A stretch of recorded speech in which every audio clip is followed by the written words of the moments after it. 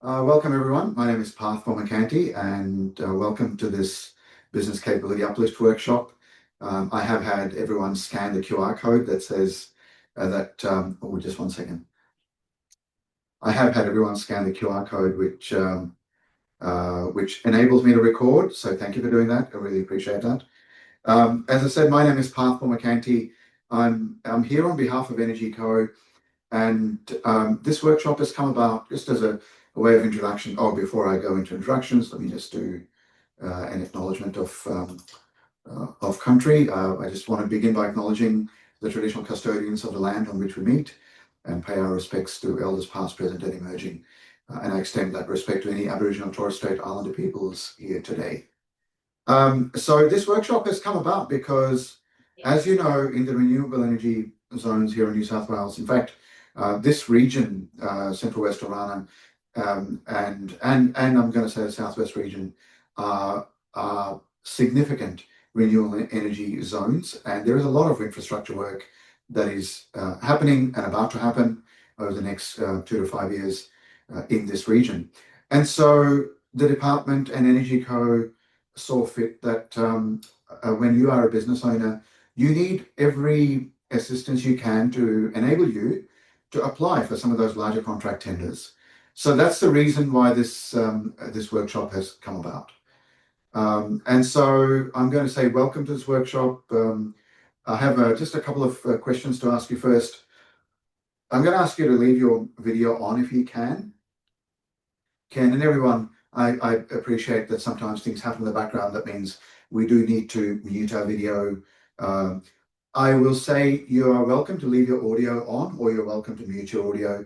From time to time, I will ask you to unmute your audio and talk to me. Just give me a thumbs up. Is that okay, everyone? I'll ask you from time to time to just say unmute your audio and talk to me. I find it's easier to unmute audio and talk. Just a moment. Yep.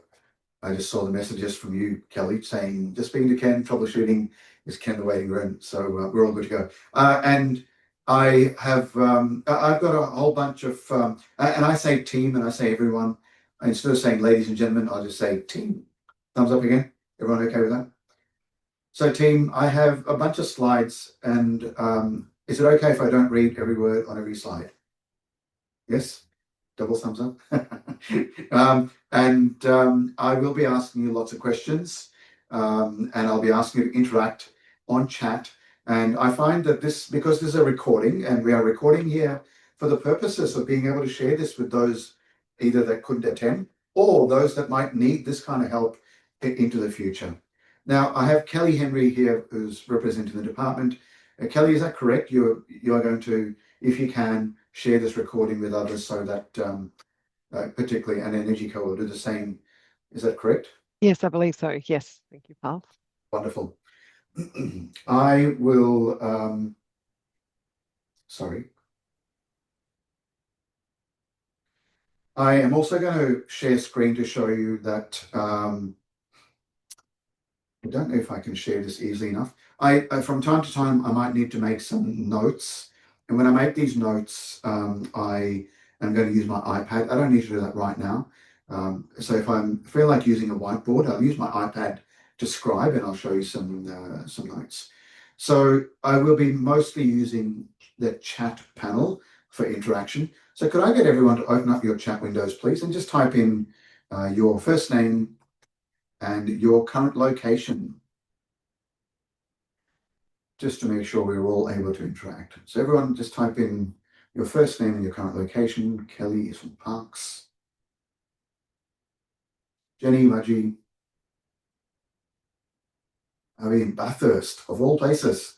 A bit of a distance, but Ken is also in Parks. And Paul, you're in Newcastle. How good of you to join us from all the way from Newcastle.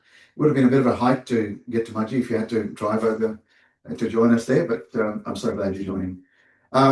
Just be aware that you are all on mute at the moment. Just unmute if you want to talk to me. So team, the workshop, in terms of logistics, the first thing I usually talk about is safety. For your own safety, just know where you are and know what you need to do in case of any emergency. A funny story, I was on a plane at 2 p.m. on Monday, and I had just boarded the plane. Everyone has taken their seat, and it was a small plane, Link Airways. I think it was like a 15-seater aircraft, and the cabin manager, she started to do the usual announcements around how we've just closed the last cabin door. It has just been closed, and she was saying, "Could everyone please put your phones onto mute, no, onto airplane mode? Please do that now." Before she could finish the word "now," the alarm went off. You know, the national alarm. You know, the the emergency test alarm. So everyone's phone started beeping and buzzing, and she kind of jumped a bit, going, "What the heck happened here?" And we're on an aircraft. Alarms going off when you're on an aircraft is always a worry. And then she looked around and she announced, and she said, "Did everyone's phone just go off there all at once?" She said, "Oh, of course, it's the national emergency alert." And yeah, it was a bit of fun. In terms of logistics, we've made a start here about nearly 9:15 now. We'll be finishing at 4 or just before 4 o'clock. For our comfort, and particularly because this is an online workshop, I will be doing breaks as frequently as I can. This first session will go until about 10:30. We'll have a break. We'll go and grab a cup of tea or coffee. Lunch we will do at 12:30, and we'll have 45 minutes for lunch, so that you get a chance to not only grab a bite to eat, but also attend to any emails or anything like that, anything urgent that pops up. And we will be having afternoon breaks as frequently as we can, because it is. Oh yes, Kelly said, "Did you send the sandwiches?" Oh, Kelly, I'll ask Ange. Ange, have you sent the sandwiches to everyone? By the way, I'm just making this up. Ange is not here. There were meant to be sandwiches if we all met in Mudgee, but no, there are no sandwiches coming unless, Kelly, you're organising it by express post or fax or something like that. Everyone knows what Yeah, fax. we'll drone a sandwich to everyone. Yeah. That may or may not work. Team, I trust it's okay that we'll have a bit of fun doing this.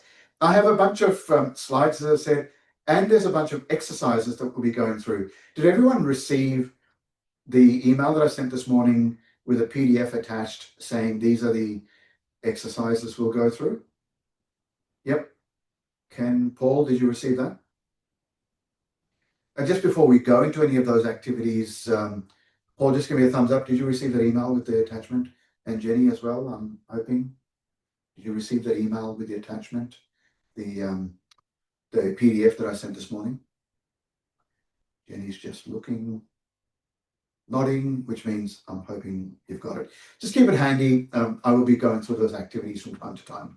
So let's get into the content today. Let's have a look at what we'll go through. I am going to say, when I'm in this mode here, which is going to be this slide share mode, I'll just start from this slide. When I go into the slide share mode, I find, oops, 1 second. I need to change the way this is displaying for you.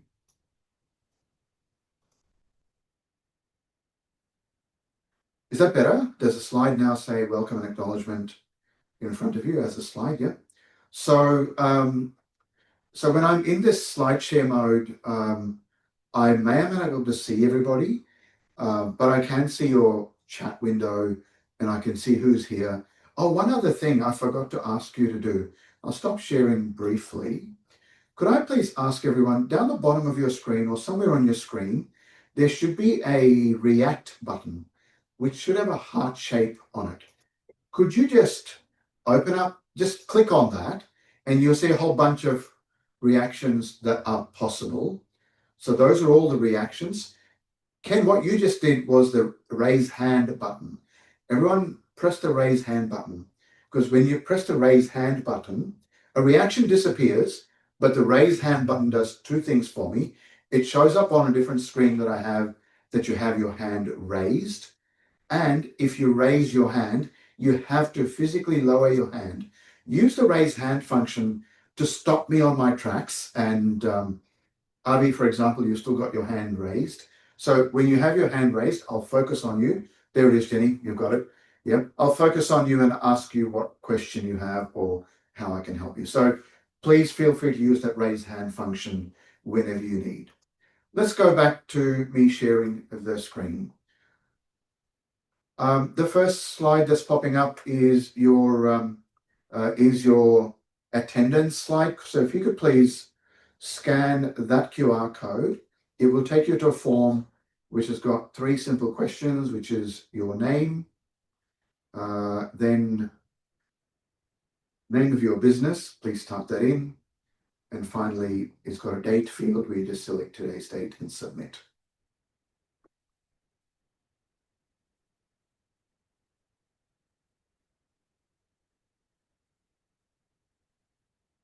Hoping you're all done. So as I said, there's a couple of different ways of stopping me from just going on my tirade. One of them is put a message into chat. The other one is, of course, raise your hand. The raise hand function works better than raising your than a chat message, mainly because I find it's mainly because I find it interrupts my flow and it actually pops up a little message for me saying someone has raised their hand. I want to go around the room, and if you could please introduce yourselves, your name and your business. Who do you primarily supply, your main customers, and one outcome that you're hoping to take away from today? Avi, would you mind if I start with you first, please? So just unmute and let me know. Yeah. Can you guys hear me? Yes, all good. Yeah. My name is Avinash Naidu, and my business is a consultancy business called VG Pty Limited, and we work in quite a number of industries, including mining, renewable infrastructure, utilities, dairy, and pharmaceutical. And my primary supply at the moment is the New South Wales government, which is New South Wales Education, Devereux in Bathurst,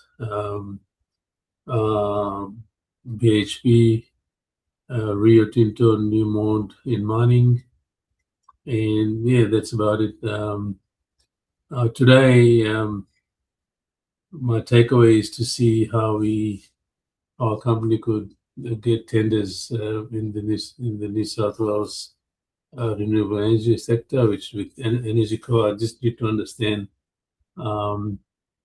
what are the process and procedure. We have tendered a fair bit of work in the region with the Double Regional Council and many other councils, but has been without success. So today, hopefully, this workshop will assist me in making applications in the right way. Excellent. Avinash, thank you very much for that introduction. Correct me if I'm wrong, but you are almost an end-to-end provider, right? So you can start with the design and finish with the installation. Is that correct? Yeah. No. So we are very heavy in project management and design. Design, everything, process, electrical, mechanical, civil, structural, anything that has a tangible asset that we can design. We don't do installation. We collaborate with companies to do installation or represent the client. We go to tender for installation, say, for example, electrical, or it could be anything, right? So we don't. We are simply engineers and project managers here. Project managers. But I noticed last time you mentioned that you do project manage the installation if you're required to project manage that. Yes, absolutely. Some depends on the model I use, either EPCM or EPC, or it depends what the client wants. It's all fit for purpose. Yeah. Thank you. Thanks, Avinash, for introducing yourself. Jenny, please introduce yourself. Hi everyone, my name's Jenny. I have a business named Heartlock. We provide facility services, predominantly cleaning services to other businesses. We primarily supply other businesses, so it's mostly commercial work. We've also got a large project going on at the moment, which is a very large after build clean. It's been going for sort of several months now. We're on pause with it for a bit, but until the 10th of August, then we've got probably about another 4 weeks out there. So it's we do a lot of work for builders as well with after build work, that sort of thing. That particular one's a renewable energy camp. Anyway, the outcome I'm hoping to take away from today is to be better skilled at approaching these bigger clients to drum up more work through those sorts of potential customers. Basically. And Jenny, interesting enough, you said commercial cleaning is your main service that you offer. You know, the lady that Avinash was mentioning who joined us in Orange, she runs a commercial laundry business, not a commercial cleaning business, but a commercial laundry business. Yeah. And Jenny, if you don't mind, I'll see if I can connect the two of you, because I just think it's a parallel field to you, and I think collaboration there would be amazing. She's looking for collaborators as well, and she and her partner are looking for collaborators as well. Is that okay if I introduce her to you? I'll find her name and I'll see if I can make the introduction. Thank you, Jenny. Appreciate it. And Jenny actually joined us it was a combination of Dubbo and Mudgee, wasn't it? You're from Mudgee, but you came to one in Dubbo and the workshop two in Mudgee. There will be a little bit of overlap, Jenny and Vinesh, between the workshops that you attended previously and this workshop, but only a little bit of overlap, because today I'm going to be focusing quite heavily, particularly this afternoon, on financial readiness. And I find for large projects, taking care of financial readiness and knowing what can come at us in terms of financial readiness is absolutely vital. So Jenny, thank you for introducing yourself. Ken, would you mind introducing yourself, please? Yeah, my name's Ken. Have a business, White's Electrical in Parks, and we are predominantly electrical contractors, and we're getting into solar and battery, the renewables, and the outcome, I guess, is to learn how to work with tenders and to work with bigger companies and local government that we don't know really how to do at this stage. So we've sort of come from a small business to now quite large with 20 people on the books. So we just need to learn how to get into the bigger space, I guess. Excellent. Ken, what is it that you mainly provide as electrical services? So we do, well, basically the whole residential, commercial, industrial, we're into solar and solar battery now, repairs, maintenance. So we've got a fair coverage. It's a small town, so you have to be, well, it's not such a small town anymore, but to be unique doesn't really get you where you need to be. I think you need to spread across a variety of stuff to keep yourself quite busy. And getting into council and local government is where we feel we need to be at this point. Yeah, absolutely. And I find the difference between quoting for jobs which are either residential or commercial compared to quoting for government tenders, there is a step up. So we'll learn about what that step up is, and we'll learn about how to prepare ourselves for it. Excellent. Thank you. Thanks for that, Ken. Paul, over to you. Yeah, so hi, my name's Paul. I work with PBE. So PBE is an electrical manufacturer. We're based in Tomago in Newcastle. We're kind of a global company, but our headquarters and most of our workforce is based in Tomago. It's an Australian-owned company. I've just recently started here 8 weeks ago as a BDM. So I'm looking at ways to open the pipeline and introduce our company to as many new people as possible. So that's what I'm looking to get out of today is further pathways of introduction, partnership with other businesses. Who do you primarily supply? And what do you actually supply in terms of So electrical? being in Newcastle as a manufacturer, we're always involved in mining. You'd be hard pressed to find someone that's operating a business up here that isn't involved in mining. But we're also in infrastructure. We have a huge generator division that's so far grown about 300%, but we expect to grow about 600% by mid next year. We make switch rooms, whether that be permanent infrastructure, fixed type switch rooms, or transportable switch rooms. Excellent. Paul, thank you. Thank you for introducing yourself. Thank you. And finally, Kelly, would you mind introducing yourself, please? Thanks, Path. Yes, Kelly Hendry. I'm an Economic Development Manager in the Central West Regional Economic Development Team with the department that's bringing you this workshop today, and have met Path a few times, been very fortunate. He does like his orange slices, which is why I sent that packet to him today. Joking. Look, it's just good to be here to learn some more businesses from the region. I'm guessing, Path, this is probably quite similar to the session, a little bit more focused on the res, but the session that you delivered in Forbes a few months ago that I was at. So it is. It's similar. And then, as I said, I'm actually focused quite heavily today on financial disciplines and financial systems, including things like calculating what you might need as your cash flow balance before you even accept a contract, kind of thing. So I'll be going into that a fair bit this afternoon. great. So I think what I'm looking to get out of it is more just a little bit of an observation, but also meeting new people in the room, understanding what some of our businesses are looking for, so that we know how to better support our stakeholders. And look, I always take something away from these workshops in terms of tools that I can then provide to other businesses that I'm working with as well. And I can already see some opportunities in the room of networking as well. I'm wondering if it looks like Avinash has maybe dropped off, but maybe their engineering and design, White's Electrical might be able to work with them on some projects in terms of the actual installation and delivery. Paul, I'm wondering if you're working with anyone in our red team in Newcastle, like Marcus Hucker or any of those guys, Samantha Marsh. If not, I can connect you with our, we've got people on the ground in Newcastle as well, so happy to connect you there. That'd be fantastic. Thank you. Great. Thanks.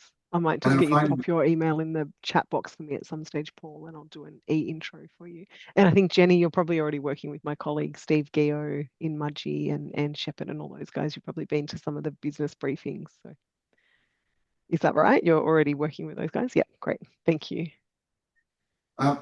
Kelly, Paul, thank you for doing that. Kelly, the business briefings, they're a must, aren't they, for all of us as businesses to attend? I wish I could attend some of them, but yeah. And do you want to just mention the business briefings and the ICN gateway as well, please?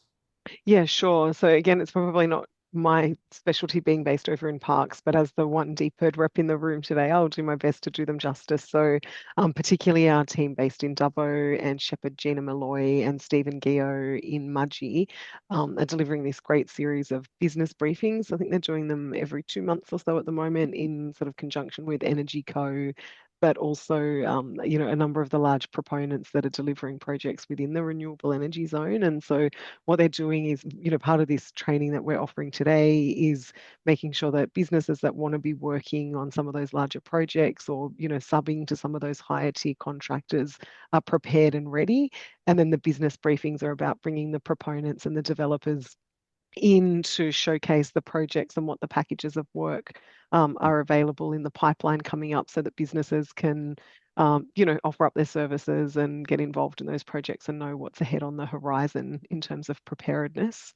And then the other part of that is the industry capability network. So the New South Wales government supports and funds the industry capability network, which the guy that represents our area, his name is David Norris. He's based in Orange, but he attends those business briefings as well. And the industry capability network is a bit of a matchmaker between some of those higher tier projects and also businesses on the ground. So the packages of works get advertised on the ICN page, and then there's a directory. So as a business, you can get a free listing on the ICN gateway if you don't already have one. And if you think that it's worthwhile and, there's greater opportunities for you, you can also pay a membership, which isn't terribly expensive, I don't think, but that actually puts you higher up in the optimization on the gateway and gives you a better chance of being seen by some of those projects. So again, if you're not working with ICN and Dave Norris and you'd like an introduction, let me know and I can certainly facilitate that for you as well. But the next business briefings will be held in September in Mudgee and Dubbo. They are generally held in the evening, about 2 hours in the evening, and yeah, we can share details of that as well. I might pop the link in the chat box at some stage so that if you're not attending that, you could put that in your diary. Thanks, Pa. That would be helpful, thank you. And in fact, one of the things you just mentioned there is to get onto the ICN gateway, to register your business, in other words, is actually free. It is free. However, as Kelly mentioned as well, the optimization of what puts you higher up there is the paid subscription, but it is free. So when I say it's free, you do get to see what's on offer from the Kelly. What's the word that you use? Proponents, is it, that you use for those? Yeah, Proponents or developers. Yeah, the proponents are like the lead proponents. person delivering the major projects. Yeah. So what is on offer is visible to you as soon as you're on the gateway. It is free to get on the gateway. Highly recommend that. So I'll go back to sharing screen and show you what we're going to be covering this morning. I do promise you though that when we finish this session, I will send you all the slides. So don't feel like you need to write down every word on these slides. But I will be sending, I'll be sending you the slides. Clarity before you compete is what this morning is all about. Clarity before you compete. And we'll be going through where you stand and, sorry, I'm just going to move one of my panels across. Where you stand and where you fit. I will ask you one key question though. This workshop is about being prepared to tender for particularly those larger contracts in the renewable energy zones around New South Wales. So if it is to prepare you for those contracts, then you need to be able to mitigate something that every one of the buyers are looking to mitigate when you are a buyer. In other words, when I'm buying your services, what is the one thing that that I am looking to mitigate in the contract or in the tender, in the request for tender that I sent out? And when I award the contract, what is the one thing that I'm looking to mitigate so that I know that the work of the installation, the infrastructure installation, whatever the works are that I've tendered for, will go smoothly? What's the one thing that I'm looking to mitigate? Give me the one word that as a buyer that I'm looking to mitigate. What is it? I've typed it into chat and I'm curious to hear what you have to say. So feel free to open your chat and type it in, or feel free to unmute and talk to me. Risk. Jenny, sounds like you've been to one of my workshops before. The one thing that buyers are looking to mitigate is risk. And you'd be happy to know that that's the key word that I typed in there. Everyone, I want you to answer this next question. What's the opposite of risk?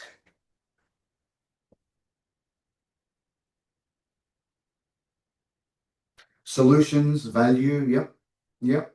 Solutions and value is how you deliver the opposite of risk. But there is one word that sums up the opposite of risk. What's the opposite? The actual is confidence. The direct opposite of risk, as Ken says, is confidence. How you deliver confidence is through your solutions and the value that you bring.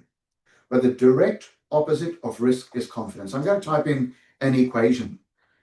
So if the buyer wants confidence in you as a provider, the equation is confidence is 100% minus risk. If I want to be 90% confident, I can only allow a 10% risk. If I want to be 80% confident, I can allow a 20% risk. How do you gain the confidence of the buyer? How do you make sure the buyer is confident in your submission?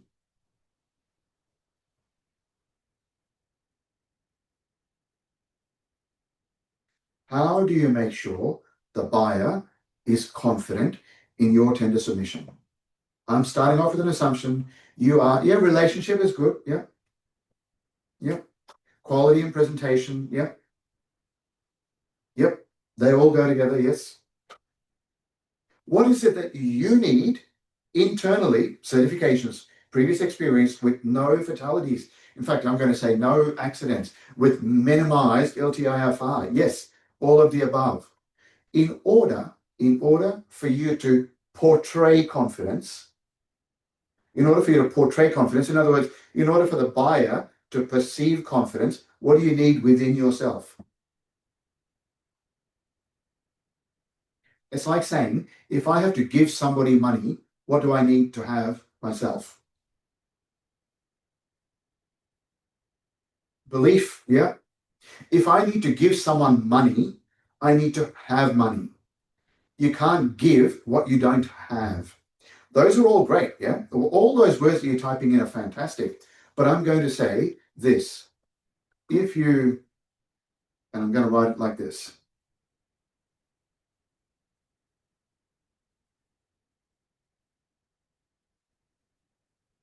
I'll just type it in first, and then I will.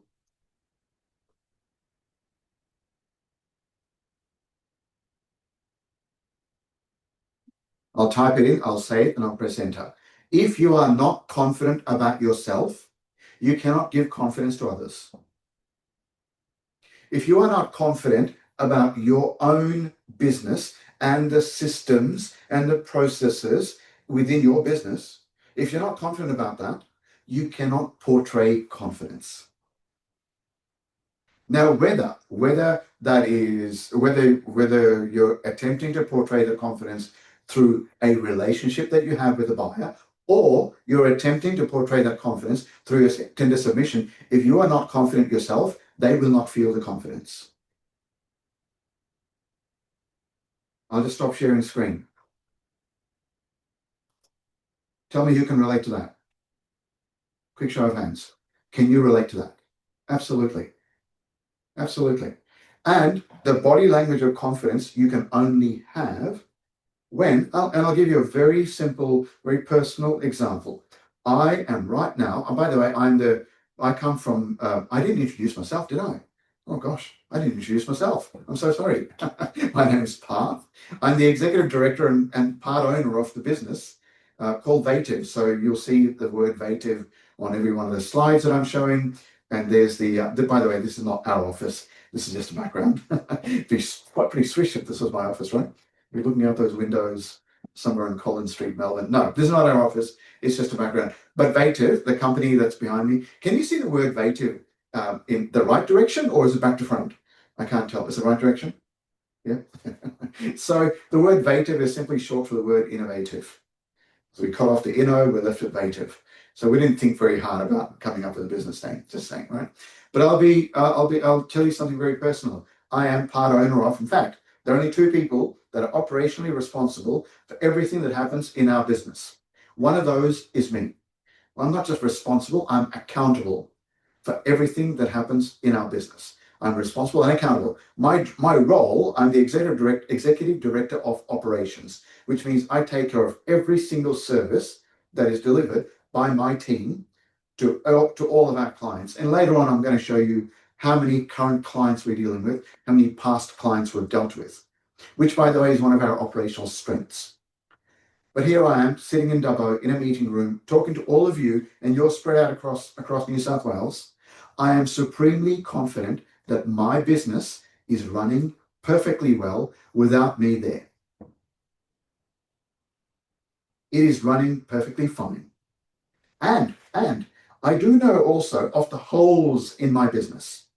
I know what the holes are, and I know who's dealing with those holes. I know how they're dealing with it. I know that one of the people that's dealing with it is actually at a conference today. Her name is Jamie. Jamie's at a conference, but I do know the backup to Jamie is taking care of what Jamie would take care of if there was an urgent issue today. I know all of that. I am that confident that I'll continue to deliver these services. Even if I get an urgent message, in fact, my phone is turned upside down here. You can't see it, but my phone, I'll turn it the right way up just to show you. There it is. but I put it upside down here because I don't need to see. I've turned off my Teams. My Teams pops up with notifications. And it's not that I don't care about my business, but I know that my business can walk and talk on its own without me being there. I also know that if I want to go on long service leave for 2 months right now, I can very comfortably do so. What does that tell you about me and my business? Unmute, talk to me, it's quicker, easier. Strong systems. Strong systems. What else does it tell me? Tells me you're confident in your business. You're confident with your team, your workforce. Yes, I'm actually very, very confident in my team. I have good systems and people. Jenny, all people are good people. That's we start off with all. I know, Jenny, what you just did. Yeah, maybe she says. But we start off with an assumption that all people are good people. In fact, we actually have a firm belief, and someone said the word belief, the only one. We have a firm belief that all the people that we have in our business are the people we deserve to have in our business. And if anything goes wrong, we don't blame the person, we blame the process or the system that the person is using. And when we do that, I can very quickly say all people are good people. All the people in my business are good people. And in fact, I've learned my background, by the way. I started at Ford Motor Company in 1980, at the end of 1987, started 1988. I started with Ford Motor Company. I spent 20 years at Ford Motor Company. And then after that, I went and worked at a company called Sumitomo. I don't know if anyone's heard of Sumitomo. Sumitomo Wiring, yeah, Avinash, I know you have. And Ken, I'm sure you've come across Sumitomo somewhere in your travels. But I was the head of operations at Sumitomo Wiring Systems, head of operations and engineering at Sumitomo Wiring Systems in Epping, Victoria. And that was for 3 years. I was at Ford for 20 years, then there for 3 years, and the rest of my working life, I have been at Vative. But at Vative, I have worked with more than I was going to say more than 248 different organizations. Probably as of yesterday, it's probably more than 250 different organizations now. And I've been able to help them with what I know about systems and capability to help others build their systems and their capability. So that's my role, that's my purpose. I love, in fact, the way we call our purpose at Vative is we exist to help you make your lives easier. Not that life is ever easy, but wouldn't it be great if your work processes can flow? Wouldn't it be great if your work processes can be executed by your people with a level of confidence, knowing that things will work, and if they don't work, they know what to do? That is the aim of confidence. Now, I'm talking confidence in a bit of an esoteric way. What do I mean by esoteric way? In other words, it kind of feels like it's a bit fluffy. Today, we're going to help you understand how in your business you can create that sense of confidence, or at least where are your gaps to develop that sense of confidence about your business and your people and your systems.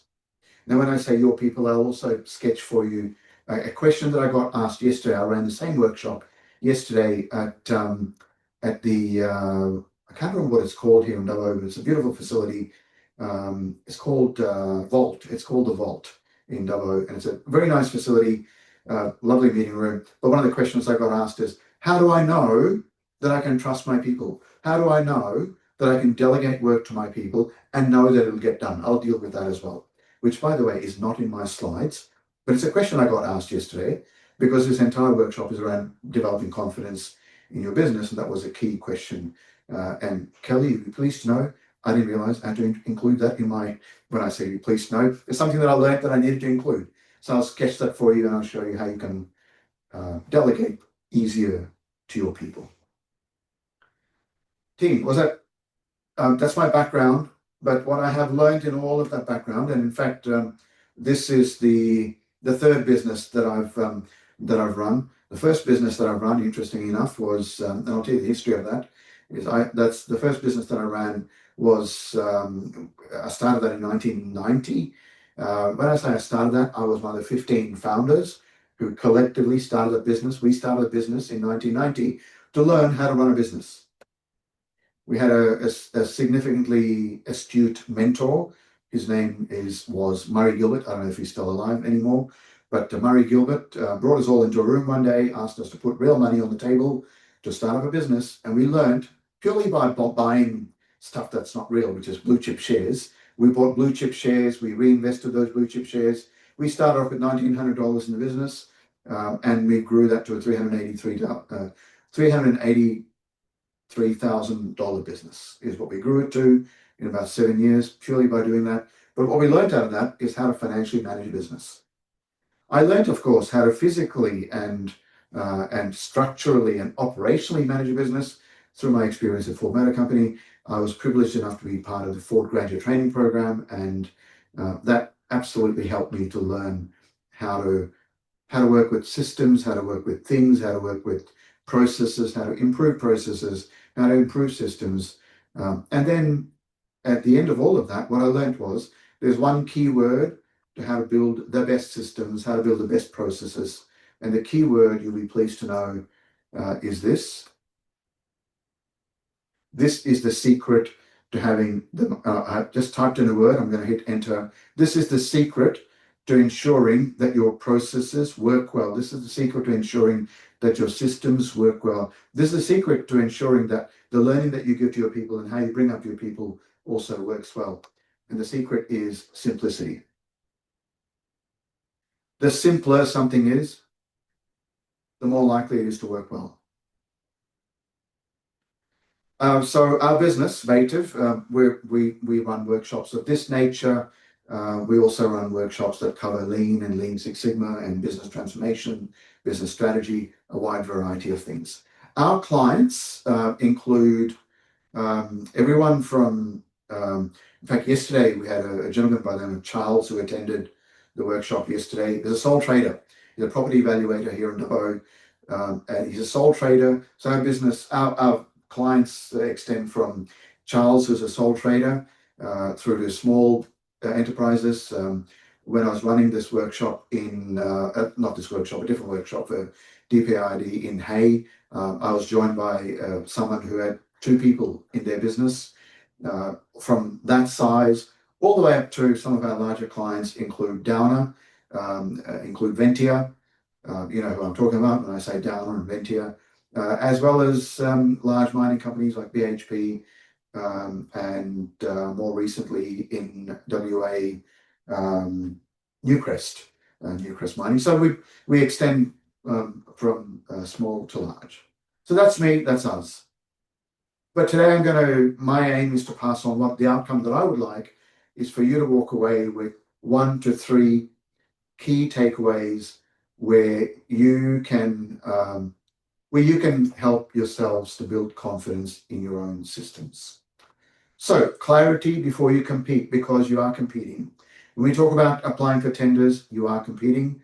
Where you stand and where you fit, this is about that. So section 1 today, this is what we're going to be covering today. Section 1 is about the renewable energy zones and what the Central West Orana Renewable Energy Zone means for your business. Now I realize, Paul, you're in the Hunter region. The rules and the guidance is pretty much exactly the same in both of those regions. Section 2 is about supply chain tiers and pathways, where you sit and how the work reaches you. Section 3 is about how buyers evaluate suppliers, the risk lens behind every decision. Section 4 is about market positioning and capability alignment, where you fit and why they should choose you. And then there'll be an activity around procurement readiness, the procurement readiness roadmap, and what 3 gaps and 3 actions and how you're going to prioritize. And the outcome of the morning is a clear supply chain position and draft readiness roadmap that you'll take with you. That is this morning's session. I call that part 1. Part 2 this afternoon is about how do you ensure that you're financially ready as well. So a little bit about the Central West Orana Renewable Energy Zone. Please pause me or stop me at any time.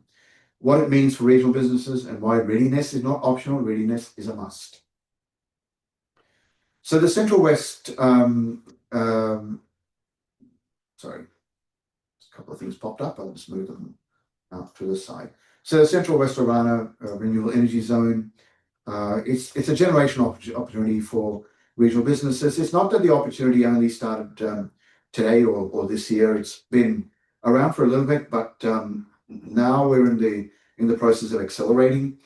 It's one of the first and largest renewable energy zones declared in New South Wales, centred on Dubbo, Mudgee and Wellington districts.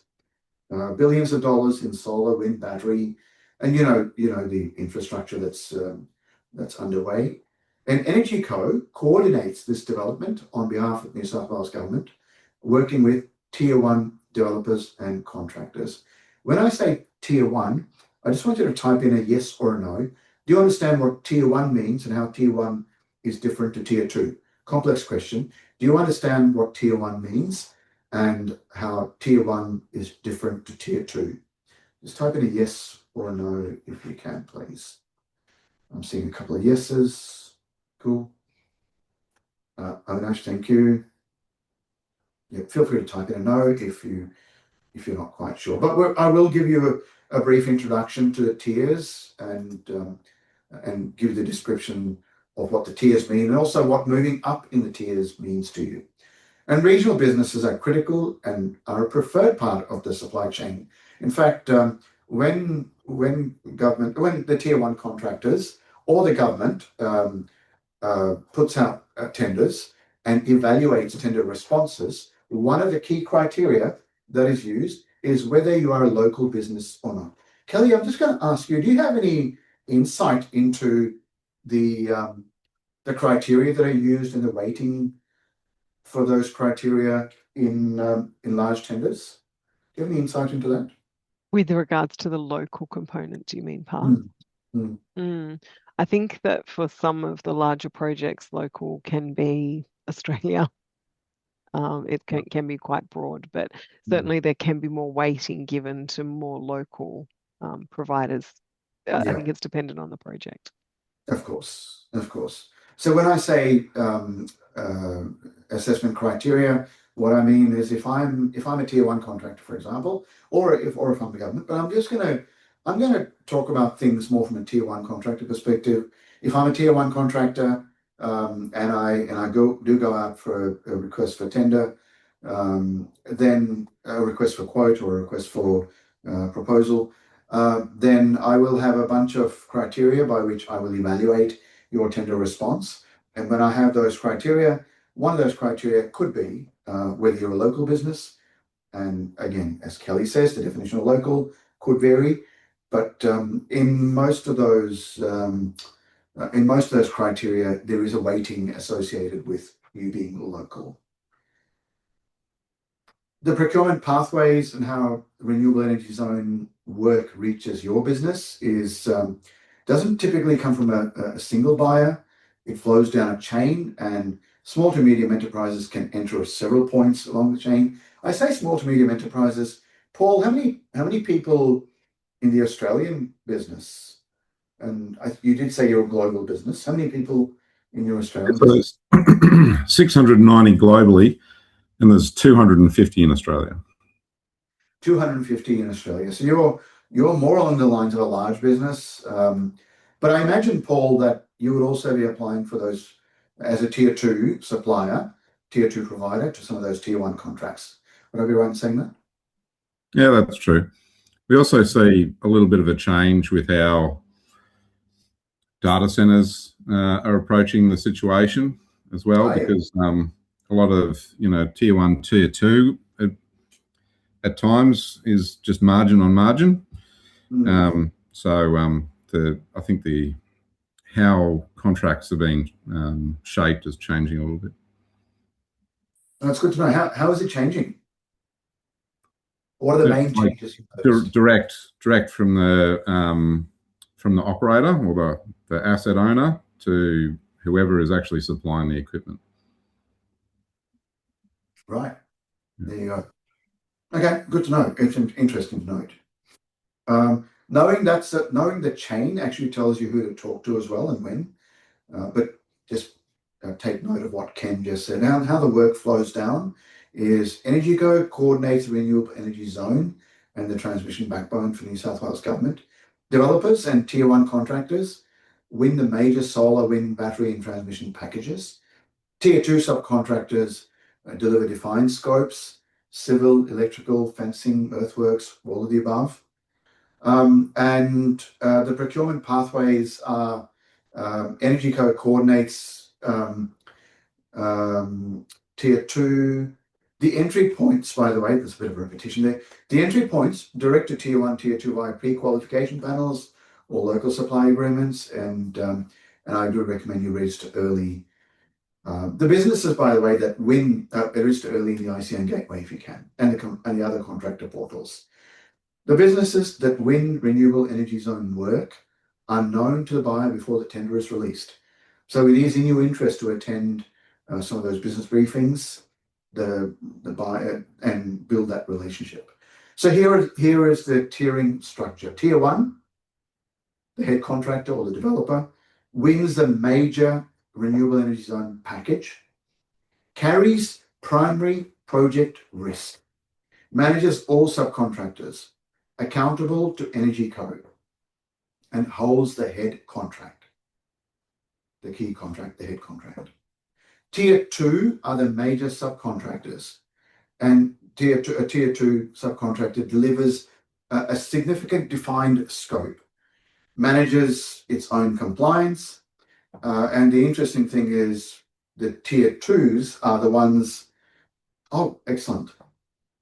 Thank you, Kelly. Thanks for that link. Tier 2, the thing that really strikes me as being a critical pain point at tier 2 is cash flow exposure. Because you are coordinating tier 3 trades, in other words, you need to pay them. Some of those tier 3 trades are small enough that payment terms are significantly more frequent compared to the payments that you get when you are a tier 2, which could be on payment terms of 30 to 60 days. And by the way, 30 to 60 days could mean 30 to 60 days post your invoicing date. So the actual lag in you getting the money, and we'll deal with that a bit more this afternoon, the actual lag in you getting the money could be 45 days, could be 75 days. Tier 3, typically either trade or tier 3 delivery partners execute scoped work packages, smaller scope. Just think of the word scope there as being smaller scope. Work health and safety compliance is absolutely essential. Reports to the tier 2. The main accountability is in schedule accountability, and typically the tier 3 would show a significant amount of regional workforce depth. Advisory and supply plant. So some of you may be in this role, specialist support. Just as an example, Jenny, you're probably in this realm here, which is specialist support, as opposed to a tier 3 contractor, where you actually provide specific specialist services to any of those tiers, whether it's a tier 1 or a tier 2 or a tier 3. The opportunity for you is to be able to provide across all of those. Open your chat windows, everyone, and see if, oh, Kelly's put a few comments in there. Let me just have a quick look. Further information about opportunities in the Central West Orana region. There's a link. Brilliant. Thank you. I'll click on the link myself and open it in the background just to show you what that looks like. This is the Central West Orana Renewable Energy Zone and the opportunities that are available here. If you click here, you'll be able to see those opportunities. The link to the business briefings is on this page as well. The dates for the next business briefings are Mudgee, the 22nd of September, Dubbo, the 23rd of September. Good to know. So let me just see if I can find those dates. Where would I find those dates? Is it on the homepage? If you just scroll down, sorry, from that page you were on, there's quite a lot of subheadings on that previous page. The opportunities page? Yeah, just if you go back to that first link, the Central West Res link. I think you've clicked off that page. Sorry, I can't see down. Just hit your back button, Path. And scroll down. I think it's yeah, there we go. And if you keep scrolling, there's like a whole lot of explanations, projects mapped, and then you keep going, and then there's a business briefings. Lovely. yeah, you just expand on that business briefing section, and then that takes you. I've just popped the dates in there as well, but that's all. So if you just save one link, just save that first top link. Excellent. And training and workshops, of course, and other business support. ICN tips, what a buyer is looking for. I found this to be incredibly valuable. A profile is complete, up-to-date, accurate capability that matches or exceeds scope. I will go deeper into this before lunch. Love it. Some really useful information here. I will recommend that you all look through here. But most importantly, what Kelly put in there specifically was the business briefings dates, which are the 22nd of September in Mudgee, 23rd of September in Dubbo, and you can register there. The December business briefings are the 1st and 2nd of December. Now, what else did Kelly put in chat? The December, ICN gateway. and the ICN gateway home. So I'll click on that. This is the ICN gateway, and you can join now. Just press the join now button, and that'll take you there. Thanks, Pa. So everyone, open up your chat window, please, and let me know. I'll just bring up my slide again. Here it is. Where do you think you sit? Are you tier 1? Are you tier 2? Are you tier 3? Or are you specialist support, advisory, and supply?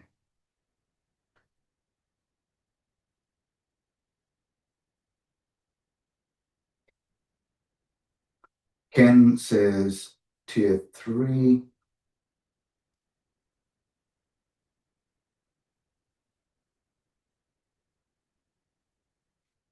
Jenny, I think you'd agree you're in that specialist support category. Would that be right? Yep. There you go.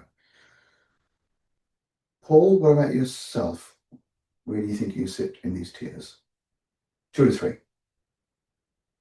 Fair enough. Depends on the scope. And Avinash, what about yourself? I think you're one of those, again, in that specialist support category. Would that be right, Avinash?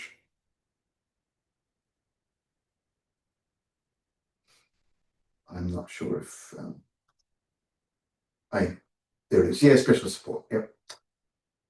Perfect. Thanks, everyone. Let's now look at, if you are a buyer, what would you be looking for?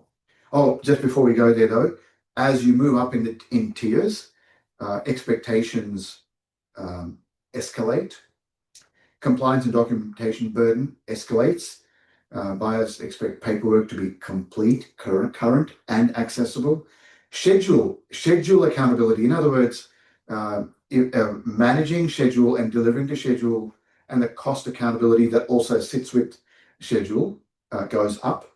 Delays cost money. The head contractors, by the way, will just pass that risk down to you if you're a tier 2 or tier 3. Cash flow exposure. Payment terms extend as you go up in tiers, and retentions are held as you go up in tiers, and your working capital takes strain. We'll deal with working capital this afternoon. Workforce depth and supervision. You actually can't manage a $2 million contract the same way as you manage a $200,000 contract. And we'll play with that a little bit in the first activity that's coming up. Coordination of subcontractors. You become responsible for others' performance as you move up in tiers. Position in those tiers, by the way, is defined by responsibility and risk ownership, not just your business size. And by the way, the determination of whether you win the contract or not, it's not just price. This is what buyers actually assess. Operational signals they look for is your safety track record and your work health and safety documentation. Hang on, Avinash actually says, FYI, currently we technically support for a 100 megawatt roof solar farm in Bahrain, the largest rooftop in the world. Wow, 100 megawatt roof solar. Okay, this is not a ground solar farm, it's a roof solar farm. Where's that? Which, I'm curious, just to satisfy my curiosity, which building is that, or which facility is that in Bahrain? Just unmute, talk to me, Avinash, or type it in when you can. Let's keep going with what the operational signals buyers are looking for. No problem, thank you. Financial stability and working capital, reliability and delivery history, sorry, is the second bullet point there. Compliance, maturity and documentation. Today, we'll have the opportunity to rate ourselves and do a self-assessment on compliance, maturity, and documentation, your workforce depth and supervision capability, regional presence, and mobilization speed. And in your capability statements that we'll deal with before we finish this morning session, in your capability statements, you need to demonstrate all of these. You need to demonstrate your safety track record. You need to demonstrate your delivery history and your reliability in delivering. You need to demonstrate financial stability and working capital. What do I mean by demonstrating financial stability? You don't need to reveal your finances. That's not what I'm talking about. But a statement along the lines of being compliant, financially compliant, is invaluable. Compliance, maturity, and documentation. You need a statement. You need a statement that demonstrates compliance, maturity, and documentation. You need a statement, or you need to demonstrate your workforce depth and supervision capability. Yeah, so those are things you need to demonstrate. Now that's if you like the base, and why this matters for your business is that price alone will not win a tier 1 contract. When you're applying for a tier 1 contract, in the assessment criteria, price does matter, but price only matters to the extent of somewhere between 10 to 25% is the weighting for price, whether you provide the best price or not. Buyers are accountable for risk, not just budget. Yeah, and a low price from an underprepared supplier is seen as a liability if your risk management capability is not appropriate. Systems and evidence are your competitive advantage. If you can demonstrate systems and the evidence of your systems, that becomes your competitive advantage, particularly when coupled with regional presence. So let's move on to how buyers evaluate suppliers. There's an activity that I'll lead you into, and after this activity, we'll take a short break. So how renewable energy zone buyers actually evaluate suppliers, because they involve large capital and significant risk. There are 3 things before price. What I look for if I'm a buyer is, can this supplier actually do the work? What is your capability? Do you have the systems to do it consistently? What's your system health like? Do you have the financial stability to see it through? Do you know how to manage your working capital? Do you know how to manage cash flow? Is a signal that I'm looking for. In other words, your financial health is a signal that I'm looking for. And by the way, a supplier who runs out of cash mid-contract is the buyer's problem. So if I'm a buyer, I want that assurance that you can take care of it. And your financial discipline is their commercial risk signal. Funnily enough, yesterday when I asked the question of what is the one keyword that buyers are looking to mitigate, and the word answer that I was looking for is risk. But someone actually said the one keyword, the one thing that buyers are looking to mitigate is risk. But what they said was not risk, they actually said money and dollars. Money or dollars is the measurement of risk, is a measurement of risk. In other words, how much could I lose depends on what the risk level is and what risk comes to fruition. So yes, what we will be dealing with in this workshop is how money is actually a key thing that you need to be able to manage, and how your systems will enable you to manage that confidently. When I say confidently, this is a confidence equation. This is what buyers are really measuring. Now, I have been a buyer at Ford Motor Company. One of my roles was to evaluate tender responses, particularly to closed bid tenders, which are typically large contracts. I'm talking about $10 to $20 million, $100 million contracts. And when we evaluate that, I, as a buyer, now I've written this out as an equation. I don't actually explicitly sit there and have a number for capability, a number for systems, a number for reliability, a number for financial stability, and I multiply those numbers out. Not entirely, not exactly that way, but capability multiplied by systems, multiplied by reliability, multiplied by financial stability is buyer confidence. I'm just going to write out that equation, and notice if I write that equation out as a level of confidence, right? Watch this.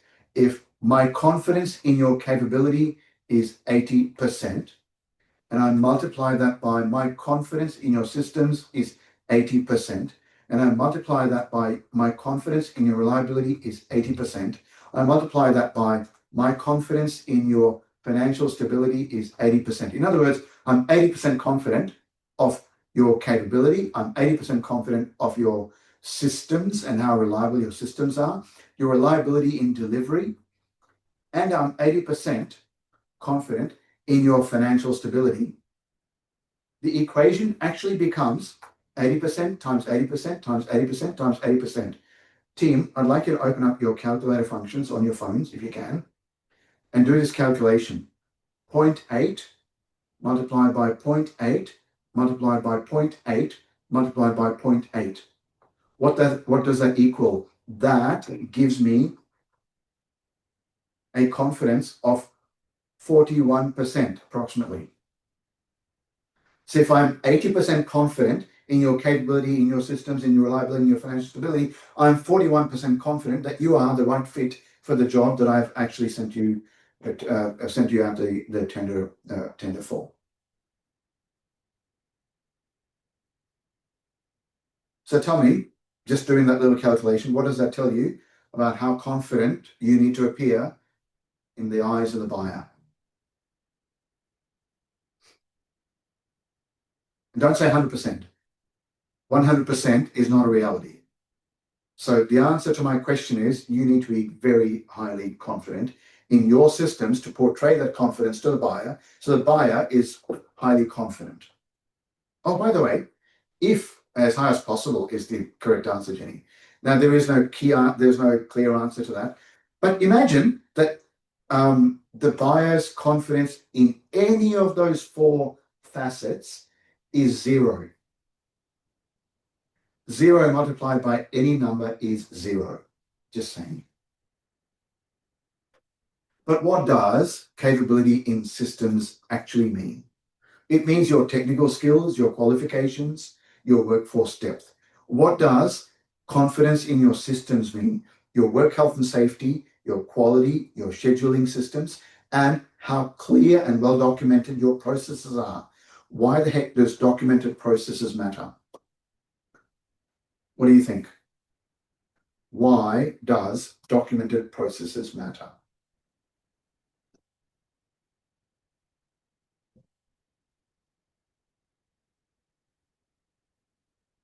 What do you reckon?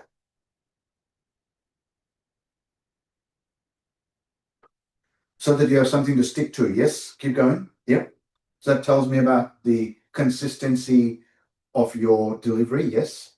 What else? For ISO certification, is ISO certification the be all and end all? I know that's actually a requirement for ISO certification. Tell me, Jenny, have you got ISO 9001 or ISO certification? I'm curious. I can't remember. Yes, you do. That's amazing, by the way. And Jenny, you will attest to the fact that that is an expensive exercise. Yeah. You recently had, yeah, I know it is an expensive exercise. So why does documentation really matter? Or let me ask you a different question. When you apply, when you qualify for one of those standards, or when you are at the level of okayness for one of those standards, ISO standards, what does documentation really tell me? It does tell me what Jenny said, which is that, that you have something to stick to. I've got a few more answers here. Confidence, yes. Auditing, yes. Auditing is simply checking that you have them in place. It shows that you use them. It is likely to show that you use them. Absolutely. Yeah. It is likely to show. It also shows me one thing. It also shows me, it shows planning, tracking, and improving. Work health and systems stop problems before they occur. Yes. If you have a documented process and you're sticking to what your safety policy actually says, you are avoiding work health and safety problems. If you are sticking to what your quality policy and your procedures actually say, you are assuring quality built into the process as opposed to controlling quality after the fact. It also says to me that if I have documented processes Ken, if you're not in the business, but your processes are documented, it's more likely that your work will continue. Documented processes actually contributes to reliability, contributes to whether I have confidence that you'll be on time, your delivery will be compliant, and of course, if there's a capability statement or if it's a tender response, I'm looking for proof and references. Financially, what does confidence in your financial stability mean?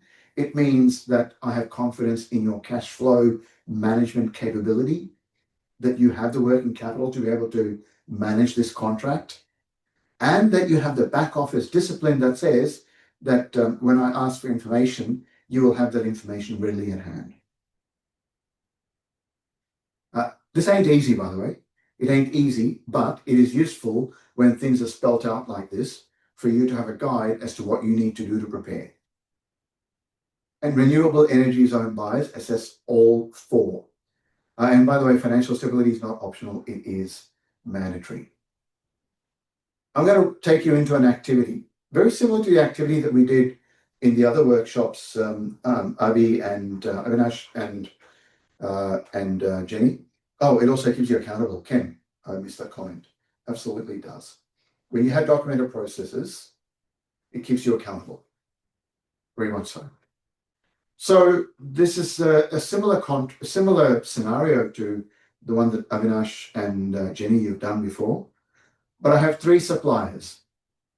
I have three suppliers who have applied for this tender. A tier 1 contractor is awarding a $2 million civil and groundworks package on a solar farm project in the Central West Orana Renewable Energy Zone.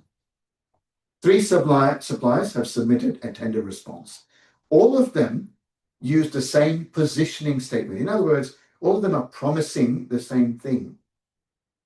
We deliver reliable civil and earthwork services across regional New South Wales renewable energy projects. That's what they are all saying. Your task is to decide which supplier to choose. Note what financial signals, if any, influence your decision. And so the way we're going to do it is I'm going to read out what each of the suppliers have said, or what each of the suppliers have given you confidence of in their capability statement.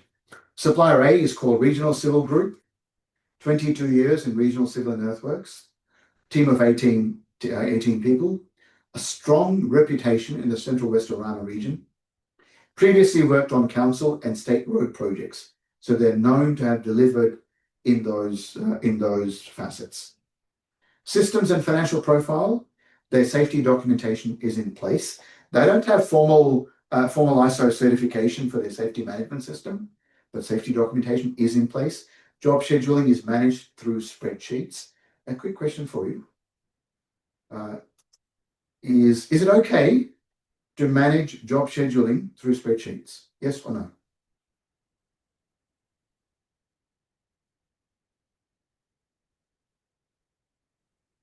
Is it okay to manage job scheduling through spreadsheets? By the way, I haven't asked you a very simple question. It's a complex question I asked. Is it okay to manage your job scheduling through spreadsheets? What do you reckon? Ken has a simple answer which says yes. Avinash also says yes. Ken, yes, but it's certainly not the best way, says Jenny. How do you know, Jenny? How do you know, or what makes you say that spreadsheets is not the best way? I'm curious.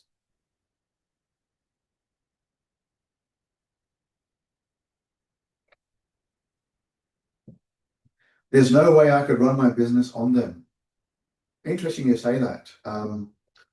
So our company, Vative, we started in 2006. We started our business with some very clear business processes in mind, purely because it's not the best way, but acceptable for small projects. Yeah, let's have a look at that, right? So there's no way I could run my business on them. Yeah, I'm interested to know that you say that, Jenny. So I'll just give you a bit of history of our business. Our business started in 2006. which is when we first registered for, in fact, it might have been the end of 2005, but we were operational in 2006, which means it's our 20th year anniversary. And we started with well-defined processes only because those of us that started the business actually came from well-established large corporates and businesses where processes and clear processes and simple processes were the name of the game. And we started up our job tracking, our financial tracking, our invoice tracking using spreadsheets. We continued to use spreadsheets for job tracking, for managing invoices, for various other tracking purposes. We used spreadsheets all the way up to 2016. So for the first 10 years of our business, we used spreadsheets and it worked perfectly fine. How many staff do you think we had in, I'm just going to pick a year, 2014? How many staff do you think we had? Today we have a team of 22 staff members. How many staff members do you think we had in 2014? 4?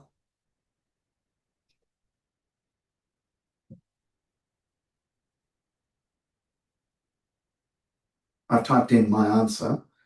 Good guesses. We had 46 staff members in 2014. We actually had 3 businesses running as one. We had a healthcare business as well. And altogether, we were 46 staff. We were able to manage, and we were dealing with, in the year, in 2014, a significant number of clients. I can almost count and tell you how many clients we were working with in 2014. Just bear with me. I'm looking up another screen to tell me this. Oh, I've opened it up here on the screen. There you go. Let's have a look. So if I go to client programs and I look up 2014, there are 1, 2, 3 clients who we started working with in 2014 that we're continuing to work with today. But let me look at completed services. If I look at completed services and I look at 2014, these are all of our clients listed here, by the way. 2011, 2012, 2013. This is our system. I'm just showing you our system of managing and tracking. 2014.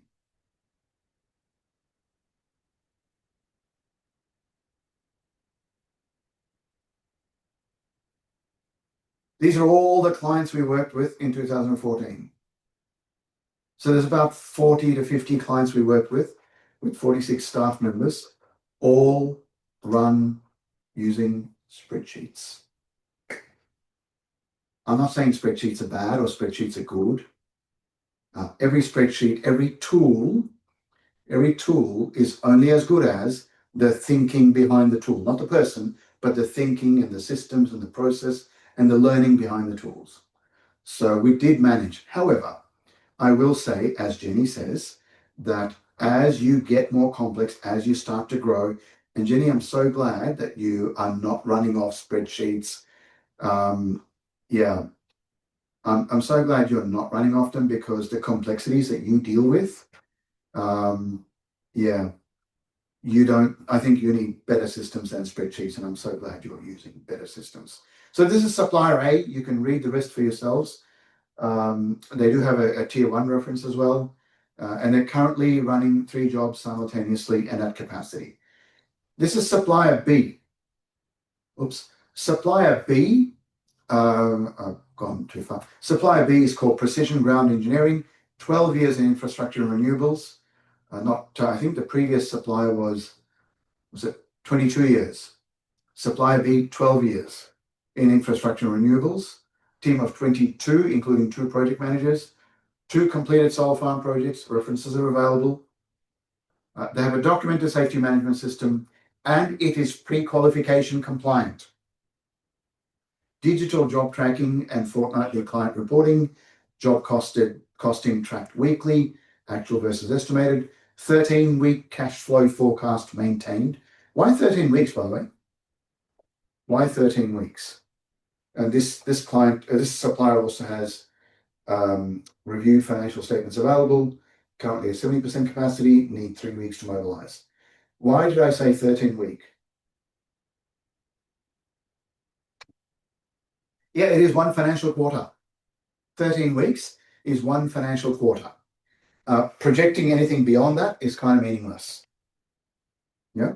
Well, I say that. Look, you can project beyond that, but the amount of confidence you have beyond 1 quarter in your cash flow forecasting is probably about 30 to 50% confidence. Yeah. So just be aware. So I'm just going to get rid of a notification. Financial statements are available. Supplier B, that's supplier B. Let's have a look at supplier C. Murray Basin Earthworks is what they're called. 7 years in regional earthworks, team of 10, strong technical capability, and modern equipment fleet. I need to turn off my teams in the background, don't I? Safety policy is on their website, but they haven't provided any evidence of implementation. They don't have any formal project management or reporting systems. Finance is managed entirely by the working director. No cash flow forecast or job costing process. References are available from several clients.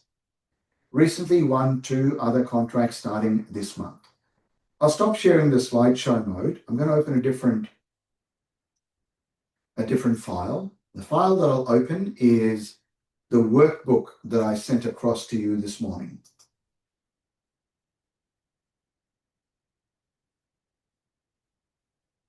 Your first activity is this. The question is, which supplier would you choose? What I want you to do is open this in the background, grab a pen and paper, yeah? And which supplier would you appoint is what you're going to jot down. Why would you choose that supplier? What financial signals influenced your decision, either positive or negative? Which supplier carries the most risk? And then finally, this is a crunch question. What does this tell you about the way your business looks from a renewable energy zone buyer perspective? Those are the questions that I want you to work through. Questions are, which supplier would you choose? What financial signals influence that decision? Which supplier carries the most risk? And what did that tell you about your business? So team, I'll stop sharing screen. Please open that workbook in the background and work through those questions. Just jot down your answers on paper. And then I'll call us together to have a bit of a group discussion. I'll give you about 5 minutes to do that on your own first.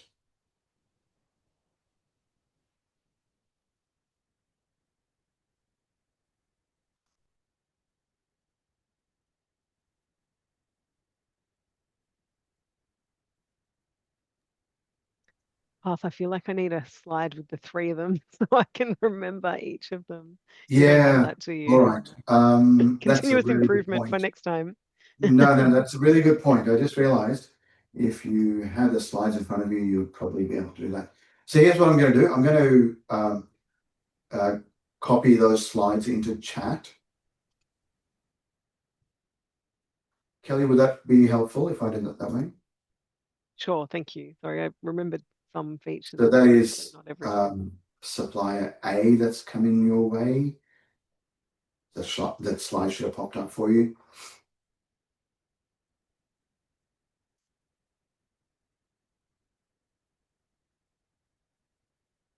Hang on, was that supplier A or B that I just put in there?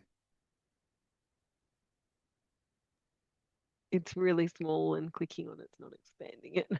You can, yeah, thank you. If you click on the image that I pasted there, it'll open up as an image. I'm hoping that's what it does. Not doing that for me. Like it does do that in Teams, but Zoom doesn't seem to. Oh, there's a download button that appears on the image. Just download it. Yeah, I'll download.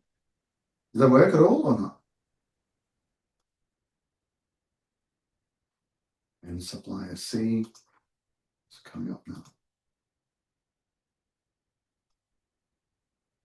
As you say that, Kelly, it kind of feels like I need to email all the slides across to you in the next break.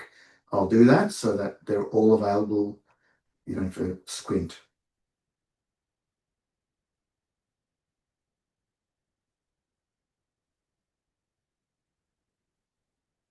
And the worksheet that we are working on is this one here.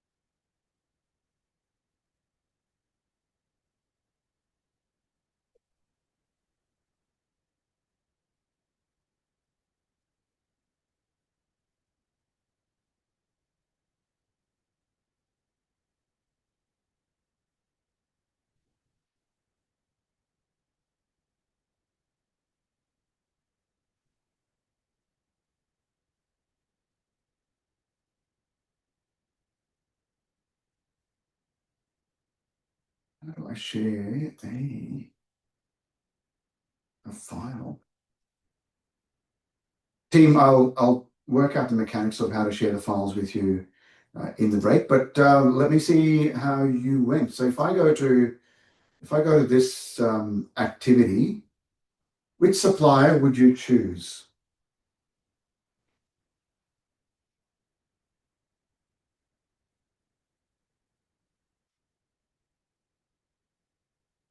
What do you reckon? Supplier B? Okay.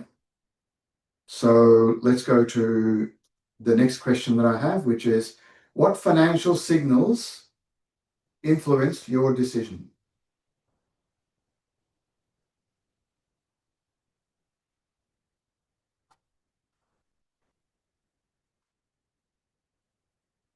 Positive is a chat from Avinash. What made you say that was positive signals there, Avinash?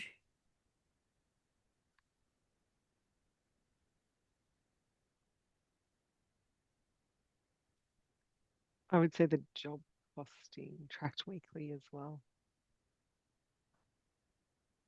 Cash flow. Okay. All right. Sorry, Kelly, what did you say? Oh, just the like tracking of the job costing, like the Yeah. weekly. Fair tracking. enough. Fair enough. Which supplier carries their offering to supply their financial statements? Yeah, I like that. Yeah. Which supplier carries the most risk for danger for the buyer if a problem arises mid-project? Yeah, potentially. Potentially. Supplier C, yeah. Question for all of you, and just reflect on the question before you answer. What does that tell you about your own business and how your business looks to a renewable energy zone buyer?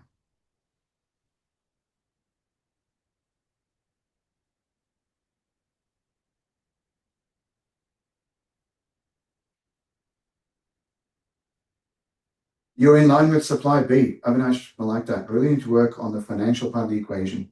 Yep. Good reflection, Jenny. Good high level reflection. As we go through the workshop today, we'll specify exactly which part of that we'll work on. Anything else? Ken, what's your reflection? Sorry, we're new to this, and I feel like that our company would not really be compliant with any of the companies there, as we're still learning about the processes. I mean, we're confident in the work, but not confident in our delivery of the tender. Good reflection. Ken, would you like to know some good news? Yeah. You have to say yes, otherwise I can't do any good news. The good news is it's not just for Ken, it's for all of you. The good news is that this particular gig that contract that we have with Energy Co has provided us with several hours of coaching for each of you as business. And for attending this workshop, I'm going to say, Ken, I will be sending you later on today a bookings link. In other words, you can book time into my calendar. And each time you book, it'll be 1 hour of time with me. Feel free to book 3 or 4 sessions with me to take you through what might be best suited for your business. And the content of this workshop, if you work through it, the exercises in this workshop, as you work through them, make notes of where you think your gaps are. Ask me any question you want around how to fill those gaps and how to fill those gaps in a slightly easier way. And if I have any templates or tools that's within our wide range of tools that we have, I'll happily pass them on to you in those coaching sessions. Thank you. And that doesn't just go for Ken, that goes for all of you. Kelly, unlike the DPIID sessions that I ran earlier this year, the Energy Code project allows for coaching sessions, and Alison in particular is, instead of who was it before Alison that was looking after this? Anyway, Alison in particular from Energy Co is keen that as participants who attend the workshop, that you take up the coaching time. Now, That's an amazing offer. I didn't realize that, so that's very generous of Energy Co. And yeah, that's great. Yeah, and what I'm saying is, given that you're the 4 or 5 people that attended, 1, 2, 3, 4 businesses that attended this workshop, I'm happy to offer each of your 4 businesses 4 hours of coaching each. Yeah, break that into 1 hour chunks, and please make use of it. And I will be offering 1 coaching session to everyone else that registered for this workshop. That'll only be 1 hour. Yeah, but because you came in and you'll be working through the activities, you'll actually get the best benefit from taking up those coaching sessions. Helpful? Yes, absolutely.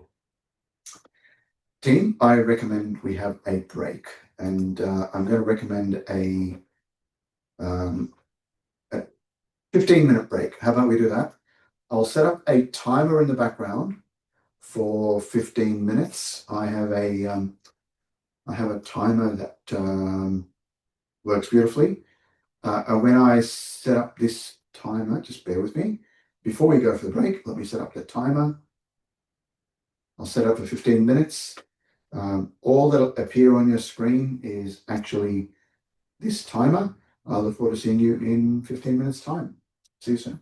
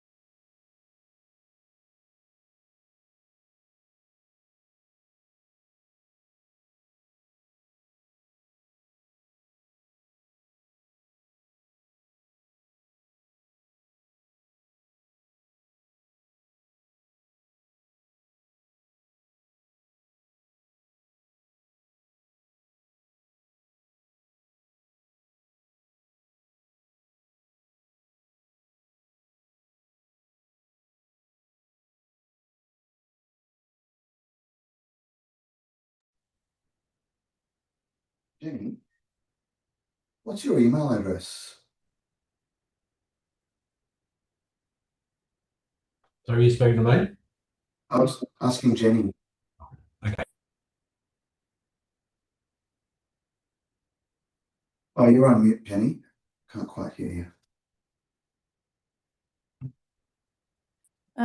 Sorry, it's jenny@cleaningsortedforyou.com.au. There was another email address. I don't know if the email that I just sent got through to you. There was another email address that popped up for me. I've got slides. That one come through. Yeah, the slides. Did they come through? Yeah. So those slides are the slides for the workshop. So in case we come up with any, you know what Kelly said about, I can't really see those sublime information. Well, that's on the slides. So I'm on part 1 of those slides at the moment. So if you want to know where I am on the slides, you'll be able to follow me using those slides. I haven't got it yet, Path, but did you only just send it? Good question. Let me just see.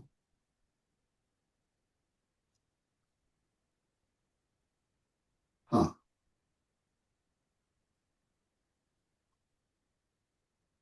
Who did I send that to? That was to, well, Stephen there by default. Avi, Paul Hunt. Oh, Paul, I've sent it to you a couple of times, my bad. kelly.henry@dprd.nsw.gov.au.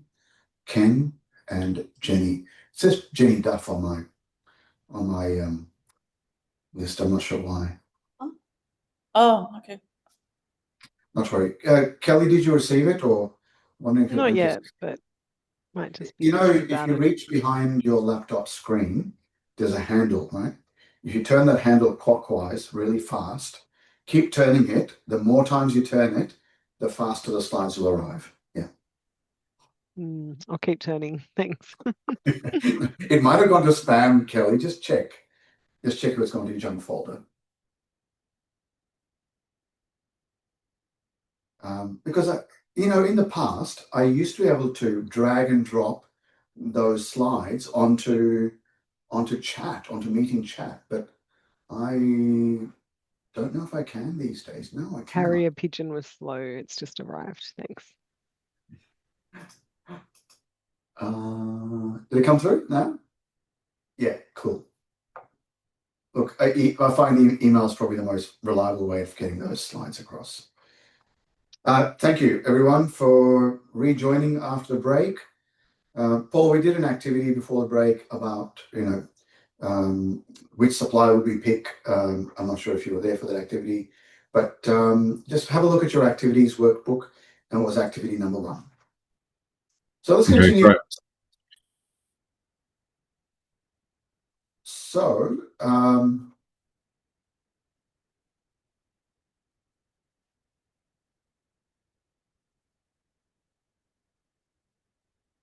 which supplier would you choose was the activity. What does this tell you about your own business? Let's talk about market positioning and capability alignment and your capability statements. Just open up your chat. How many of you have a capability statement for your business? How many of you currently have? Yes, says Paul. Jenny says I do. Ken, yes. Avinash, yes. Excellent. I will be taking you through capability statements in this. Well, I'll be talking about market positioning and capability alignment. And in that, I will mention about capability statements. If you already have your capability statement available, I'm going to make a request. And if you are comfortable to share this with me, please reply to that slides email and just reply to me, don't reply to all. Just reply to me and attach your positioning statement, sorry, your capability statement, if you have that available as a PDF. And let's have a look at the content that I have. Your capability statement is your most underutilized tool. The most underutilized commercial tool. Yeah, it's the most underutilized commercial tool. A capability statement is a concise, professional document that answers who you are, who you help, what you deliver, how you operate, and why that matters to the buyer. In other words, which of the risks that the buyer is looking out for do you mitigate? What commercial outcome do you create? Open up your chat and just type in, what are the typical types of risks that buyers are looking to mitigate? Jenny and Avinash, if you have your notes from the previous workshop, I actually listed these in one of the activities. What are the types of risks that buyers are looking to mitigate? Name them.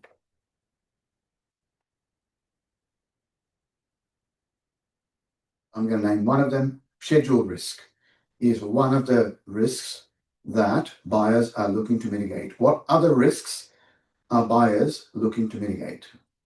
Have a go. Compliance risk. Yes. Keep going.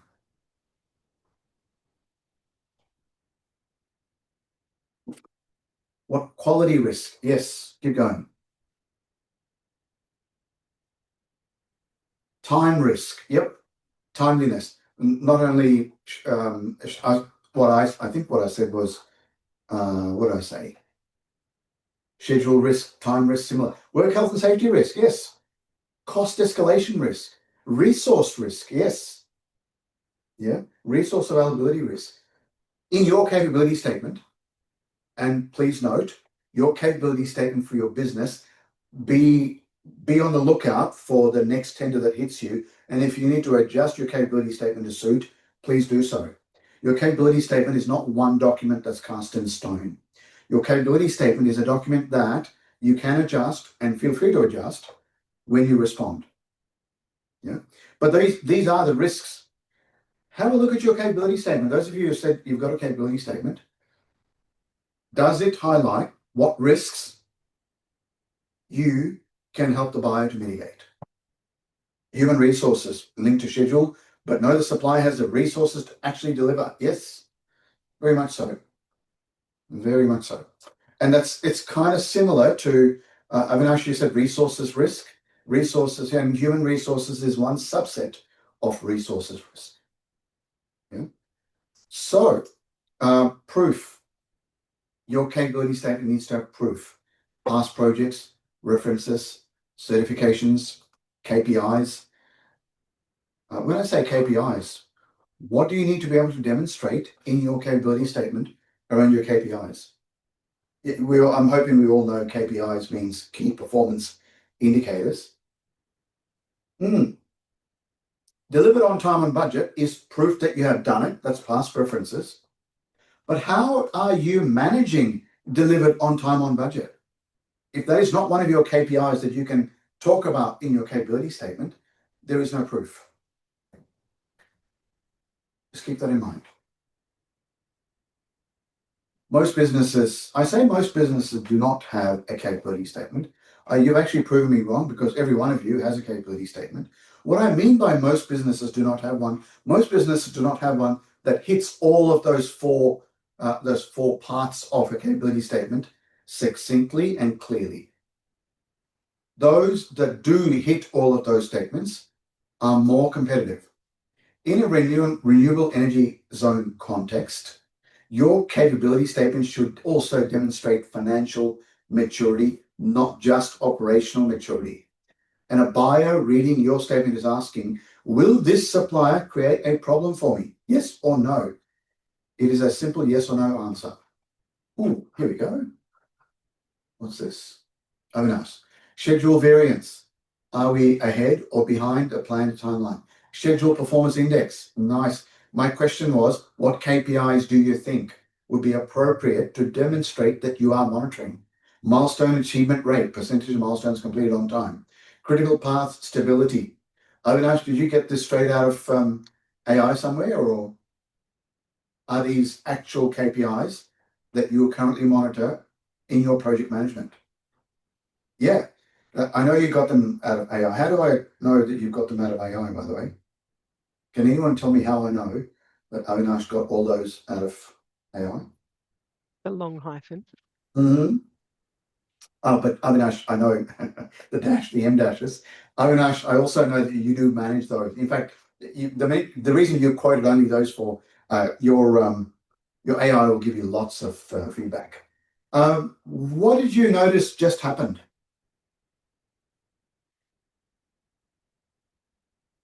What did you notice just happened in that interaction between Avinash and me?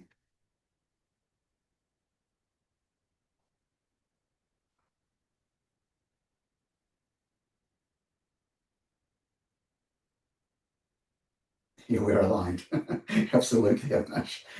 Yep. More than that, though, there's something that I just demonstrated in Avinash's response. If you just scroll back in your chat window, you'll see Avinash's response. And then my remark around that was excellent KPIs. And I followed up with a question, and Avinash answered yes. What was the question I asked?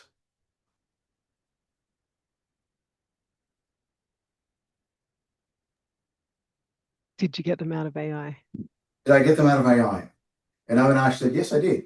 However, I do know that in Avinash's case, he does monitor those as KPIs because in good project management, if you're not monitoring those, you're not a good project manager, full stop.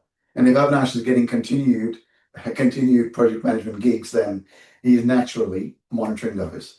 But the question I asked Avinash was, did you get them out of AI? It immediately struck me like it came out of AI. And I asked a question, Avinash answered, which actually says that if I'm a buyer sitting and looking at your capability statement, if your capability statement was AI generated and did not have your input into it, I'll be able to tell. Just saying. So let's have a look at what your capability statements mean. And by the way, your job is to answer that question. In other words, will the supplier create a problem for me? That question is in the buyer's mind. Your job is to answer the question before they ask it. So what does a capability statement need to have in it? It needs to have business overview, your ABN, your licenses, your registrations, your years in operation, your team size and key roles, your geographic coverage, your industry sectors that you serve, your core services and capability, clear description of what you do, specialist capabilities, equipment and technology, renewable energy zone specific experience, capacity and scale. Now, don't get me wrong. I had Josh in my. Josh is from. I can't remember which company name. I'll mention the company name soon. But Josh was sitting in the room here, and he said, "Pass, our capability statement is about 40 pages of information." How many pages is your capability statement? By the way, I won't finish the rest of the sentence that Josh mentioned. He said, "Our capability statement is about 40 pages." How many pages is your capability statement?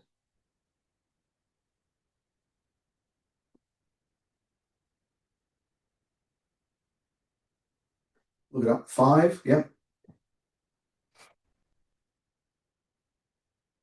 11, okay. 10, okay. All I'm just curious. But the rest of what Josh said in the workshop yesterday is our capability statement contains 40 pages. But when we submit our capability statement as part of a tender submission, and in fact, what we've got loaded on the ICN gateway for specific contexts, he said it's about 3 to 4 pages. Because what he does is he extracts from the 40 pages the 3 to 4 pages that matter and puts those in. Because guess what, team? When I show you the rest of what your capability statement needs to have, past project summaries, tier 1 references, safety statistics, Paul is 12 pages. Safety statistics, quality metrics, certifications, repeat engagements, systems credibility, work health and safety system summary, quality management, financial stability signal. It's a signal, by the way. Job costing capability. The reason I say financial stability signal is I actually had a business owner in the room yesterday in yesterday's workshop, and she and her husband are the business. They are the business. In other words, well, I say this. I'm not saying they are the business. They are the sole proprietors of their business. And what she said was, Path, if we're the sole proprietors of our business and you're asking us to display financial metrics in our tender response, we're kind of also revealing personal financial situation, aren't we? And I said, well, you don't have to tell, your response does not need to be in the format of, this is what our balance sheet looks like. That's not what they're expecting. Sometimes P&L summaries are expected to be submitted in tender responses, but what they're looking for is financial stability signal. I said, for example, it's perfectly valid for you to say, over the last 5 years, our audit records have showed only 2 minor non-conformances and no major non-conformances is a financial stability signal. Yeah, you don't have to have a significant number of details. But let's keep going. Here is what makes buyers skip past your capability statement. Generic language with no specific evidence. Generic motherhood statements like we are committed to quality and safety. Because I guarantee you everyone says that. And I'm also guaranteeing that some of your capability statements that you do have probably say that. I'm not making this up, by the way. Every business that I've come across has some kind of generic statement of this nature with no specificity. I'm not saying that's a bad statement, as long as you have the specificity and the evidence to back that up. Yeah, long on claims and short on proof. No project examples or reference. No KPIs or measurable outcomes. Focus on what you do, not what you solve. If you don't mention in your capability statement which risk you mitigate for the buyer, you're lost. I won't say you're lost. It's weaker. Your capability statement is weaker. No alignment to buyer priorities or risks.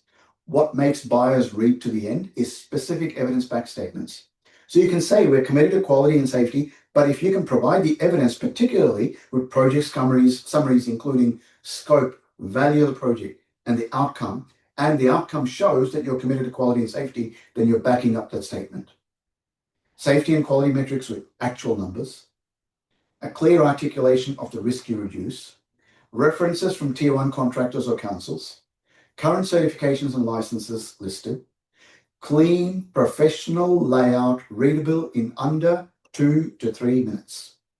When I look at a capability statement, and I have been a buyer looking at capability statements, I have about 2 or 3 minutes because there's a crap load of other stuff I need to look through in your tender response. Your capability statement, I have given I'm talking as a senior buyer about to make decisions.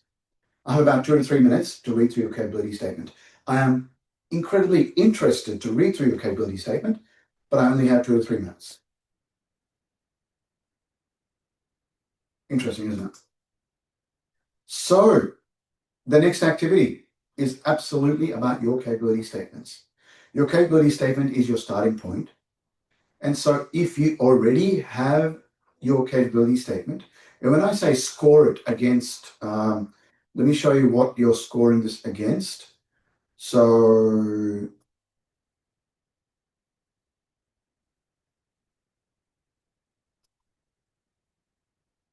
oh, that didn't work, did it? Let me bring it back to here.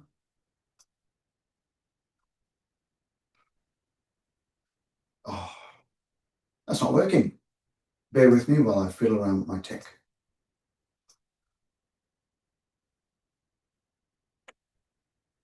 I have 3 screens that I'm playing with here, by the way, so that's my excuse and I'm sticking to it. That was activity 1. Activity 2 is what we're talking about now. And activity 2 looks like this. I'd like you to open up your capability statement, and I will look in the background to see if any of you have sent me your capability statement. But I will be actually showing you a capability statement that I received from one organization, and I will name the organization. I know it's being recorded, but I can guarantee you when I show you that organization, they have matured their capability statement way beyond what I'm about to show you. But this is a capability statement from the Hunter region, from one business. But I want you to open up your capability statement, and you will look at your capability statement, and you will put in responses. Your business overview, you're going to score it as, is it strong? Is it thin? Or is it missing? So each of those dimensions, business overview, core services, track record, financial systems, I want you to score it as strong, thin, or missing. I'm hoping all of yours are strong. If you don't have a statement yet, team, if you don't have a capability statement, what I want you to do is I want you to scan to the bottom here. This QR code will help you. It's kind of flipping past for me. This QR code, when you scan it, it will take you to a form where you register interest in getting feedback for your capability statement. So feel free to scan that. Whether you have a capability statement or not, I recommend you scan that anyway. That'll register your interest to get some feedback. It's in the PDF that I've sent to you. But what you're going to do is this: if you don't have a capability statement, which all of you do, I want you to rate this. Then the one section, a renewable energy zone buyer would trust the least right now, I want you to enter that there, or I want you to jot that down for yourselves. The single piece of evidence that would most strengthen your capability statement, write that down. And then what are you going to do about that in the next 30 days? Write that down. So team, that's the activity. I'm going to leave you for about 5 minutes to do that activity. I'm hoping I don't need to share the screen because I've sent you the workbook activities. Have a look at your capability statement, rate it against those criteria.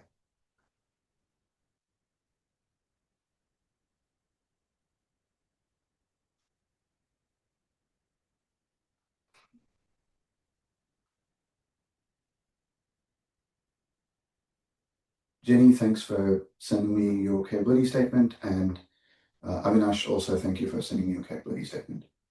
Jenny, would you mind if I bring up your capability statement and display it? Is that okay? Thanks.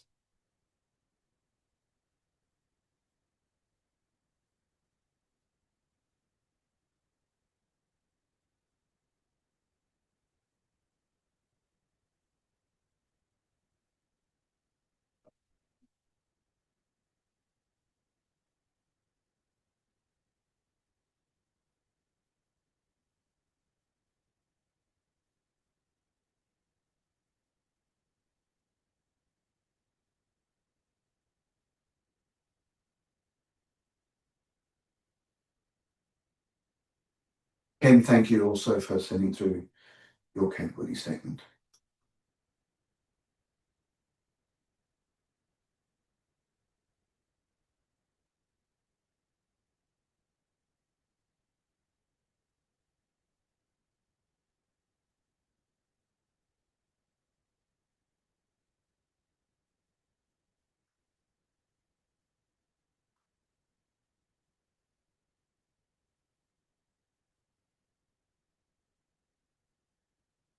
Just as a reminder, you're working through that activity.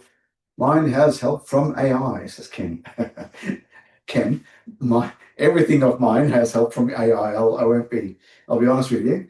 I use AI to help me with lots of stuff. Ken, I'm curious, which AI chatbot do you use?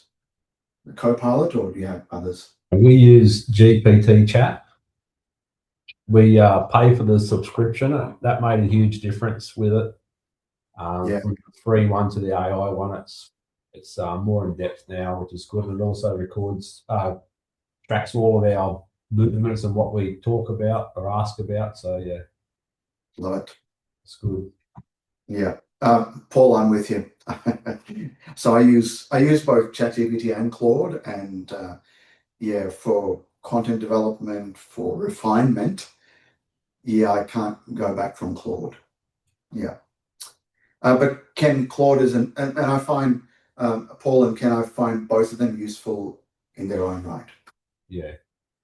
It's just a tool that helps us. I mean, we're good at being tradesmen, but we've never been taught how to run a business or do these processes. So it gives us an advantage.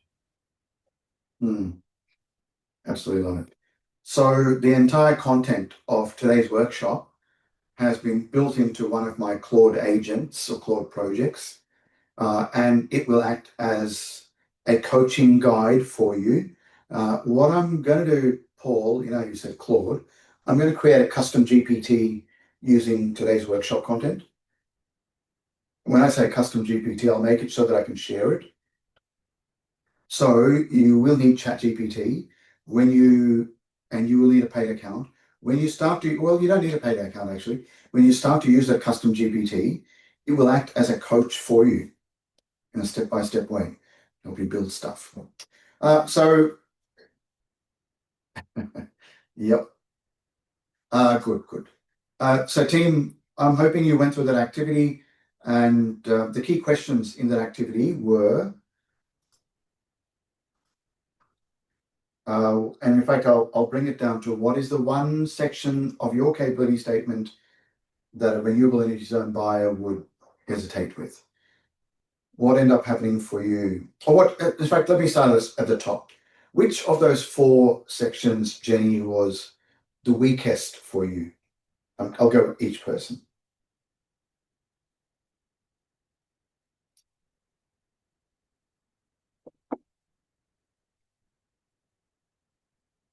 If you could please unmute.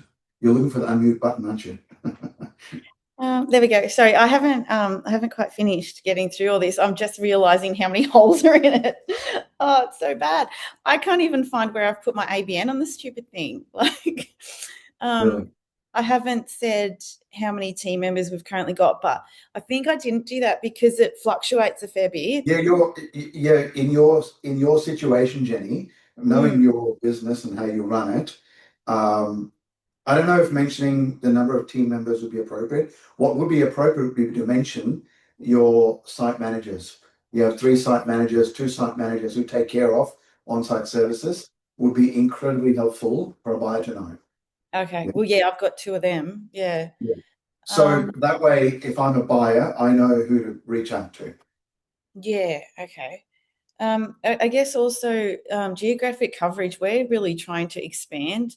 So we nearly want it to look bigger than what we currently are. Like we do work in Mudgee, obviously. We do work out at Morothery, which is where that huge renewable energy camp's going in.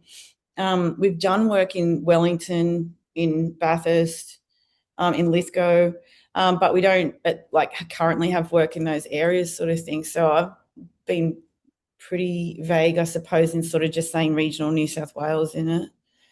Fair enough. Absolutely, that's fair enough. Yeah. What would be nice would be to say regional New South Wales, Central West Orana region, expanding to Hunter region, for example. Yeah, that would be fine to say that. Yeah. So don't try and hide anything, but I know you haven't hidden it. You've just been a little bit vague about it, which is also okay. Oh, okay.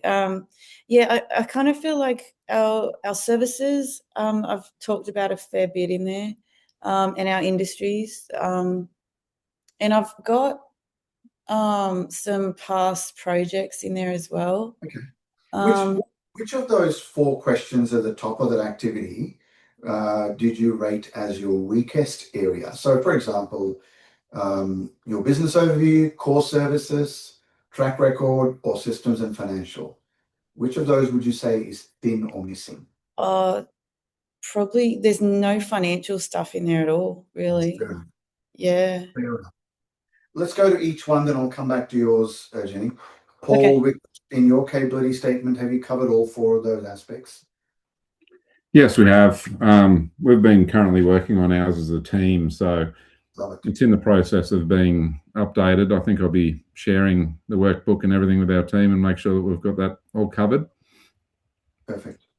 And speaking of which, I've actually got a Claude agent in the background, a Claude project in the background, which would generate your capability statement if I just give it your website address and your About Me page. So it'll generate your capability statement from that.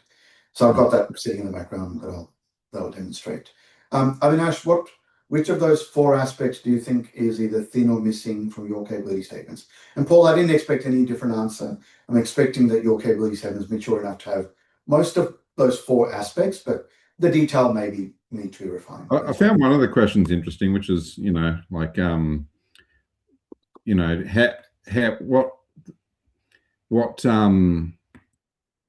what could give pause to the client in terms of your capability statement for the next project.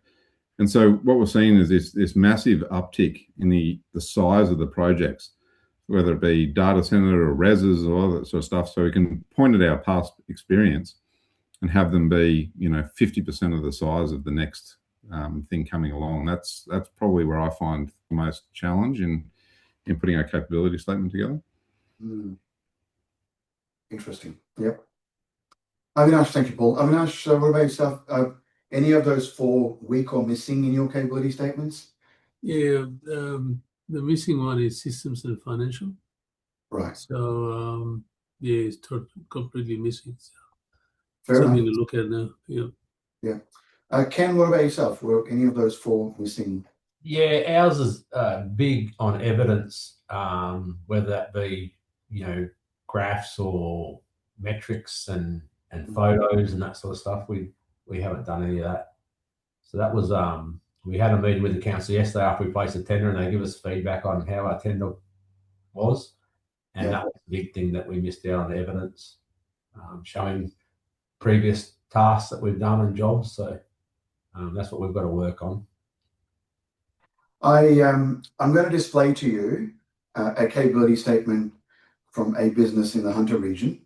And what I want you to tell me is what you like about it and what you don't like about it. All right, everyone? But I want you to keep in mind this is the previous capability statement from this business, not their current. Their current is different, I'm going to say.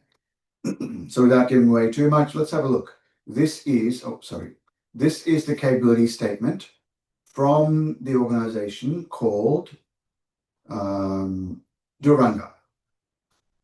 Yeah, from the organization called Duranga. This is the capability statement.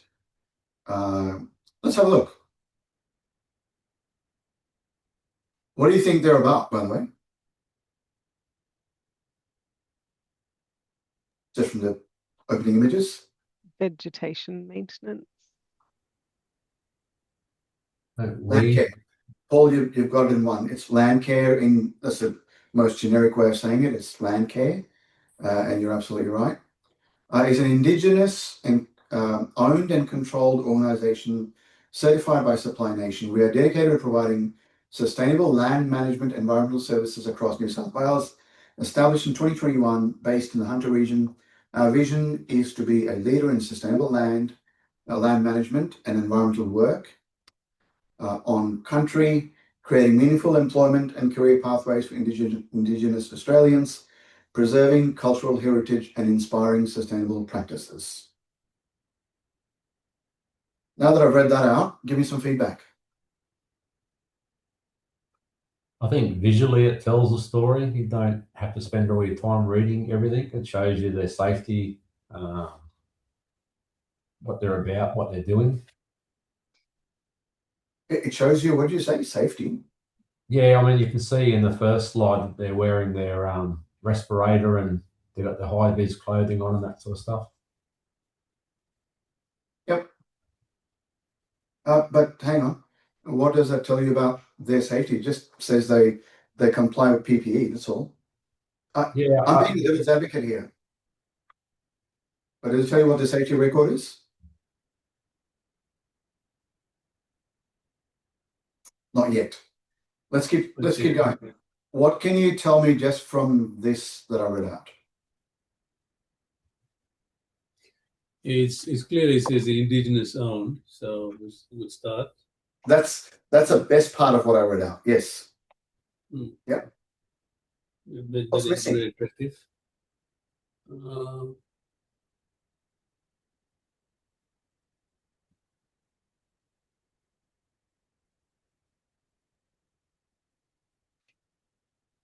What's missing in this opening sentence statement?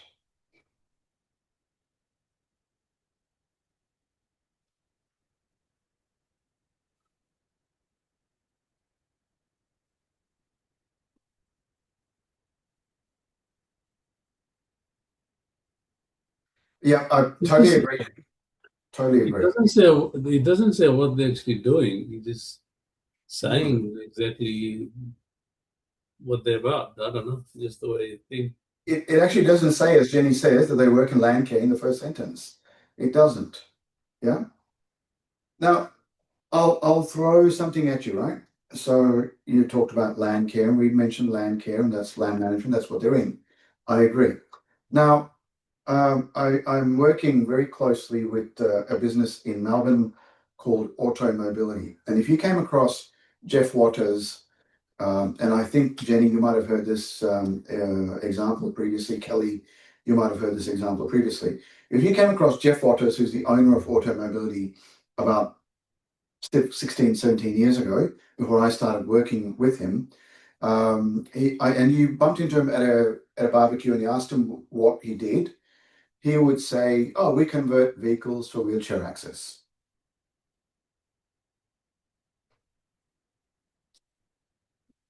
Tell me, how impressed are you with the fact that they convert vehicles for wheelchair access?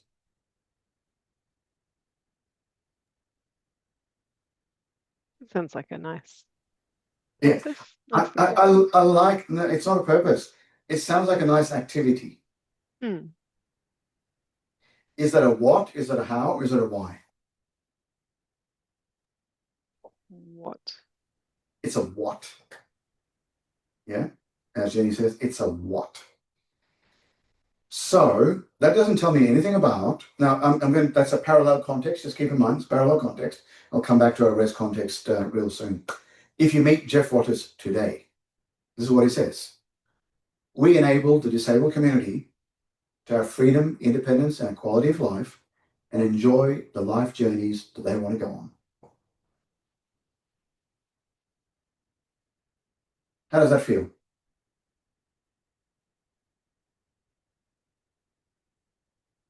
It's far more heartfelt. Yes, yes. If it is heartfelt, is it a what? Is it a how? Or is it a why? It's a why. There's not one thing he said about converting vehicles for wheelchair access. He just said, we enable the disabled community to have freedom, independence, and quality of life. Tells his story and what he does. Isn't that funny? Without even mentioning what he does, he tells what he does. He says, we enable the disabled community to have freedom, independence, quality of life. That is not about converting vehicles for wheelchair access, because what he actually takes care of is way more than that. He actually takes care of connecting with the Transport Accident Corporation Commission, with NDIS, with a whole bunch of service providers, and converts vehicles for wheelchair access and provides those vehicles. And he takes care of end to end. I mean, that kind of reminds me of you when you say end to end. He takes care of end to end. He manages everything for the client, because the last thing a disabled client would want is to worry about, is my vehicle going to be safe? Oh, and on top of that, this is the how part of it, not the why, the how part of it. He also assures them the 7-year new car warranty that Kia gives with a Kia Carnival, or that Volkswagen gives with the Volkswagen Transporter, or that Hyundai gives with the Hyundai, I can't remember what it's called. They have a people mover.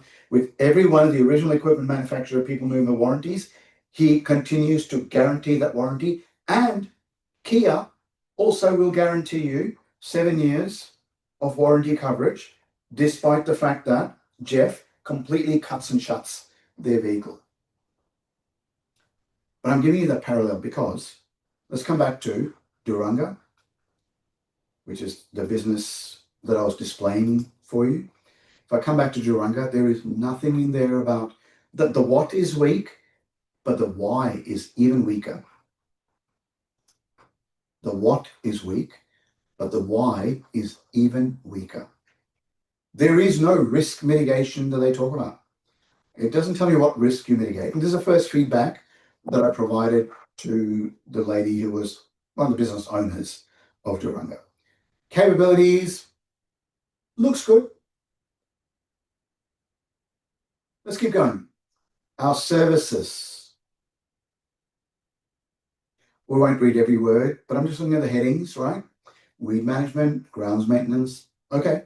Vegetation clearing, okay. Fire trail surface works, repairs and upgrades. Good to know. At least I know specifically what they work on. Clients and projects. What's your feedback on this?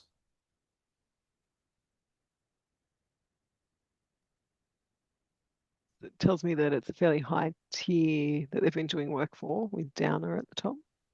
Yeah. Isn't that good to know?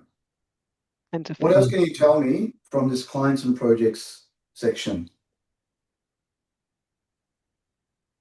Doesn't really tell locations, size of projects, photos of what was accomplished. Yeah. Status Tell of me the the project. workforce You agenda. know, was it a success, these projects, or they're just listing? Can I just say something? I like what you said, Paul. Can I just say something? First thing that occurred to me is the second word. Downer Group is actually the name of the business, and there's a typo in the name of the business. There's Downer Grop Up. Jenny rightfully pointed out that's the first thing that struck me, because as a buyer, I am an attention to detail person. I'm wearing the buyer hat. I'm an attention to detail person. I'll say, well, it's interesting. I haven't even done a spell check on this. Just saying. Yeah. Ken, I do agree. It tells you who they've worked for, and Kelly, what you said about, shows you what tier they're capable of working with. Yeah. What it doesn't tell me is how well they did on these projects. Quality, standard, and capacity. What do you like about what you see here?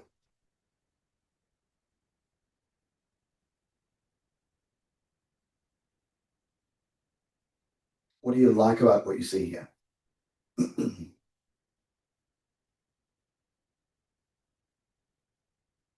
It's actually short and specific. I do like that. Yeah. Like, there is some specificity in here. It's not rambling sentences about each of these bullet points. Yeah. What do you think could be better?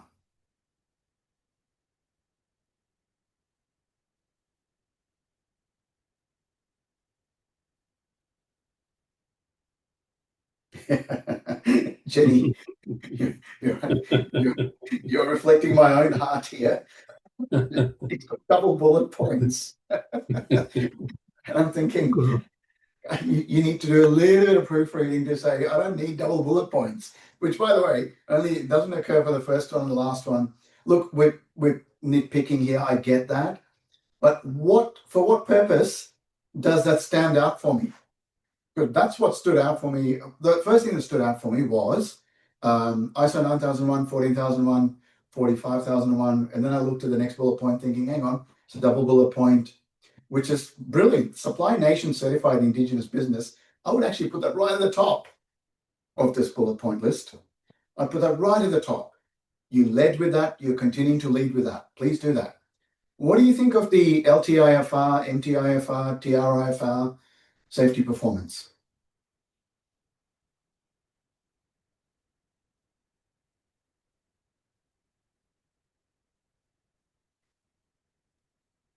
I'm not really sure what that stands for. Nicely called. LTIFR stands for long-term injury frequency rates. So they are actually quoting stuff from Safe Work Australia. They are measuring the right KPIs. Now, what Avinash said is interesting. Good if it's true. Now, by the way, it is true, Avinash. For the last 2 weeks, their LTIFR was 0. What did I just say? Therefore, it's the truth, right? For the last 2 weeks, their long-term injury frequency rate is 0.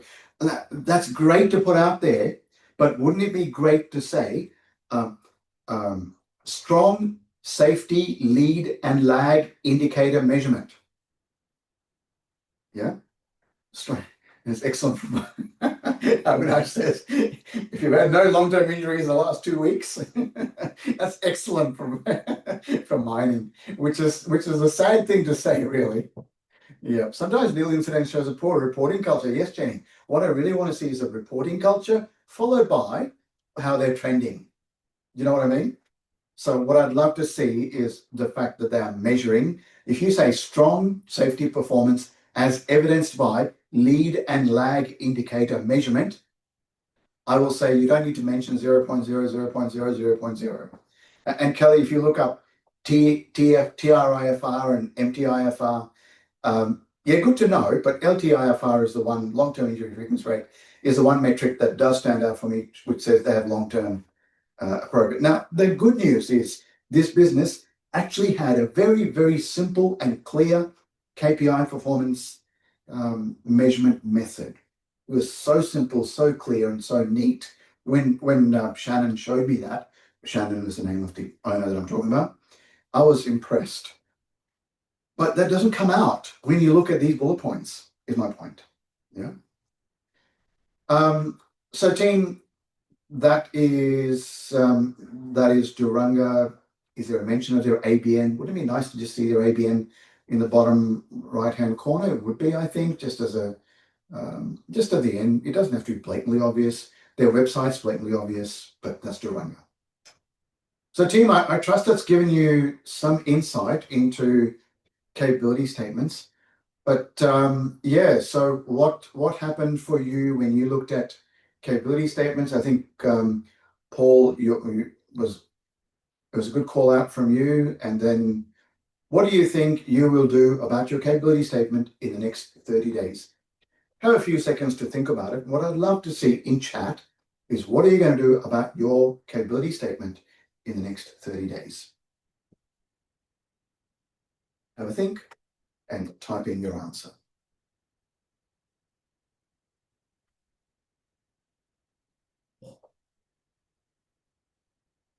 Have you gone to get me those biscuits, Kelly? I think that's what she's gone to do.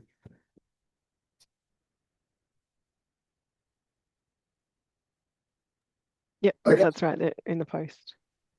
By the way, Kelly, I saw a LinkedIn post where you're working with one of my colleagues, Vince, as well, with some of the regional lean programs that. Yeah. Yeah. Yeah. Improve based on this workshop. Yep. Avinash, yep. Add evidence to it, says Ken. Yep, I like that. So have a think about it. What's the one thing you could do? What's the one, and Paul, in your case, what refinement do you think you could do for your capability statement in the next 30 days? Really about that comment before of, how do we give our customers confidence that we can deliver the next larger project? Yeah, I like that. Especially when they're doubling or tripling in size. Yeah. It's very hard to say, look, we've supplied a 38 MVA transformer before. Now we're supplying a 144. We have the experience, we have the expertise to do it. We just haven't done it in the past. That's kind of where we're struggling to find the right situation. Also, we hadn't had a marketing person before, so getting really good photos of our past projects, that's what we're working on at the moment. I think that'd be a useful thing to do. Yeah. This is Jenny's business, by the way. Jenny, how long ago did you start this business? Yeah, I've noticed I left that out of there. I started it in 2018. Yeah. Right. Good to know. Heartlock Facility Services, capability statement, and Paul, what you just mentioned about high quality photos, marketing. This is a great photo to lead with, in my opinion. Great photo to lead with because it shows team members, commercial site, talks about what your core is as a business. Yeah. And when I asked you to introduce yourself, Jenny, you said commercial cleaning for commercial businesses. And yeah, absolutely does. Professional cleaning. I'm going to read this as a buyer, Jenny. In other words, I'll pretend to be a buyer. And how much time did I say I'd spend on this? 2 to 3 minutes. 2 to 3 minutes.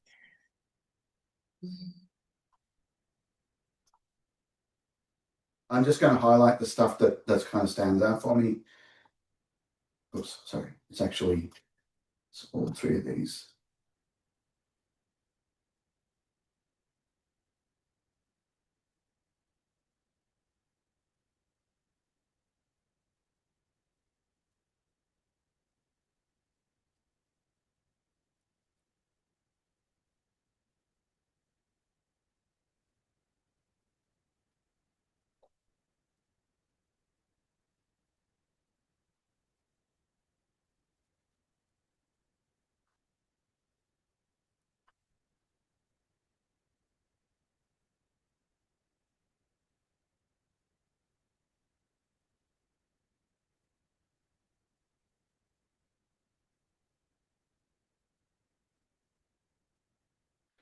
Yeah, by the way, I like the fact that other than yourself, you've listed a couple of key players and what their experience and capability is.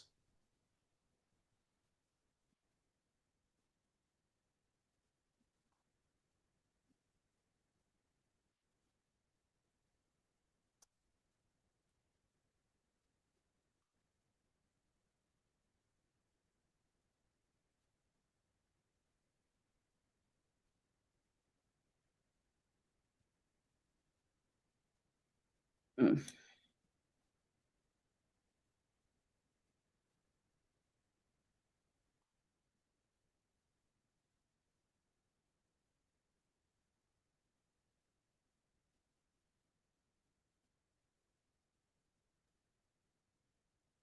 Who's this, Jenny? That's an AI generated image, that one. Cool. Mm. Wonderful. Hey, team, what does everyone else think about this capability statement? I know it's 10 pages, and I was highlighting bits and bobs that I found useful or interesting. Jenny's already done her own her own summary here, but Paul, thanks for that vote of confidence. That's a good looking capability statement, says Paul. Yeah.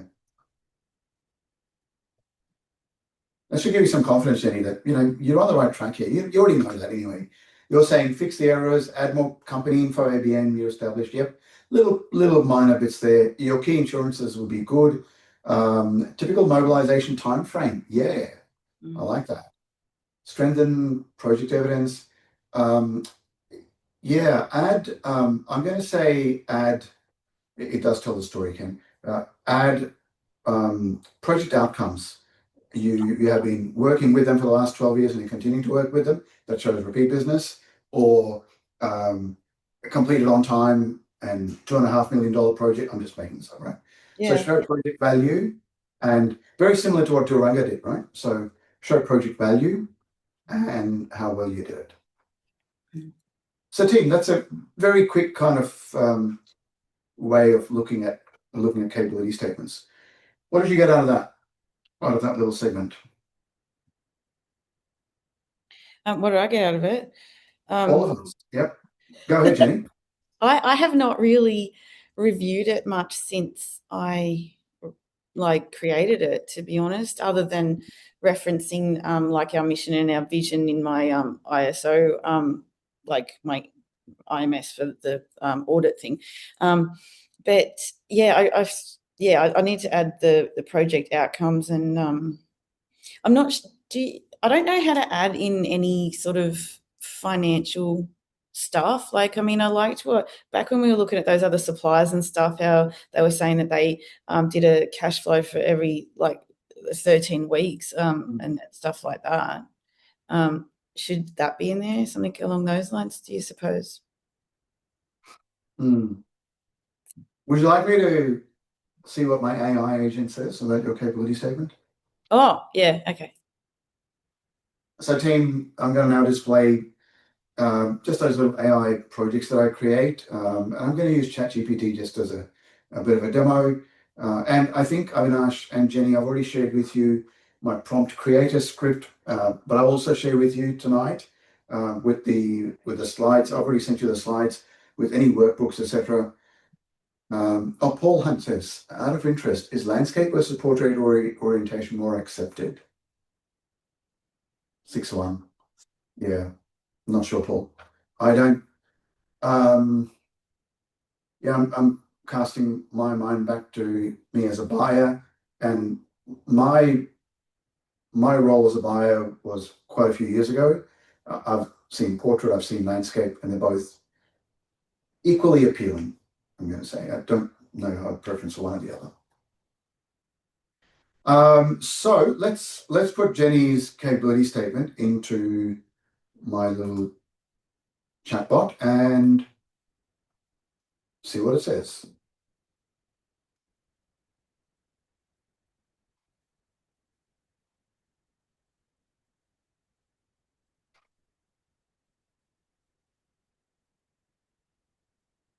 So let's drag and drop.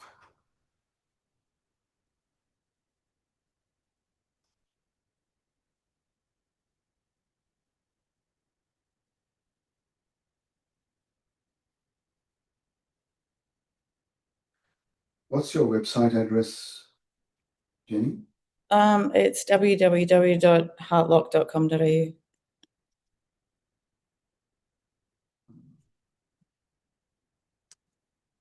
Sorry, I'm just going to move the chatbot out there.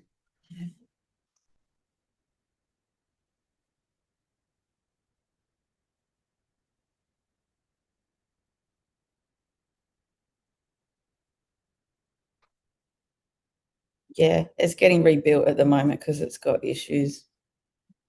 The picture doesn't show up. Oh, look, if you were to go to vative.com.au, click on services, you probably see an error 404 at the moment. So you and me both is what I'm going to say. So let's have a look at. Oh, come back here. I'm going to stop sharing screen. I'll set it up and I'll reshare screen.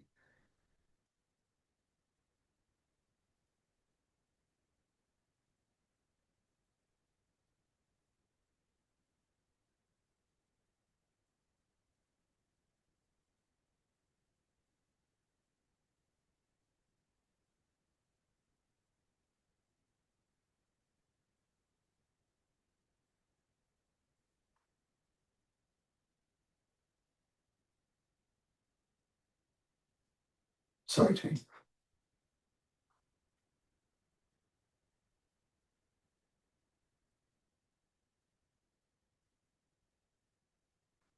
So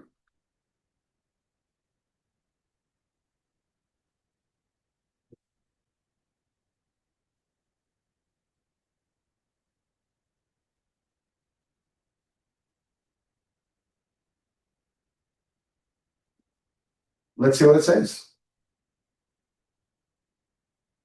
No problem, Paul. I'm hoping we'll be back soon.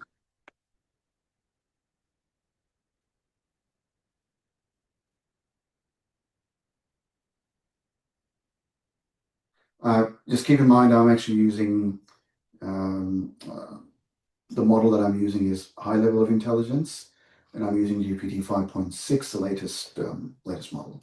So it could take a little bit more time, but let's see what it says, and let's see the kind of feedback that it comes back with. It's taking a while searching your website there, Jenny.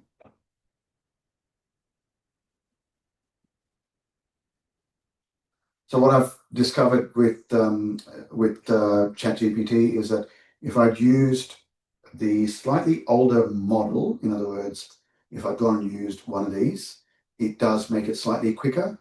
But I find using the latest model actually gives you a relatively polished HeartLock draft statement. So let's have a look. And for those of you watching the recording, you may want to see in terms of your timeline, how long this segment is actually taking to use AI to provide some refinements. And then based on those refinements, of course, it's up to you whether you apply some of those refinements or not.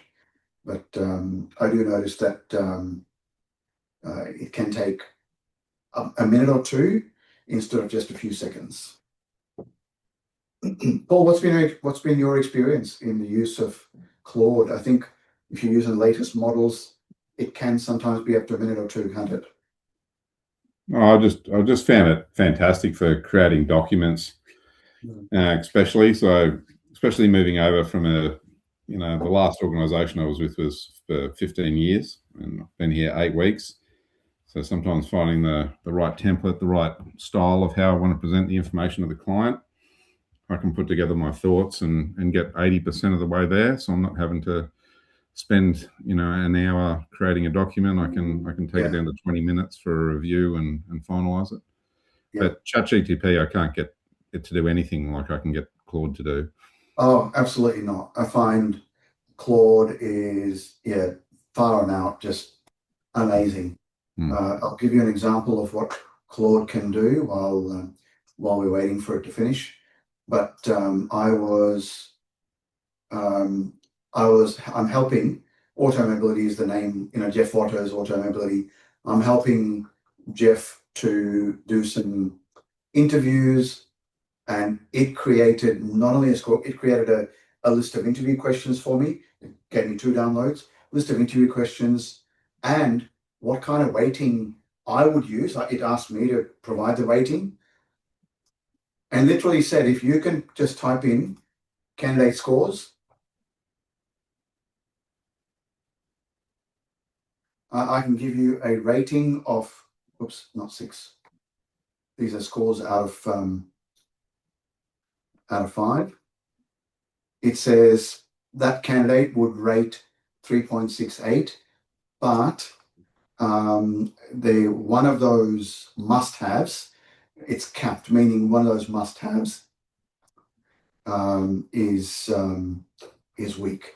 So he generated all of that, and I'll show you later on how much more it generated in the background.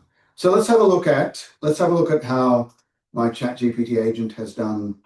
It's still working on it, right? So I've got no idea what it's doing, by the way. It shouldn't be taking that long. If I'd asked it to use a slightly older agent, it will probably be a bit faster. But Jenny, as we work through the workshop, I'll show you what it's come up with. Ken, go ahead. How do you find using GP chat with people that are the buyer? Are they acceptable with it, or do they have a little bit of a when I'm the buyer, I do look out for the kind of things that I showed you with Duranga. I look out for generic language. I find the ChatGPTs of the world gives you generic language. I look out for the dashes. I look out for, have you really just done a copy and paste from somewhere? Like, I know that this is actually a copy and paste out of ChatGPT because it's got these double bullet points. Yeah. And so therefore, TRIFR0, LTIFR0, MTIFR0, I don't know whether that's a summary of what Shannon fed ChatGPT or whether that's real. I think Avinash asked the question, is this real or not? Yeah. I really agree with that, because we obviously are trying to market ourselves to tier ones, but we're also a buyer. And so if I'm seeing that extra large dash, especially, boom, I know it's ChatGPT. I have very little confidence. And for myself, when I'm trying to respond with ChatGPT, often I use Claude and I use ChatGPT together. And I've got ChatGPT trained to see how I write and to re-review what of the excellent content that I've got out of Claude, and then I'll put it into there, and then I'll make sure that it's completely reviewed by myself, because it does stink of. I think it really reduces the level of confidence when someone can tell that it comes from ChatGPT. So Ken, yes, Jenny, Claude does long dashes too, but I'll just go back to what Paul said. The one word he used was stink. Yeah. So Ken, when you see it, it's almost like you can smell the use of AI in the presentation. If you haven't, and the way to mitigate that is, by all means, use your AI agent, but you need to teach your AI agent what your voice is like. In other words, give it a couple of emails that you've personally created, and say, this is my style. Yeah. Or if you have the paid version, talk to it. Actually talk to it. Yeah. And say, I've just received a request for quote. What I'll be doing with this request for quote is, I reckon what they've asked for is ABC. I reckon I should probably give them ABCD, because I'm using my language here, right? Because ABCD, I think, will do a better job for them. Just go ahead, talk a paragraph or two to ChatGPT. It will then learn how you talk.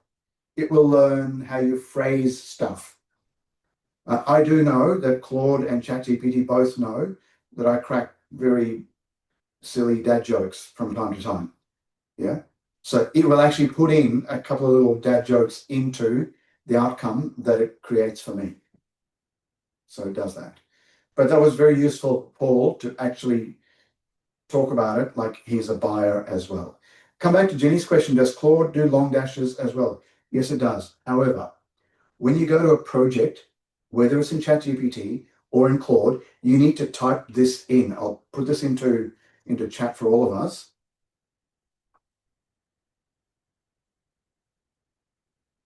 type this in, put it in bold capitals, just type in no M dashes ever. Right? Like you're telling it, and if you put that in capitals like that, you're telling it that you don't want M dashes in the output that it gives you. So just use that as a command to say no M dashes ever. Even after I've done that, Jenny, the output that it's giving me at times, I see M dashes in there, you know, the long dashes. I see them in there, and I do one thing for every document that I get out of AI. I press Control F if it's a PowerPoint, Control H if it's a Word. Control F is find and replace. Control H in Microsoft Word is find and replace. And I copy an M dash in there, and I say replace with a minus sign. Do it. And that way you clean up the document. Helpful? So I'm kind of curious as to whether ChatGPT has, it's actually gotten stuck. Interesting enough, it's actually analyzing the images that are in your capability statement, and it's comparing it versus your website. That's what ChatGPT is currently doing in the background. That's why it's taking so long to respond. And by the way, I find Claude is faster at these than ChatGPT is.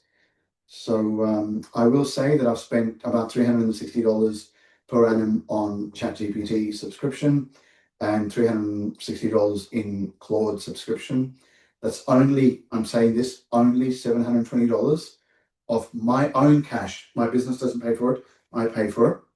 But I got to tell you, I have already saved weeks of effort with that $720 per annum of investment. Weeks of effort. And my price, my price is $4,960 per day times 1 week is 1 week of effort is $25,000 that I can earn in revenue. Yeah. So I'm just saying $720 investment. If it saved me 1 week of effort, that's a $25,000 saving. That's how I think. That's how I work. Yeah. Question from Jenny. Is Claude better for writing text for a website? Is there a free version? Claude does have a free version. You don't have to subscribe. However, you won't get the highest level model. In other words, the intelligence model in the background. You'll get about a mid-level model. And even that is excellent for website copy. And also excellent if you want to create a chain of LinkedIn posts. It's excellent for that. You tell it the start and the end and what you want in between. It'll create, let's say, fortnightly LinkedIn posts for you. Claude has also got something called Co-work and Code. If you get the paid version, Co-work can actually go into, if you create a folder which has got some files in it, it'll go into that folder, choose the right files, use it. It is almost like a co-worker. Claude Code can also do stuff like run autonomous and automatic processes in the background for you. Very powerful. So I promised you some feedback from ChatGPT, and it's not giving me much.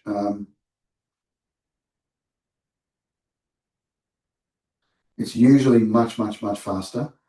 And I'm saying, where's your feedback? I'm just saying, go on, where's your feedback? And it'll come back with whatever. Yeah. So as we go through the workshop, I'll read out the feedback that that is provided for you. So this is one of the reasons why I ask you to send me your capability statements, send me anything that you want to talk about before we have our coaching session. So let's just continue with workshop content. I've got about another 15-20 minutes of workshop content before lunch. So let's have a look at it.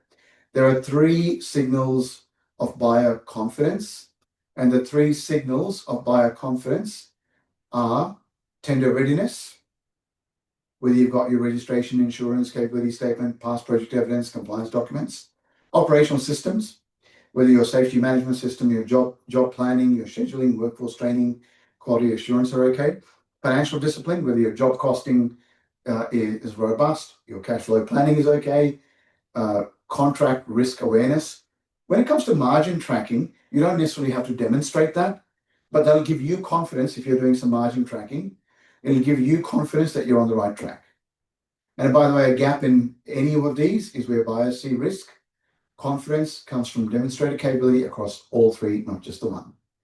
So the final activity before lunch is this.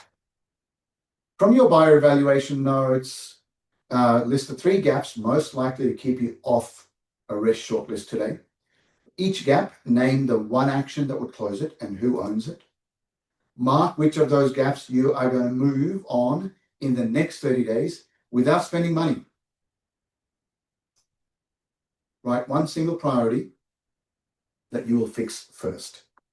So let's have a look at the activity in your activity sheet. So what I'm asking you to do for this final part of the activity is this. And I find there's a little bit asked about your one single priority. You can write it down there, but the 3 gaps most likely to keep me off the risk shortlist today are the ones that I'd focus on. For those 3 gaps, what are your actions? Who's going to do it? By when? What is one action you're going to complete by when? That's the task. I trust you can open your workbooks, work through that final activity. That activity is called activity number 3, I believe. Activity number 3, 1 page, have a go, spend about 5-6 minutes on it, and then I'll ask for your feedback.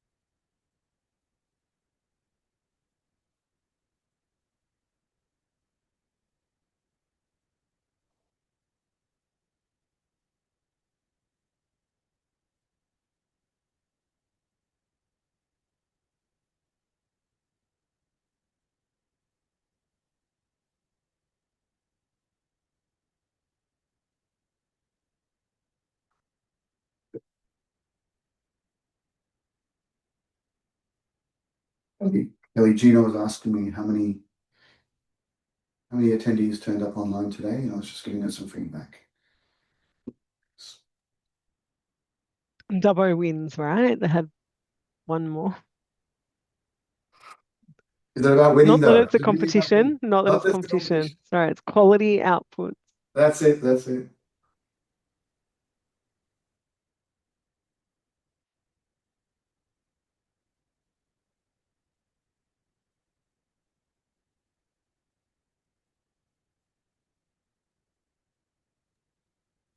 Meanwhile, I have poor old Copilot over here, the only endorsed government system, Look, I doing will some say, things for me. Copilot does have its pluses. Copilot does have its pluses. So I was just don't impressed that worry. it did something for me unrelated to the work that we're doing here. But I'm like, actually, it's getting better, I think. I'm impressed with what it's just done for me.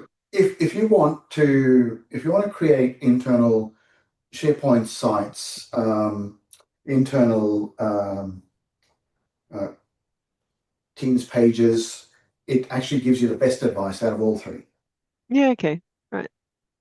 That's just done a process map for me. Nice. Which, yeah, I think it's It's not too bad. It's a starting point. It is. It's great. So team, let's, I'm hoping you're continuing with the activity. Just let me know if you're done, or rather, just let me know when you're done with that activity, and I'll do a bit of a group debrief.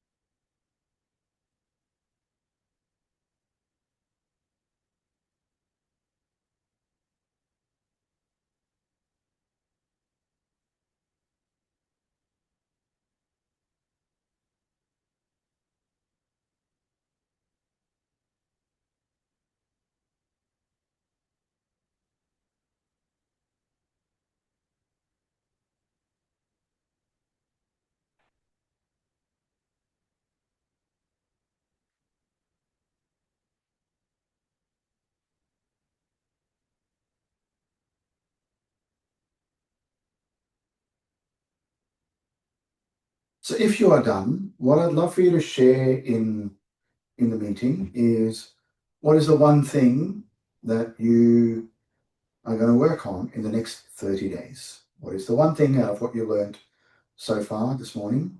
What is the one thing you're going to work on in the next 30 days?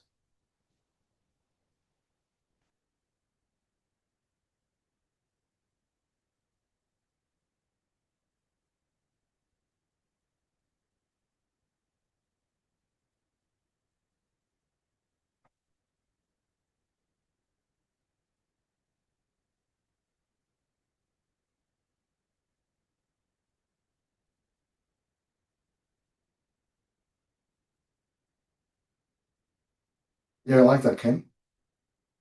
Photos and evidence. It's probably the easiest place to start. Yeah, evidence from your past projects and photos of you and your real people out on site. Just like you saw from Jenny's example, having 3 of her staff. Now, I don't know, Jenny, whether, and you don't need to tell me, you know, the photo in the car dealership where is it a car dealership? You've got 3 people doing the cleaning work. Is that real or is that AI generated? Uh, it doesn't matter because it looks real. Yeah.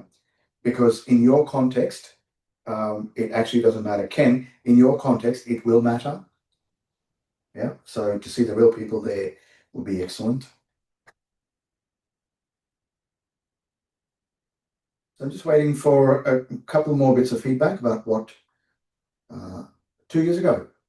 Yeah. I mean, I know none of those people work for you today, but your work is still the same, right?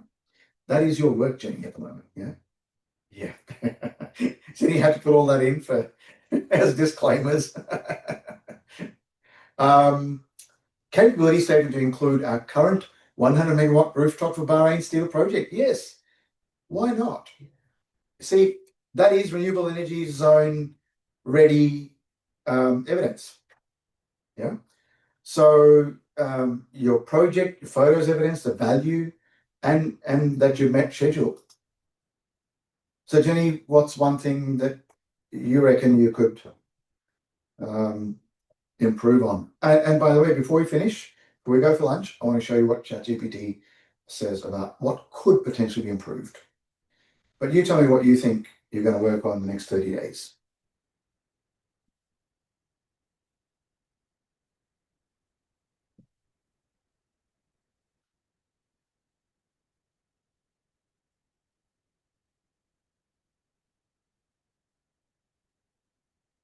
And if you're watching the recording, what I'm hoping is that you can see the activities that are popping up. I will be sharing the slides and the activity booklets with Gino Malloy from Dubbo, Stephen Gio from the Mudgee region, and Kelly Henry from Parks and Forbes region. And if you want access to those, please ask them, and they will provide access to not only the slides but also the workbook that we're working through as part of this recording.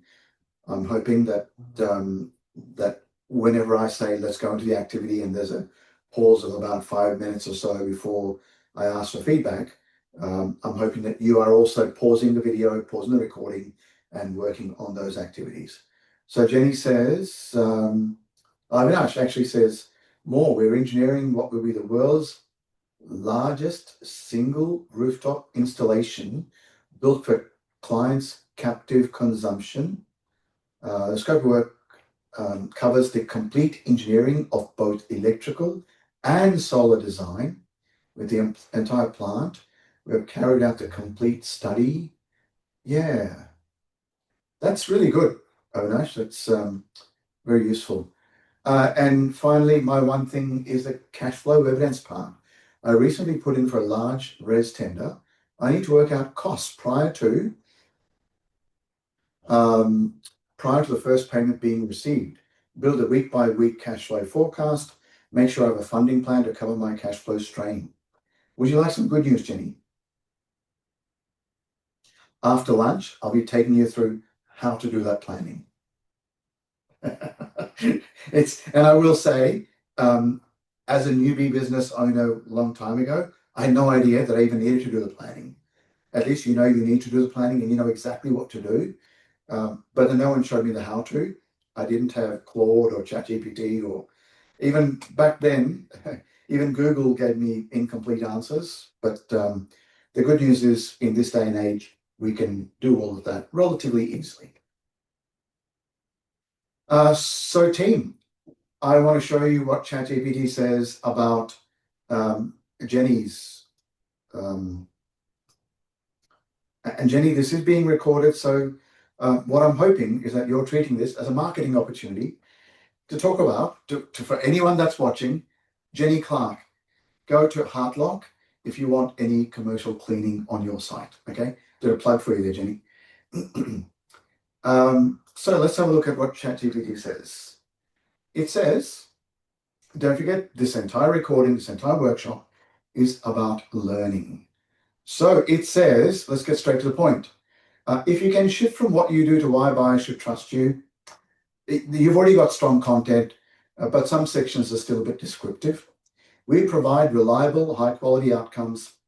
ISO certified systems and structured workforce onboarding provide consistent, auditable service delivery across high compliance environments. And Jenny, I know this is what you do, right? But by stating that that's what you do, you're actually talking about the why. You have told me, if you say that there is a quality risk that you've already taken care of.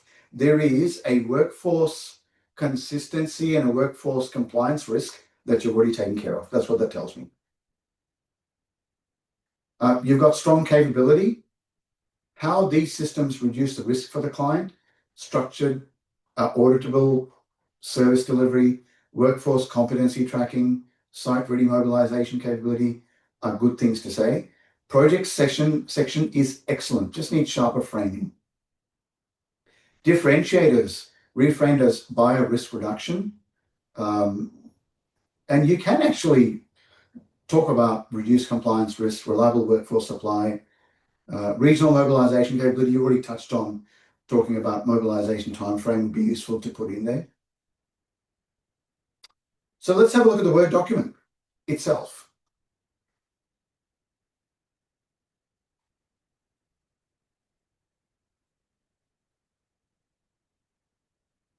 This is supposedly your refined capability statement. I'll make a disclaimer to say ChatGPT is not the most accurate thing in the world, but it is good. It's okay. Business overview, you've already got that. Core services and capability, you've already got that. Services are delivered through trained, inducted, site-ready personnel aligned to client-specific requirements. I think you have that. But what this has done is put all of that into 2 pages. All that means, Jenny, is that you need to add the images that go over, that also go in there, which will probably become about a 5-page to a 7-page document, and that's perfectly fine. I can still read that in about 2 to 3 minutes. Track record and delivery experience. See this across 26 months? That's good to put in there. I still don't think ChatGPT is complete. I would recommend a couple of delivery bullet points after each of these. Completed on time and minimal disruption or something of that nature would be useful to put in there. Systems and operational credibility. Hardlock operates with structured systems that support predictability, predictable, compliant, and auditable service delivery.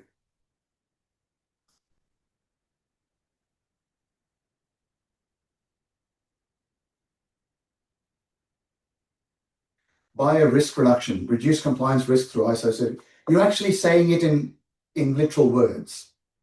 Reliable workforce availability through structured recruitment. Consistent service delivery supported by documented procedures and supervision. The supervision is useful to call out. Ability to mobilize quickly. I think quickly is too vague. Get a bit more specific. Ability to mobilize in 2 to 6 weeks. Even if you say that, that is better than saying quickly. Yeah, 2 to 6 weeks, dependent on scope of work. Experience, or if you can make it shorter, right?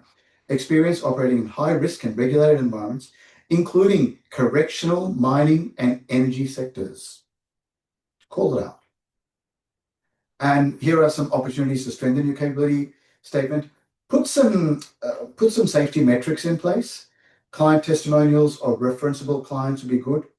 Response times and service KPIs, we've already talked about that. Workforce size and surge capacity. That would be interesting. Yeah. Evidence of repeat work or contract renewals would be useful. Jenny, I trust that's useful for you. I will email across that Word document directly to you. Okay. Team, did you find the morning useful so far? Yep. Thumbs up from Ken. I've been asked just a couple of new aha moments, yeah. And Jenny's found that very useful. So Kelly, you'll notice that there's a slight difference in flavour of what I'm delivering here compared to the workshops I've delivered previously in Mudgee and Parks and Forbes rather. But yeah, team, we will break for lunch.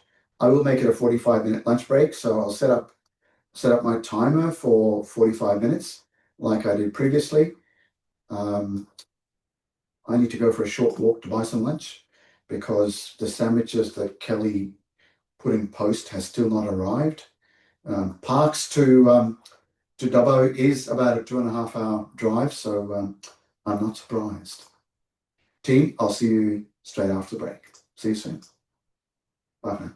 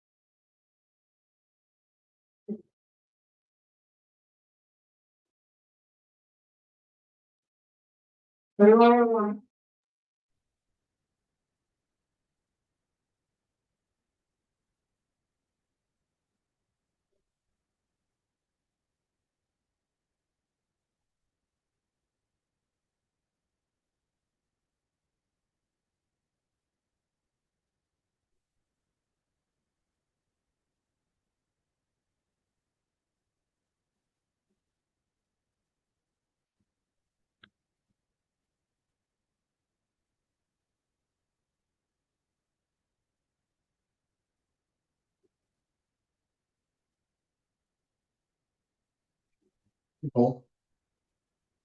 Hey, how you going, Path? You can hear me? I can.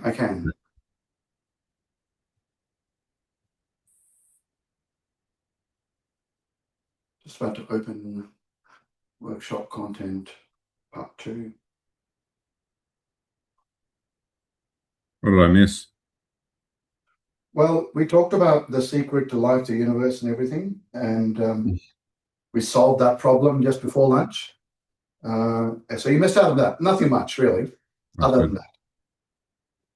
Well, I made a sale, so You made a sale. Yes. Well done. Well done, you.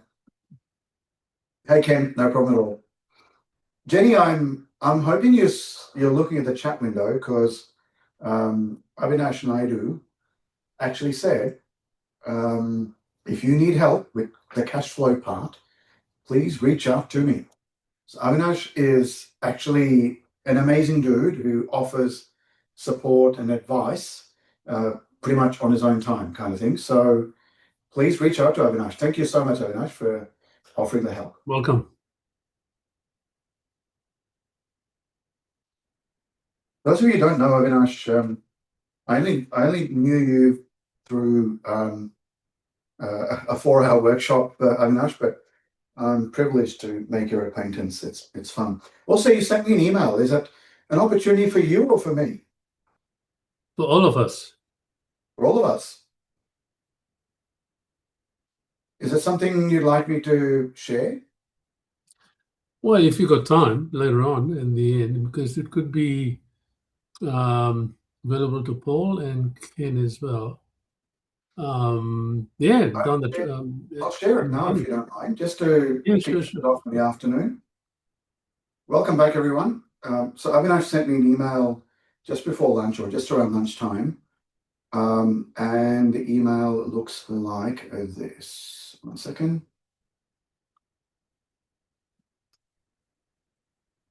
So, please review for a meeting with the owner in Sydney. I believe you will make a difference to this venture, which is very lucrative. There's another heart where. So, what are these pictures here, Avinash? So basically, this is a technology where you save 20% of diesel on a large quantity of consumption. So this could be either on number of huge fleets or could be large diesel generators. So this is obviously new to Australia at the moment. It's in Europe and India and all these other countries. So yeah, it's pretty straightforward. You know, I can present a ROI and tell you how the savings are made. Yeah. So there are a couple of images on this, and they're literally the images that show the 3-year cash flow projection and the savings. What are these summaries? Anish? Basically, the summaries, the executive summaries of the company and the Is this the capabilities. company that is offering the opportunity, or is this the company that is? Yes. The company that is offering the opportunity. So I'm the BD for the company, looking at all the mining sites. You know, so as you know, the mining sites use a lot of fleets. You know, you got dozers and scrapers and diggers, and they use a lot of diesel. So this technology offers you a 20% saving on diesel. Not only that, it also helps in the carbon emission trade-off. You know, you get paid by the government as well on so much of usage. So Yep. This is their capability statement and how much they reduce. So what I might do then is forward this on to the people that are in this workshop, just so they see. 100%. And if they, like they want to have a catch up with me down the track with the business owners, we can do in teams, or we can physically meet up and go through that. So what's the one sentence spiel? How does it save the diesel? basically, the technology it uses is hydrogen. Is a technology which is patented. So the actual unit looks like just an ASCII box. I don't have privy to the actual technology because it's patented and I don't want to get involved. But there's a lot of there's a QA you can look at. The spin is basically on 1,000 liters you save 24% on the fuel. Means you can use the usage is more than the 1,000 liters over so many kilometers around. Yeah. So the best explanation I can give you is go through a ROI calculator, a return of investment on the usage on a piece of equipment, based on if you've got to say use 500 liters a day over 7 days, you're looking at 3,500 liters, and then it depends on the equipment. So if you got one, say like a dumper truck, one vehicle, we can show you the savings, or you can have 10, we can see the savings. So the one sentence spiel, Paul, is that hydrogen assisted. Yes. Hydrogen assisted technology. Yeah. Thank you, Avinash, for sharing that. I'll forward that on to everyone in the email. Yeah, so it's no problem. You guys reach out to me, then Sure. then I can help you through. It won't take long, half an hour, just a presentation, and away you go. Team, one of the things I find is with forums like this is we're coming together. There are 4 businesses here. You do realize that each of you are potentially clients and or customers of each other. Yeah. I find given that you're connecting here for pretty much all day on this workshop, gives you the best opportunity to reach out to each other and either offer support or ask for help. And that's the best bit. And Kelly, you've come across this previously as well, where these kinds of workshops are great networking opportunities. So let me share screen, and this afternoon, this is what we're covering. We are going to cover tendering excellence and what strong renewable energy zone tender responses look like, financial discipline and contract readiness. So I asked you to kind of look at your capability statements. Sorry, I'm just going to close the door to this room. Just one second, everyone.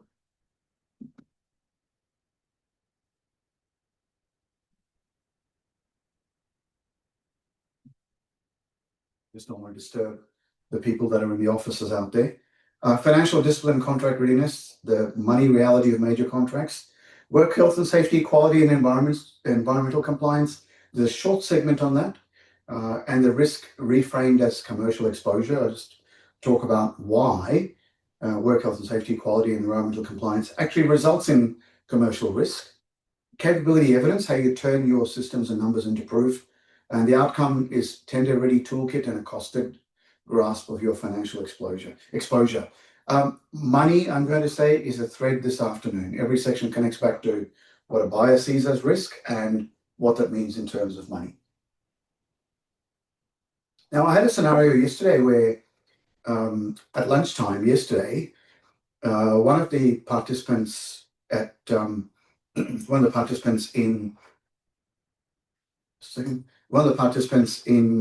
Dubbo said, "Path, I'm an operations leader. I'm not even the manager. I'm an operations leader. And so the minute you say money is the thread this afternoon, I have very little influence in my business on money." And he said, "The kind of content you're about to share, I have actually gone and learned this in a different workshop. Would you mind if I leave?" And I said, "That's no problem at all, because the coaching call that I will have with this particular gentleman is to do with operational stuff as opposed to the financial risk stuff." So I know that all of you here on the call today, including yourself, Paul, you have a level of responsibility and accountability for the financial side of things, but I'm going to say I think it's going to be a very useful workshop for you, because not only are we going to do some checkpoints around tendering excellence, but we're also going to do a bit of a workshopping around cash flow forecasting, not necessarily cash flow forecasting, but working capital calculation. How much working capital do you need before you can apply for that contract? This is what renewable energy zone buyers look for in tender responses. Would you believe this is no different to what any buyer looks for in a significant tender response, in particular in infrastructure projects? A clear scope understanding. Did you read and respond to the actual requirements or send a generic response? How will you actually do the work? What's your approach? What is your staging and resourcing plan? I will pause here. Risk controls. How will you manage not only work health and safety risk, but quality risk, variations, and schedule risk? The reason I'm pausing here is because I want to freely share with you as a business owner that earlier on this year, there was a government tender that we responded to. And that government tender that we responded to, it would have been worth, would you believe, between February and June this year, it would have been worth close to $800,000 for us in revenue. And that is nothing to sneeze at, no matter what size of business you are. Yeah.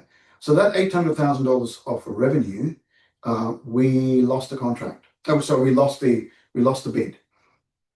So we submitted a tender response. So did our main opposition in this field, plus a few others, and we lost that bid. We lost that tender. We lost that contract. It was substantial, $800,000. What do you think is the first thing we did when we lost that, when we heard that we didn't win the contract? What is the first thing we did? Sought feedback. Or That is probably actually- cursed. You probably cursed first. We did. We didn't cry first and then get feedback. No, we sought feedback. That's the first thing we did. Every contract that you lose is invaluable feedback for you as a business. Now, that particular contract required us to provide a project risk document. And I think there was actually a specification of call out the top 5 to 10 project risks. And I think it said 5 to 10 or 7 to 10, something of that nature. And that was the feedback that we got. We lost because the way we convinced the reader, don't forget, there may be some pre-tendering meetings and then tender submission meetings, and that's more for the buyer to clarify what you've submitted. Then they do their analysis. And in the analysis, and through the analysis, we found out that we lost the contract because our opposition, the people that won the contract, who I say opposition, they're actually collaborators with us in a different context, but they're the ones that were the opposing bid. They won because the way they articulated how they will manage and mitigate schedule risk was different to us. We said we have a team, and we have a team of, and our team flexes very similar to Jenny. Our team flexes between 8 full-timers to 15 full-timers plus contractors who are trusted contractors of ours. And we demonstrated how we could do those 59 pieces of work with 59 different businesses between February and May, and what our schedule is going to be, how we would manage work health and safety and fatigue, how we'd manage the quality, how we'd manage variations. That was all pretty clear. But our schedule risk analysis was not good enough. That's why we lost the contract. Let's not forget schedule risk. And for you to highlight how you're going to manage schedule risk is an invaluable thing to do. What that drove for us as a business is we've got a risk register. And to be honest, all we do in that risk register and all of the risks that we articulated for this contract are in our risk register. And so what we did was we extracted those 7 or 8 risks that we thought would be the best. But we thought we had a very robust risk register and risk mitigation plan. What losing that contract actually told us was we're not as robust as we think. We're not as strong as we think. So that gave us a big learning, but please note, I know it's only 2 words, schedule risk, but how you manage risk controls and demonstrating that is absolutely vital. Evidence of past performance in project summaries. We've already talked about that when we talked about capability statements. Financial credibility signals, including your insurances, your bonding capacity, your financial statements. In particular, if the buyer can grasp all that in 2 to 3 minutes, then you have a chance. Financial credibility is now assessed at pre-qualification, by the way, before you get to the tender evaluation. It's actually assessed at pre-qualification. Don't get me wrong, I'm talking about the larger contracts. I'm talking about the $2 million contracts, the $10 million contracts, the $100 million contracts.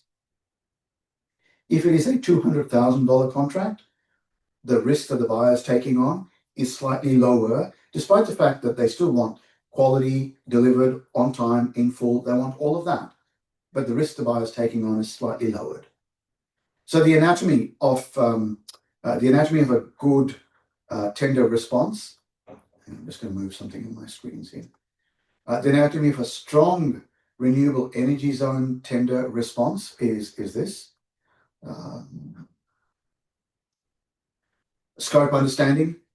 Please read every page, address all the requirements. Do not skip any requirements. Address all the requirements. Even if there are aspects of a requirement that you're not able to fully meet, call it out.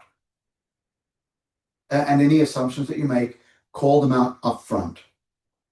Delivery approach. I'll give you a bit of insight. See where it says res specific language? I'm going to give you a very, very simple example of what that means. I'll stop sharing the screen. A couple of you on this workshop will already be familiar with that slide, because I used that same slide in March when I was delivering workshops in Dubbo, Mudgee, Forbes, and Orange. I used that same slide, and I'm giving you a very simplistic example. I used that same slide in Hay and Griffith when I did some DPID workshops. And I'm using the same slide now.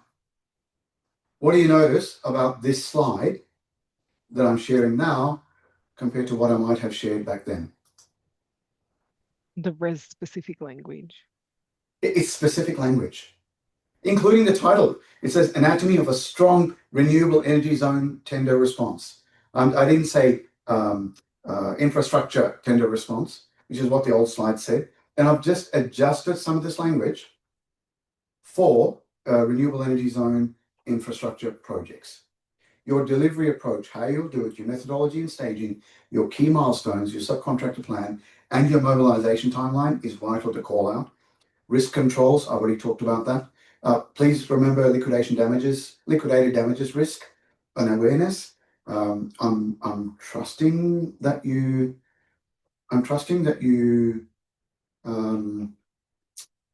you know what liquidated damages means. It is literally the damages as a result of delay in project. Damages meaning the fees that you're going to face as a result of delays in project.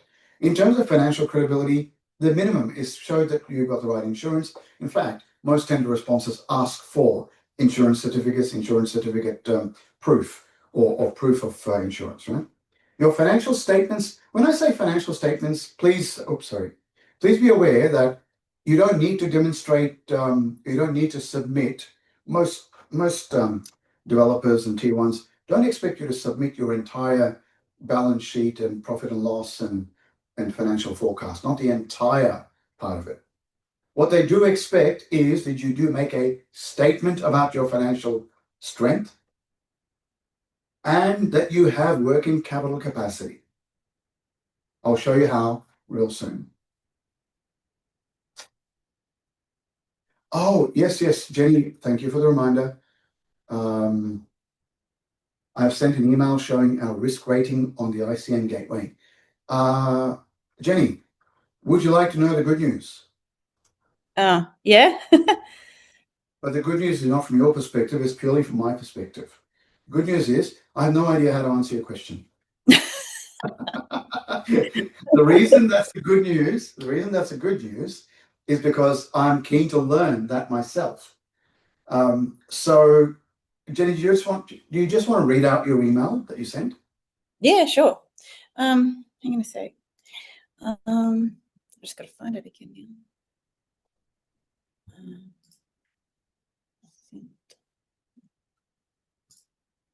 Oh, okay. So yeah, I wanted to show something because I've got a subscription, the ICN Gateway, and it actually displays our risk rating.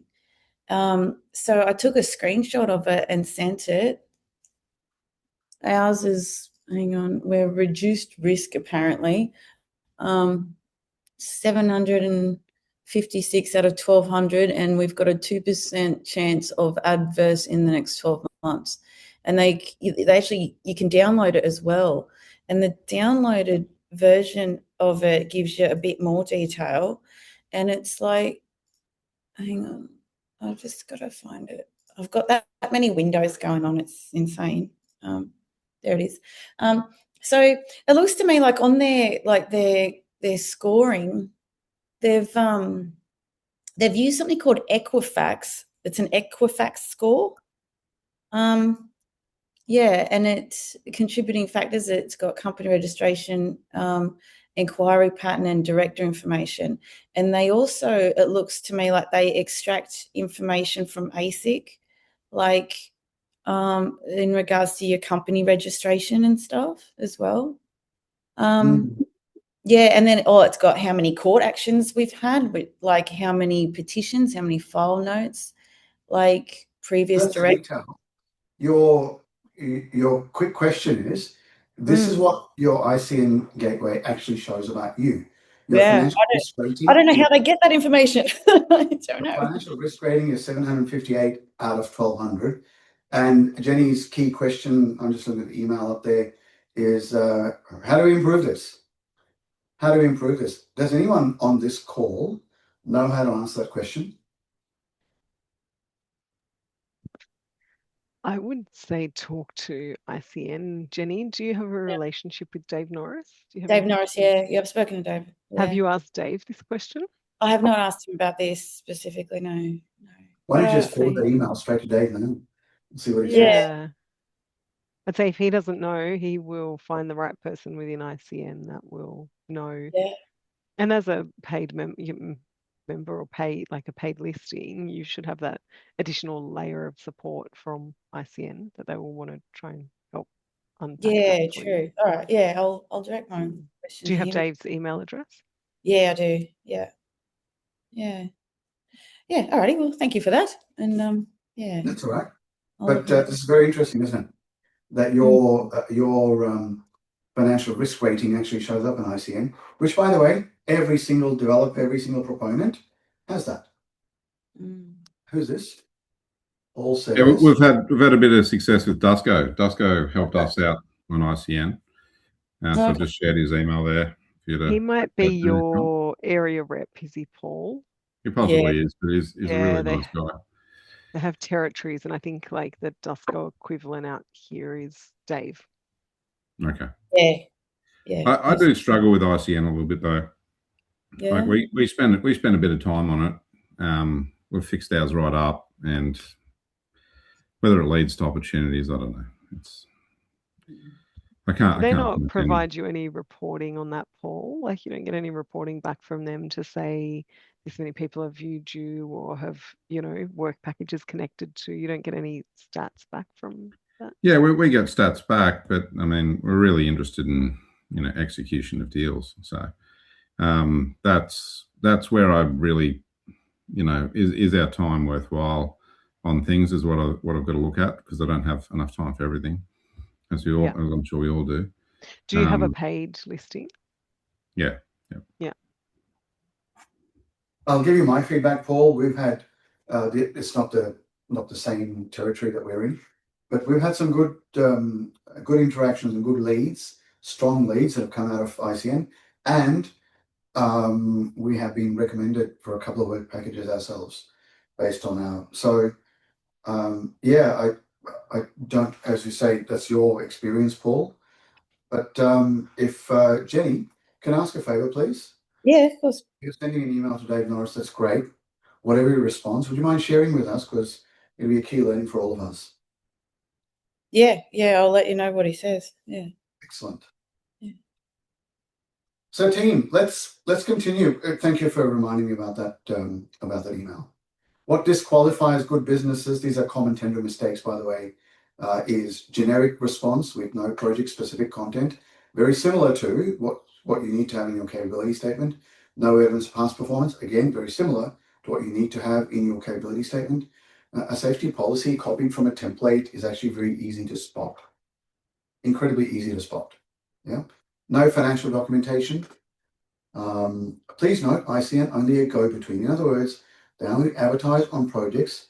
One then submits an EOI and waits from the buyers. So, yeah, that's ICN is good to show you the opportunities. It is up to you to go and apply. So, good to know. However, Avinash, ICN does also help with recommendations. Yeah. So, if you have a good relationship with your ICN territory manager, then there is a chance that you could be recommended. Responding on price alone is a common mistake. Ignoring the evaluation criteria, of course, no capability statement or a very weak one. You know, when we say evaluation criteria, I haven't seen this often enough, but I do believe that the larger tenders, larger value contracts do tell you what the evaluation criteria are and what weighting each of those criteria has. And you will find the price only accounts for about 10 to 25% weighting. I say 10 to 25, 15% weighting on price is quite common.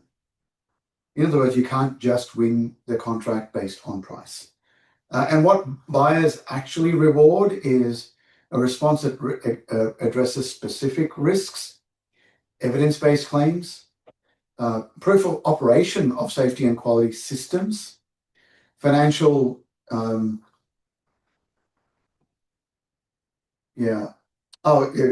Avinash says, I have met Dave Norris once a week for a chat. That's good. He does provide contacts and talks to buyers about me. And again, wait if the buyers come back. Okay. That's good to know. Good to know. Financial credibility displayed up front and clear articulation of the risk that you reduce. And again, professional structure. I'll try and avoid using marketing language, okay? Generic statements. Here's your next activity. This is activity number 4, a tender readiness diagnostic for yourselves. I'll show you what it looks like. I'll give you some specific instructions, but high-level instructions. I'll work through each of the items, mark them as tick if you're confident that you have it all, 0 or O in progress, and X, I'm not ready. Pay particular attention to the financial documentation section. And just put a star against 2 gaps that would most reduce your chance of being shortlisted and identify one of them to improve. Let's have a look at the activity. Activity 4. I used to have a button on here that put it all up on one page. There are 1, 2, 3, 4 sections. In each of these sections, and this is what I recommend you do, work along the status column. Work along the status column and either put a tick, you're fully ready for that. Ready meaning you're audit ready. You'd show anyone how good you are at that. In progress or not ready. So go ahead and if you want, I know I haven't sent you an editable PDF, but just on a piece of paper, make a note for yourselves. Each of these, is it a tick? Is it a circle? Or is it an X? Just do that first, and then you'll select your gaps. The gaps that you'll work on first, which is, by the way, on the next page, what are your 2 priority gaps? Leave you with that for about 5 minutes. Just go ahead and put ticks first, or ticks or crosses first, and then go to the next page.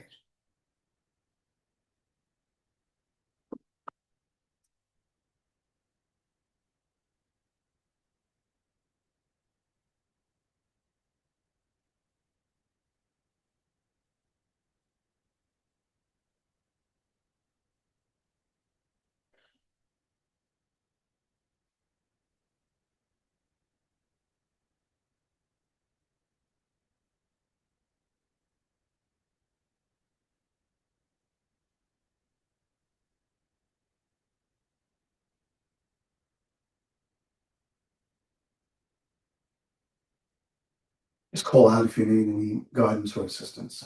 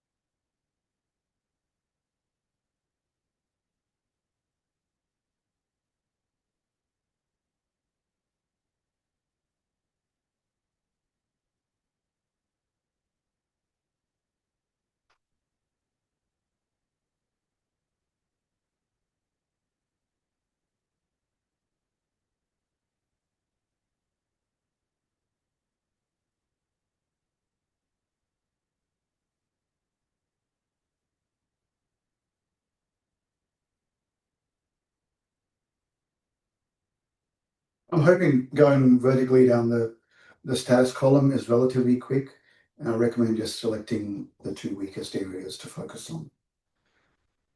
Avinash, you're done with that?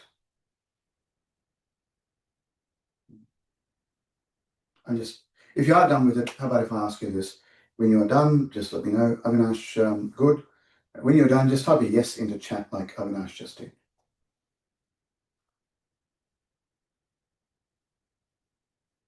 Thanks, Ken.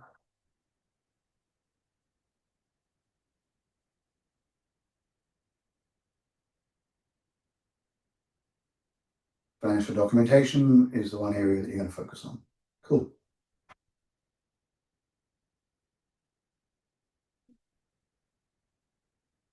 I find these checklists are a neat little reminder of what we ought to have in place, and it's just a self-check as to whether we do have that in place or not. See Jenny typing something. Paul, I'm hoping for your maturity of business, most of them are in place. So what do I mean by that? I mean, when it comes to the team, I'm on page number, what's this page number? I think it's page 6 of your workbook, which says tender readiness diagnostic, general documentation, safety and compliance, financial documentation, capability evidence. I imagine that you're relatively mature in all of those, Paul. Yeah, we are. Yep. Jenny says her areas are job costing process, cash flow forecast maintain. Okay. We will jump into job costing, and there's one key mistake that I find in job costing, and I'll show you that there is also a job costing spreadsheet that I've developed, which I'd love to share with you. I'll show you what it looks like, and if you're interested, I'll attach it to the email tonight. So you've called out what you would like to improve, and Paul as well. I'm sure there is stuff there that's a good reminder just to have a relook at. Ken, what about yourself? What areas do you think are the 2 areas that you'll most likely focus on?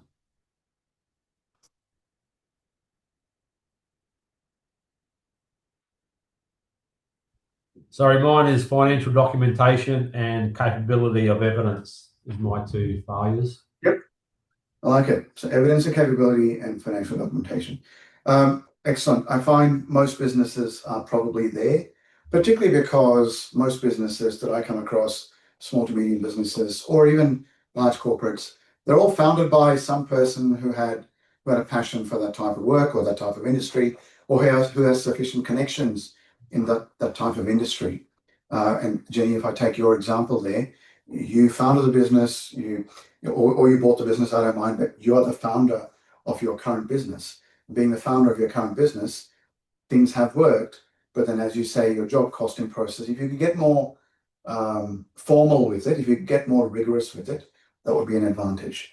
And your cash flow forecast maintained would be a good advantage too. Alrighty, so let's have a look at the next segment. I find this next segment is quite eye-opening because it delves into financial discipline and contract readiness.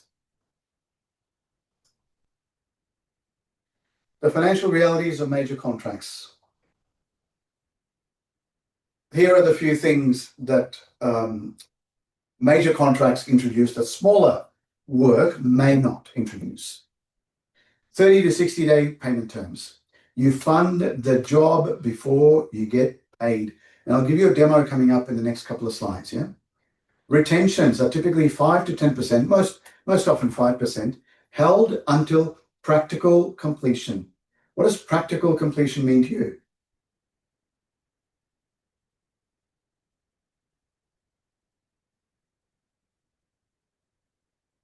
Handover. Is it just handover? I find practical completion is not only handover, it is handover plus the period of time where you need to prove that whatever you've delivered is robust.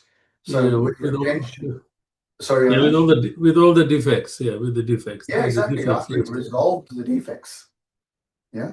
So it's handover plus the period of time. Typically that's 6 months or 12 months.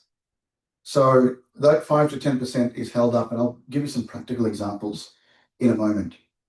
Your monthly progress claims paid 30 to 45 days after submission. So if it is a 30 to 60 day payment terms, you could be getting your money. For example, if you were to submit an invoice on the first of any given month, 60 days later is the earliest it'll be processed, potentially up to 75 days if it's a 60-day terms. Yeah. Variation delays. The gap between your first cost and your first payment is where most businesses get into trouble. And you need to plan for that gap before you sign, not after.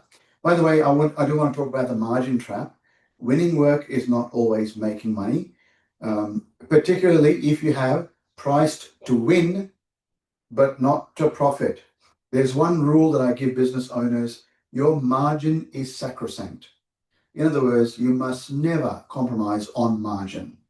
Now, whether you want that margin to be 15% or 20% or 25%, pick a number and never compromise on margin. There's a difference between margin and markup. I'll bring that up in the next slide. There's a very clear difference between margin and markup. Variations eat away your margin, particularly if they don't have formal approval. Rework. Quality failures actually cost you twice. Once to fix, and the second cost is your reputation damage. Labor blowout. If you are not maintaining a tracking mechanism of actual labor versus forecasted labor, or actual labor versus budgeted labor, and you need to start tracking that early. If you're not doing that tracking, then you may not know where you're out or what's eating away into your margin. And of course, keep in mind payment delays due to retention, etc. Financial discipline actually protects your profits. Markup versus margin. Who knows the difference between markup and margin?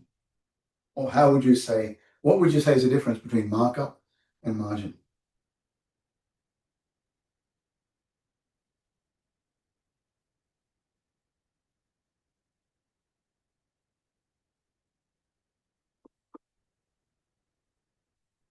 Any suggestions? What's your understanding of the word markup versus margin? Margin is include project cost. You mean project price? Margin is included in the project and pricing. Is that what you mean, Avinash? Yeah. Markup is, so there are two ways: extra money on product, and margin is your profit. Yeah, just be aware. I want you all to grab a calculator. Grab a calculator, please. And using that calculator, I want you to do a calculation. Imagine that my costs of providing the service cost is $100. If I do a 20% markup on $100, that is $120. That is a 20% markup. Okay. Now I want you to imagine that What you want as a margin, not as a markup, what you actually want for your business as a margin is 20% margin. What I want you to work out is what is 20% of $120?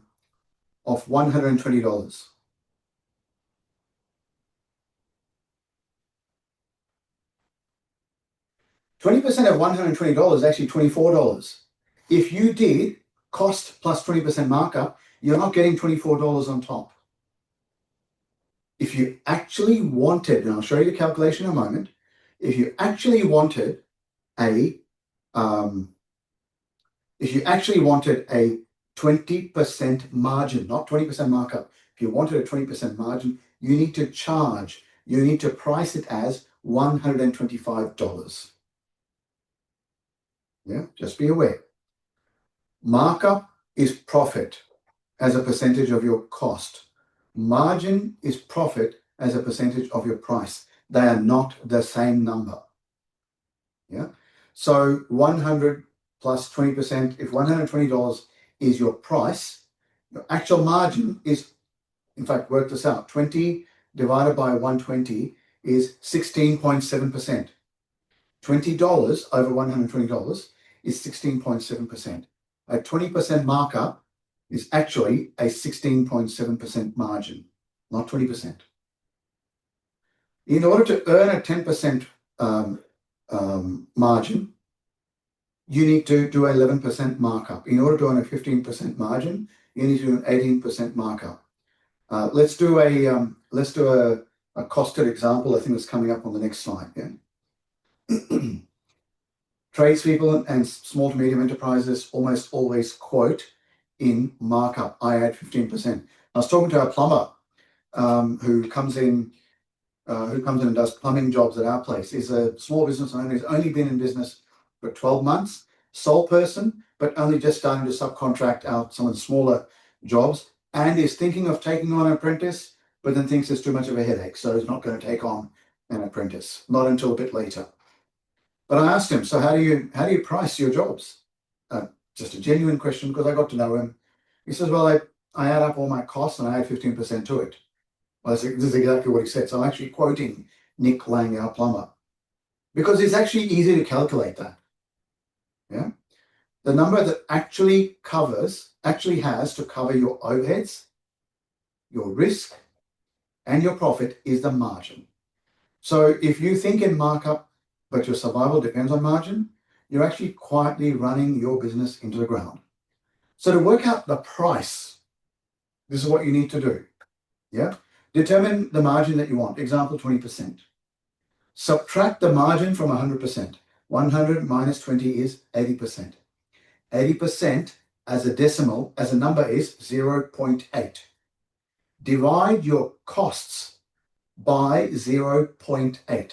So if my cost is $150, yeah, and I want a 20% margin, 150 divided by 0.8 is $187.50. So I need to be charging, in terms of price, $187.50. That is the margin that I'm aiming at, not $180. Okay, $187. Just be aware. All right. In fact, I should have said not $170. My bad. It's a typo there. Any questions? Hoping that's relatively well explained.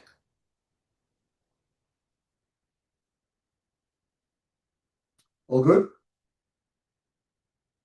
Assuming, yeah, 24, Jenny, was the right calculation there. Yep. Hang on, I'm missing a couple of comments. Jenny said, markup is the percentage of your cost added to give you the price. Margin is a percentage of your price, that is profit. You already know this, Jenny. Markup is variation. Jenny says 24. Yeah. And most businesses, by the way, read the price and few read the risks. Please remember, these are the 5 contract clauses that matter the most for you if you want to maintain your cash flow and assure yourself that your business will continue to be able to deliver. Yeah. Payment terms, when does the 30 days start is a key question. Usually from the invoice date, approval date, or end of month. Which one is it? You need to ask. But if you submit an invoice on the 1st of the month, your payment, if it's a 60-day term, is a fair way away. But submitting your invoice at the end of the month, you'll get paid by the end of the next month if it's a 30-day payment terms. Yeah? Your retention, what percentage is held? When is it released? And what triggers the release? Read that very carefully in the contract. Variation clauses, what counts as a variation? Who approves it? What happens if it's disputed? Read that very carefully. Liquidated damages, if you miss a milestone, what is the financial penalty per day? Work it out. And that might be a good impetus for you to set up your system so that doesn't happen. Now, I know sometimes you can't avoid it, but if you can set up your systems to mitigate that risk, you're getting ahead of the game. You're being proactive. Termination rights, under what conditions can the buyer terminate? And are you paid for work up to that date? Key questions. And here's a rule of thumb. If you wouldn't sign a lease without reading it, don't sign a contract without reading it. How do you manage long payment terms? Some practical strategies. Long payment terms are standard in major infrastructures.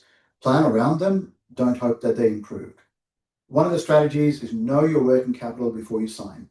Your monthly project cost multiplied by your payment lag in months is a minimum cash you must have on hand. So if your monthly project cost is $100,000 and your lag is 1.5 months, you need to have a minimum of $150,000 on hand. Strategy 2, invoice early and accurately.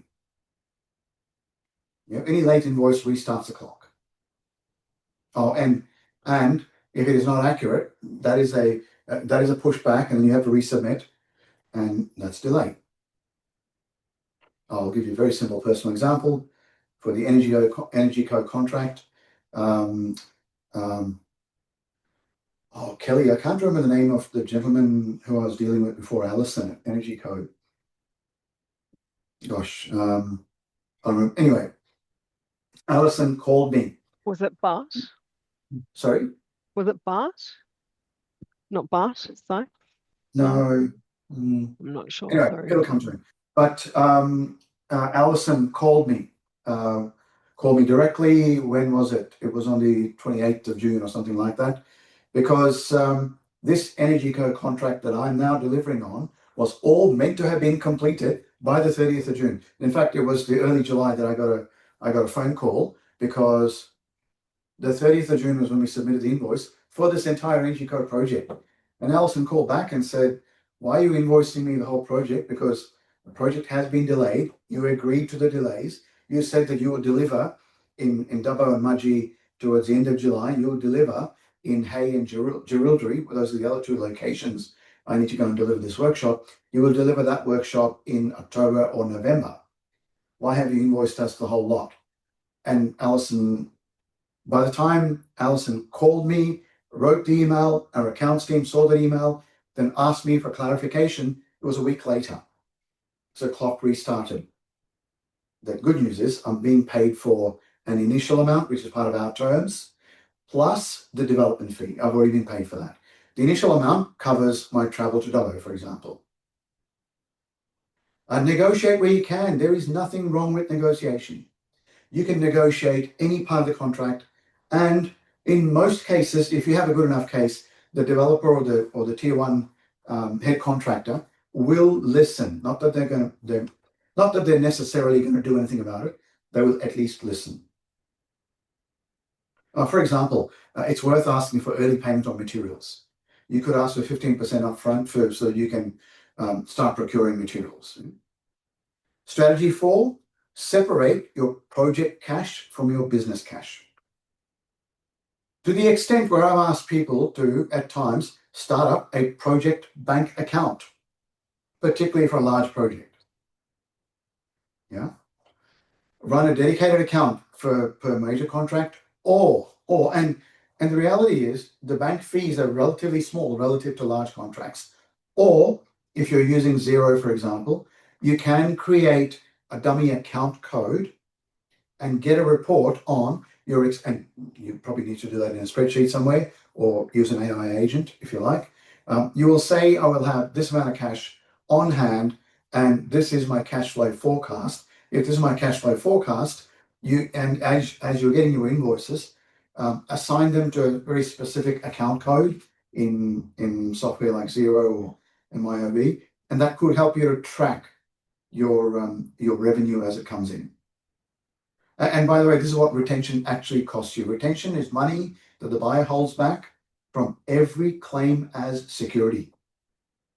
Yeah, and you have earned it, but you can't touch it. So, for example, a 5% retention on $1.2 million is $60,000 of your money held often for up to 12 months after handover of the job. And how retention typically works is half of it is typically released on practical completion when the job is finished, and the other half is released at the end of the defects liability period. So you might get back $30,000 at handover, but the remaining $30,000 will be after you've, and typically that's about 12 months in, after the end of the defects liability period. Yeah. Now, the bank guarantee can sometimes replace cash retention. That's worth asking for. But ask yourself, can my business operate for a year with $60,000 that I can't gain access to? And price retention into the job, and price the retention into your job, by the way, and diarise and into your cash flow considerations. And yeah, unclaimed retention is pure lost profit, so please make sure you claim it. Tracking margin while the job is running. Job costing is tracking the actual cost against your estimated cost in real time. Without it, you only discover that you've lost money after the job is done. But here is what I recommend you track on every single project: labor hours, material costs, subcontractor costs. Now, if you're used to running the P&L for a business, these should be second nature to you, that you're already monitoring these. Your subcontractor costs, your overhead allocation, and a variation register for any approved scope changes and their approved value. And if you're not reviewing job costs against estimates weekly, then you're probably flying blind. Yeah. A buyer, by the way, who asks, can you show us your cost tracking, wants to know you won't run out of money mid-contract. And there's a classic example that I use of, and I know that most buyers are in that mindset. Classic example that I use, I've grown up in automotive, and has anyone here had any dealings with automotive, as in automotive manufacturers like Ford or GM or Holden? The automotive land is a very interesting and tough land to be dealing in. And in automotive land, a supplier contract with a tier 1 supplier to Ford, for example, or GM or Holden or Mazda or Toyota or pick any major producer, their tier 1 contracts read like this: you'll give me a price and I agree to the price. You will also agree to, year over year, for the next 5 years, reducing your price by 2.5% year over year, irrespective of CPI. That is a typical tier 1, Avinash is shaking his head. That is a typical tier 1 supplier contract. That you promise me a price, and you also promise me year over year price reduction for the next 5 years. Jenny, how would you feel if that is a contract you're about to sign? Yeah, I don't know. That's weird. That is automotive land. That is automotive land. If you're going to be a tier 1 contractor, not that any of you are planning to be, not that we have any automotive manufacturers in Australia, right? There aren't any left. But if you were to become a tier 1 contractor to automotive land, you'll be required to pass on a price reduction year over year. So, Pat, would they be doing a forecast and include that 2.5% over 5 years? Well, let me ask you a question. I left Ford and I joined Sumitomo, who was a tier one contractor to Ford, yeah, and to Toyota and to GM, yeah.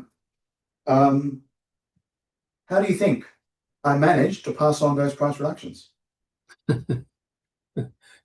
You built the 2.5% for the next 5 years in your total cost. Yeah, if I did that, and so did you, Avinash, and so did Jenny, and so did Paul, I'm competing against four of you Yeah, who are yeah. also doing, you know what I'm saying, right? I could Mm. lose on price if I did that. So how did you do that? We were forced to find cost, well, two things. One is I was a tier one contractor, supplier. I had tier twos and tier threes supplying to tier twos. What do you think my purchasing contract with my tier twos looked like? Discount. Not discount. I asked for a 2.5% price reduction year over year from my tier two contractors. That's what I'm saying, yeah. That's how you negotiate it, huh? So you negotiate, so you manage it. Now, the way I passed on price reductions, because not only are my suppliers costing me money, but my business is also costing me money, right? So what I was forced to do in automotive land was productivity. I managed a business, it was a $110 million business, where I asked our team to find at least a 5% year over year cost reduction in our cost base. If I gained a 5% cost reduction in our cost base and I pass on 2.5% to Ford Motor Company, I'm still left with 2.5% that I didn't have a cost base off last year, so it improved my bottom line. Now, the reason I'm telling you the story is because in automotive land, different manufacturers had different attitudes towards their suppliers. I will be honest with you, GM, in fact, GM to this day, don't really give a crap about their suppliers. I'm saying this on record. If there's any people from GM watching, that's the way it felt when I was in supplier land. And so when I had, in fact, I hardly ever had senior management from GM visiting my site as a tier one supplier. And if they did visit my site, it was usually to tell me off. Or if they did visit my site, it was first question they would ask is, yeah, why haven't you fixed it yet? That's GM. When Ford visited my site, the usual conversation when Ford visited our site is, I hope you're doing well, and I'm still looking for that report that I was asking for. I'm sure you'll get to it. But mate, I need the report. That's Ford's attitude. Toyota's attitude was completely different. Toyota would first start with gratitude. They would say, thank you for having us on your site. It doesn't matter whether it was an intern engineer or the deputy general manager of overseas production and engineering visiting me from Toyota in my site. Thank you for having us. Then the first question they would ask us is, are you making a profit?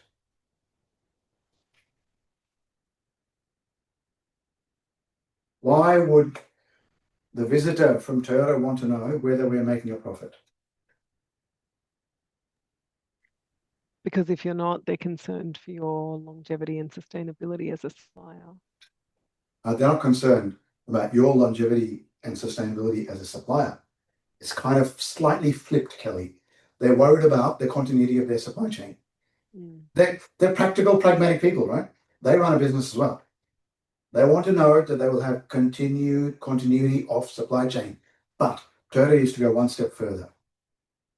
Where Ford would send you help if you're desperate, what Toyota would do is ask you that question every single time. Are you making a profit? And if the answer is, we are struggling at the moment because of whatever reason, they will send you one of their industrial engineers for 1 whole month.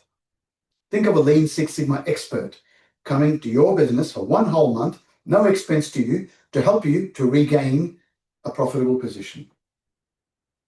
In fact, before they even sign you up, it's the same supply contract, 5 years, year over year, cost reduction, but we will help you to set yourself up right. They would invest in every supplier, one of their engineers, for 6 whole months before you start supplying product to them. No charge to you. You only had to pay for the engineer's travel from Japan to Australia and 3 trips back home. And you had to pay for 6 months accommodation. And you had an engineer. Yeah, Ken, absolutely. It was actually cheaper to do that than find another supplier. Absolutely. That's why they invested that amount of money. Yeah. And the question is that because the product mold has been built and then it is a matter of manufacture? Sort of yes, sort of no. It was simply a way of tightening productivity as things went along. But yeah, it was for continuity of supply chain. And in that high volume manufacturing environment, it is absolutely necessary to assure your continuity of your supply chain. But here's the deal. I do know that any major infrastructure buyer who asks for your cost tracking actually wants to know that you won't run out of money mid-contract, which assures them continuity of their supply chain. Yeah. So kind of working on your behalf by asking a question, asking you to think about that question. And also, do you know your overhead recovery rate? Every hour your team works must cover more than wages, carries a slice of rent, insurance, admin, vehicles, management. Overhead recovery rate equals your annual overheads divided by your billable hours. The dollar per hour you must recover before any profit. That's what it means. So you need to cost into your business labor plus overhead for every hour of work that's done. So your annual overheads are $180,000. Your billable hours are $6,000, 6,000 hours per annum. Billable hours meaning there's 6,000 hours of your team providing products or services. Yeah. Your overhead recovery rate is one divided by the other, which is $30 per hour. So there's labor plus $30 per hour is your cost of labor before you make a cent of profit. And if you charge below that, you'll be losing money quite consistently. And most SMEs, by the way, small medium enterprises that lose money on large jobs, never really took into account not only the overhead rate, but variation in your overhead rate will hit you. So just be aware. Yeah. It says fill in the 2 numbers on your worksheet. We'll get there in a moment. But what buyers expect to see as a minimum is your current insurance certificates, public liability, professional indemnity, workers' comp. Unless you're a sole trader, workers' comp needs to be built in for any workers that you have. Up to date. Now I say unless you're a sole trader. I was a sole business owner. In other words, I owned a proprietary limited business and I was the sole director and sole worker in my business. I contracted out various contracts, but I had to pay workers work cover insurance for myself. Yeah. Up to date financial statements, your P&L balance sheet in the last 12 months. I don't know if you'd share your balance sheet. There are some cases where that could be called upon. I do know that at Ford Motor Company, when the value of the contract went beyond, I think it was beyond 25 mil or something like that, we would ask for P&L balance sheets just to show strength in, just to show your financial strength.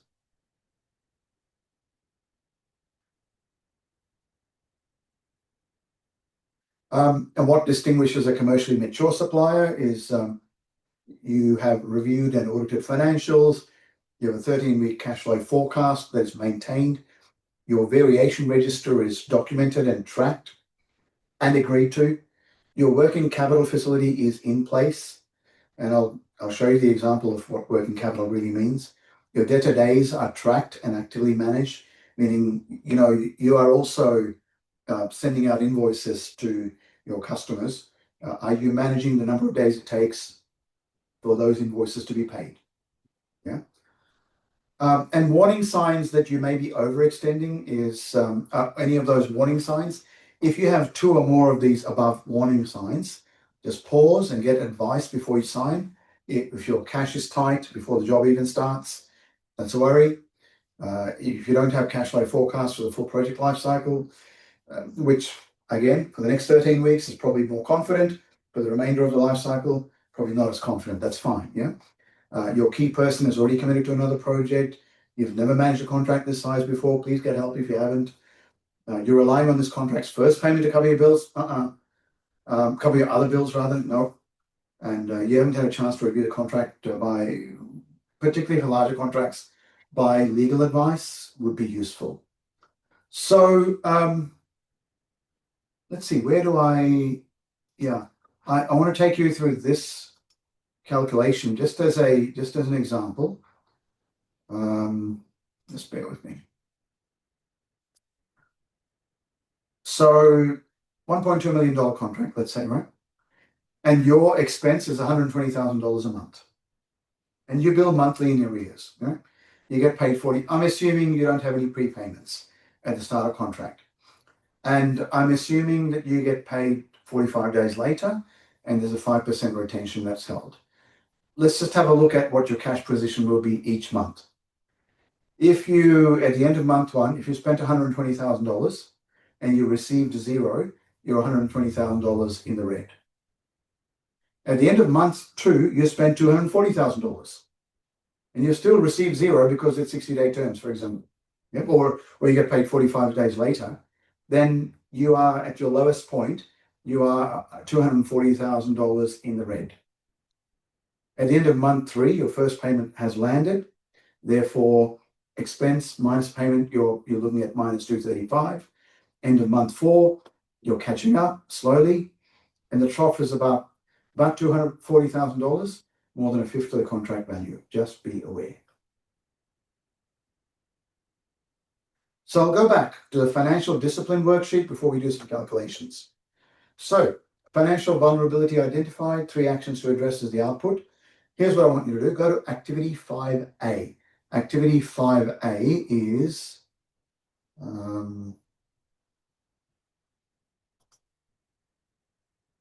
activity 1, 2, 3, 4. Activity 5A, you are simply looking at your financial disciplines and you are going to put some bullet points. Just use bullet points. How are you currently managing cash flow forecasting? And the answer could be poorly, or it could be we're doing it using a spreadsheet, or it could be using built-in Xero apps, or whatever you want, right? Job costing, invoicing and data management, retention tracking, variation managing. How are you currently managing these areas?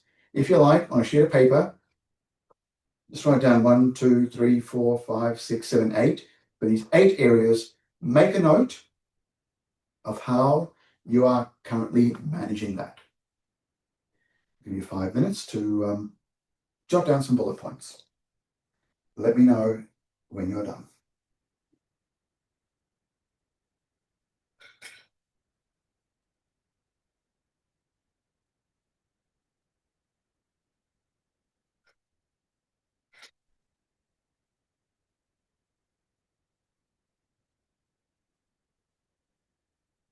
No worries, Kelly.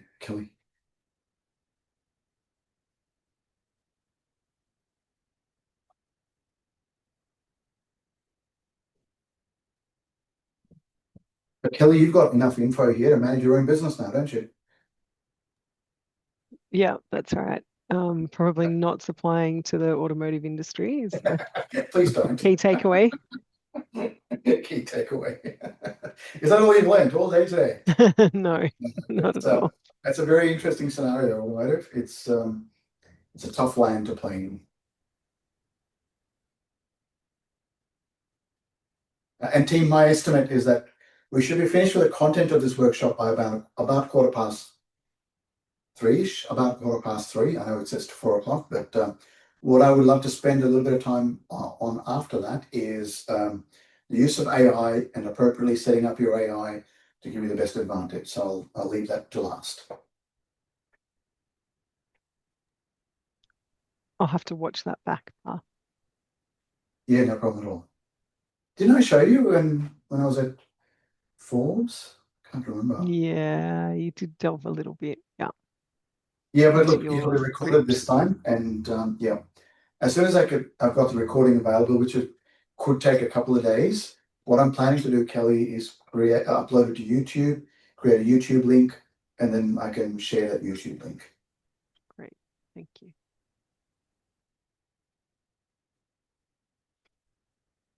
The only unfortunate part of the recording is there was about a 5-minute conversation with Angela Shepherd. I didn't realize the recording was still running. It was at lunchtime. All it had on screen was a clock. And Angela came in and said, "How's it going?" And da da da. And I said, "Kelly this and Kelly that, and Kelly said this and Kelly said that." And yeah, so unfortunately, that's all in the recording. Were you Really. unmuted? What's that? Were you unmuted? I was unmuted. No, I Ah. was. No, I wasn't. I was muted. So I don't think it recorded much of that, but.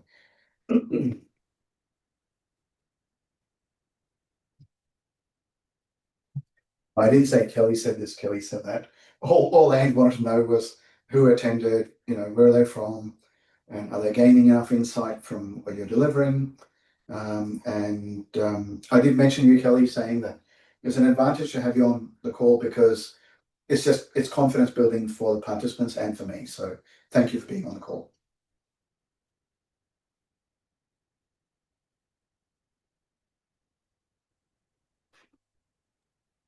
My pleasure, Path. Sorry, I just multitasking. I can imagine. Team, I trust you've made some quick bullet point notes about how you're managing these. And at the bottom of this worksheet, you'll notice it says, if you wanted to work on one financial vulnerability, what would that be? And what are the 3 things you could do to work on that?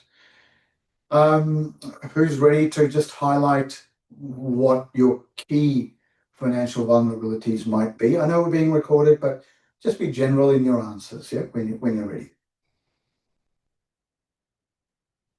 I've got some answers to the questions. Yeah, go ahead, Ken. And while others are completing it, go ahead. We use Xero and Smate, which helps with our cash flow. Mhm. And our job costing, actual versus estimate, is Smate and Xero as well. So they're both really good tied together, give us an understanding what's going on. Mhm. On jobs that we do, when they go over $1,000, we ask for 50% upfront. Excellent. Our retention tracking is done by admin, so we're constantly loading. The guys are constantly loading information to the Smate, and it comes back to admin, so they can update it all the time. So it keeps us understanding, where we are with Sorry, Ken, could I just interrupt? You're using Xero and what else? Smate, Service Mate. Right. Yep. Financial reporting, the P&Ls are done through Xero. Mhm. And we've just changed our accountant, and the guy is going to start helping us reading that better, our P&L, so we can get more accurate with it.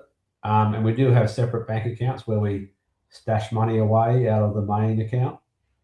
And our insurance is paid monthly, every month, so it's just constantly going all the time.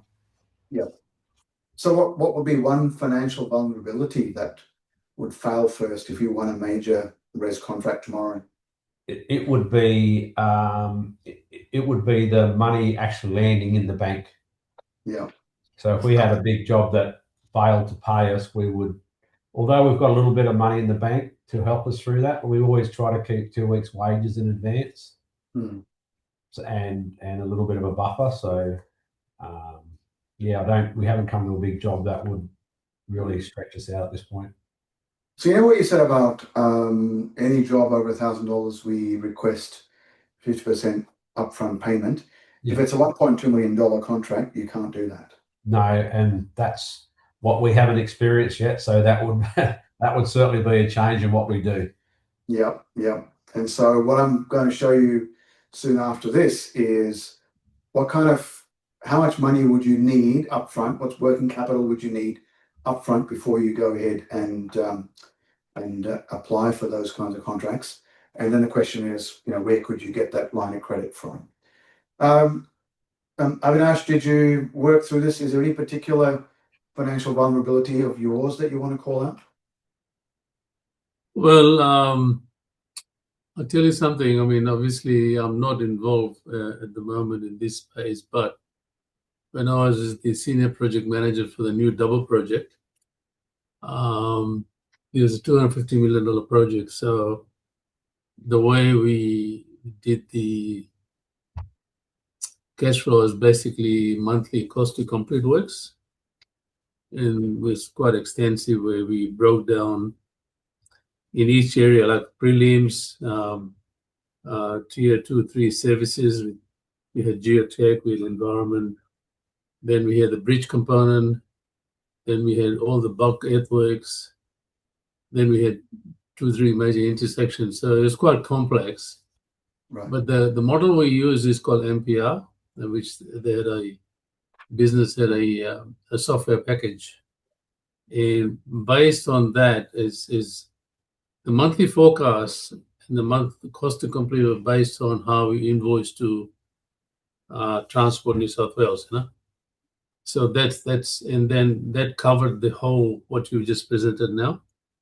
But however, there's one thing that was missing in this whole project was which is quite interesting way, which I'd like to share with you, is we didn't have a baseline schedule. Right. I'll tell you why. Because we didn't have the baseline agreed schedule, we struggled to do an extension of time. We struggled to do the variation because the goalpost kept on shifting, right? And because we didn't have that, we were struggling to find out what was the EOT because the scope has changed. The pilings of the bridge extended to 5 kilometers, right? And because we didn't have a agreed baseline, we cannot say whether there's a 50-day EOT or 50, 60, 70. And we are going on this whole exercise for 8-9 months.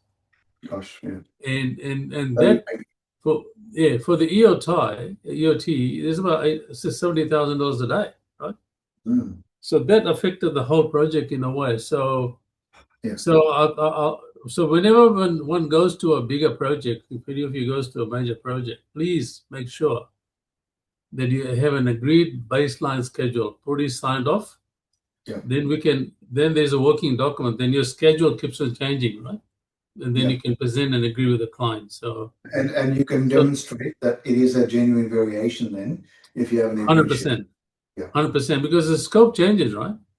And on the construction project, remember one thing, you know the designers of the project, right?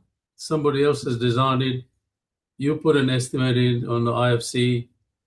You got the value. You won the contract. But the first thing you got to do is to have a signed baseline schedule. It's a big must. If you don't do that, then you'll be struggling because the client is in a GC21 contract with Transport New South Wales. That favors them, right? Then it always says, I don't know about the REST project. I'm pretty sure in a similar line because it's all part of New South Wales government, right? So guys, therefore, getting that baseline schedule locked in and agreed to is vital. No, good point. Absolute must. Let's go back to financial discipline and what I heard you say is that right now you can't speak to which of these is your key financial gaps, but I have the experience. Because I'm running my own business. We haven't got these major projects like that quality. Our projects are very straightforward at the moment. We do a lot of design work, so it's very simple to manage it monthly. Yeah, fair enough. We just do the scope, we do an estimate, we get the job done, and we invoice, we get paid. So it's not as complex as what I've just spoken about, Yeah, I hear you. Particularly when you have materials and you have equipment that you need to amortize into your pricing, that's a different ballgame. I'm going to show you something that might be very useful for you. Jenny, is there one thing that stood out for you from just reading through this?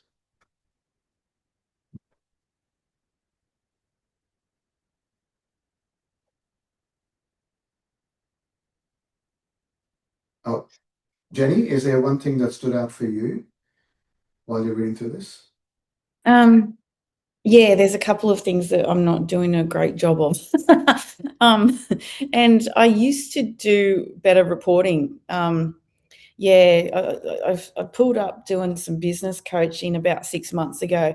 But while I was doing business coaching, like, I was doing the cash flow forecasting, and I just haven't been for about 6 months. And job costing the exact same. I was like, they commended very much when I was doing business coaching on how good my job costing reports were. Everyone was amazed, but I haven't done them since. I really need to do those. The other ones, Sorry, go ahead. working as well, but those are the main ones for me. Yeah. So what was the other one you said? Oh, there's other ones as well, but they're the main two. Okay. Like, the variation management as well. Like we've put things into our terms and conditions recently to cover us, like if there's extra work and that. Yeah. But yeah. That's good. So while we're here on the topic of Paul, I'm not going to ask you that direct question that I've asked others, but while we're here on job costing, I've shown you this. But the question of can you afford a contract is an interesting exercise to go through. I'm going to request something, if you don't mind, everyone. I'm just going to request a short break. Ken says job costing for us as well, especially quotes that run over. I'm going to request a short break, and then let's look at some examples of job pricing that I can show you, but also look at an example of how much working capital you may need to start with before you commence the contract. So I will start my timer up again, and let's do a 10-minute break, everyone. Is that okay? Let's do a 10-minute break. Let me restart my timer.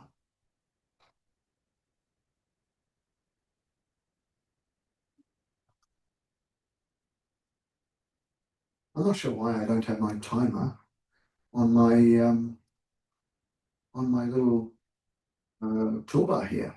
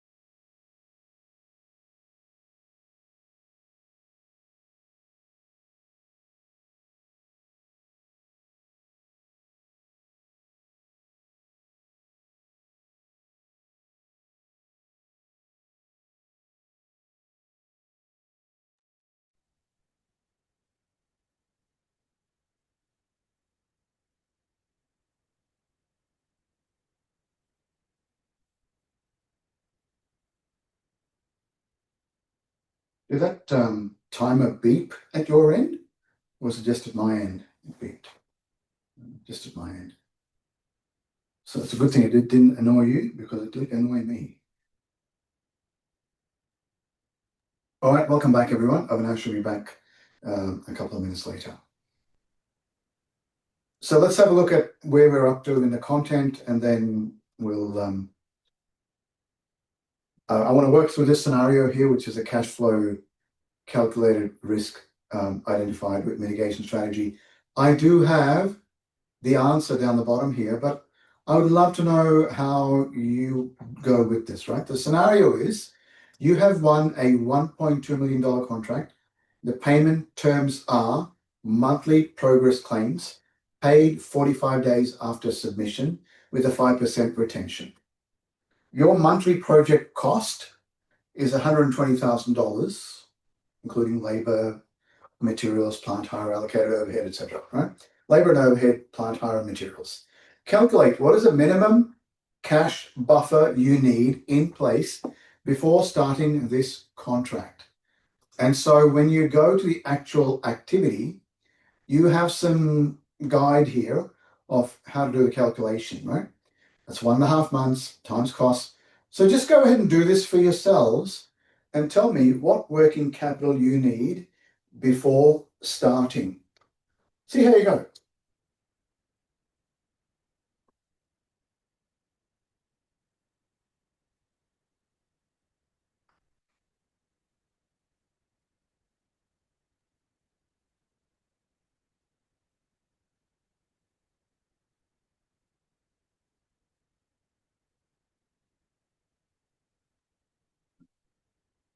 Sorry.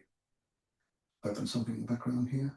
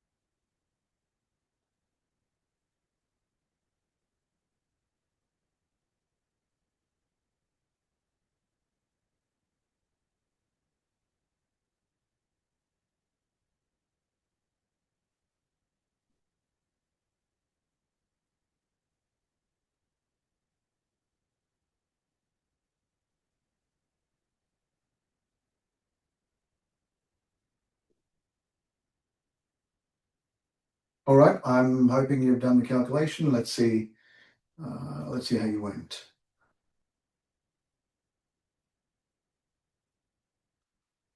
Let's come back to here. So let's do the calculation, right? So the minimum cash buffer you need, I think I have an editable version of this same file that I'm using in the background. Let's see what it looks like. So I need a minimum cash buffer of 120,000 times 1.5. That's $180,000. All right. The retention held at 6 months is 5% of $720,000. 720 times 0.05 is $36,000. So the minimum cash buffer I need as working capital before starting this project is $216,000. Now I've got the same thing in my slide notes. So if I was to show you my slide notes, you'll see it. $216,000 is just a floor.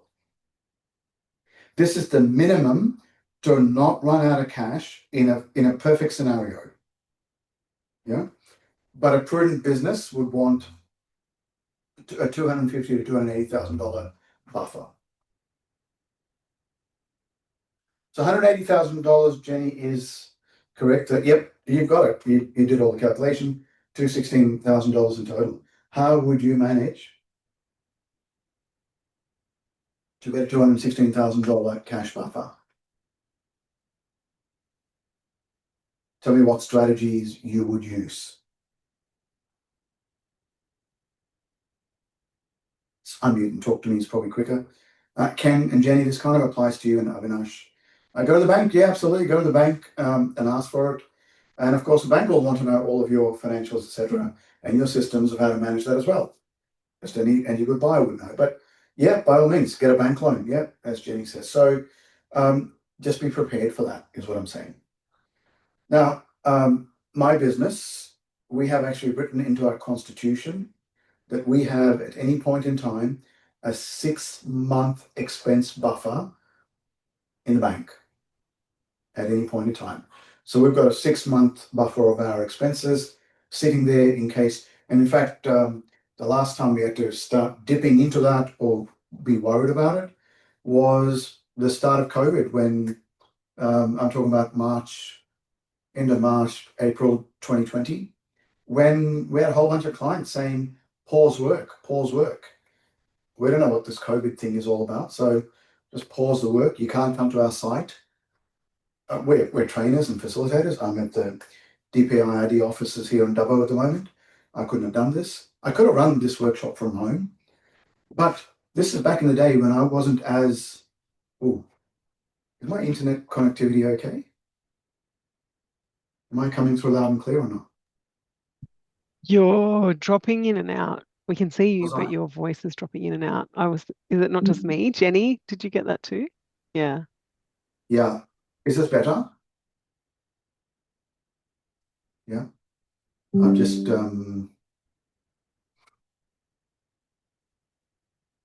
okay. So just reconnected my phone.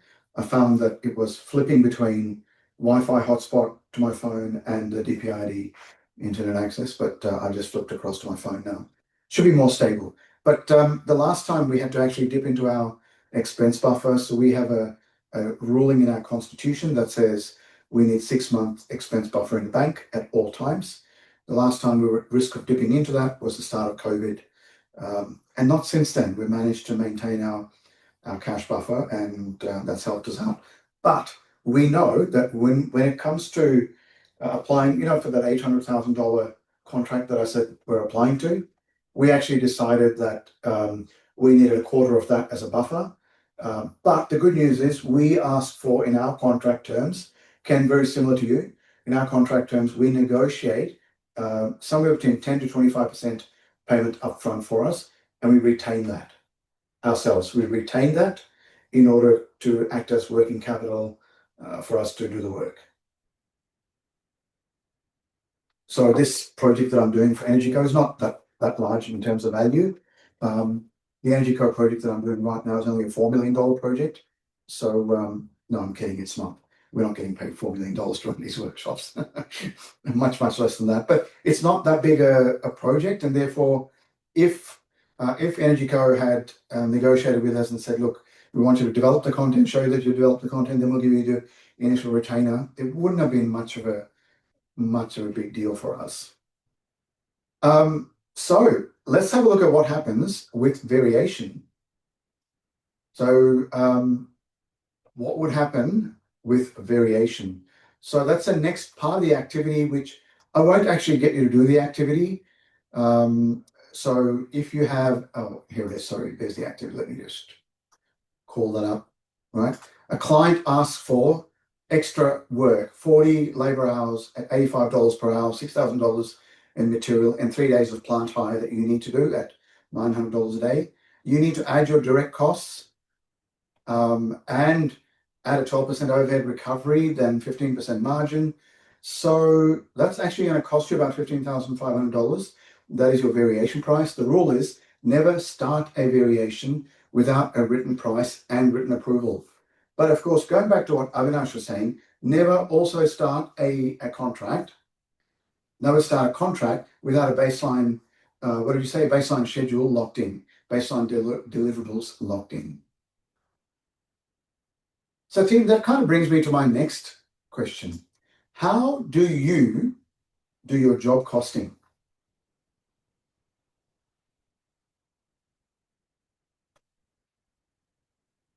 How do you do your job costing?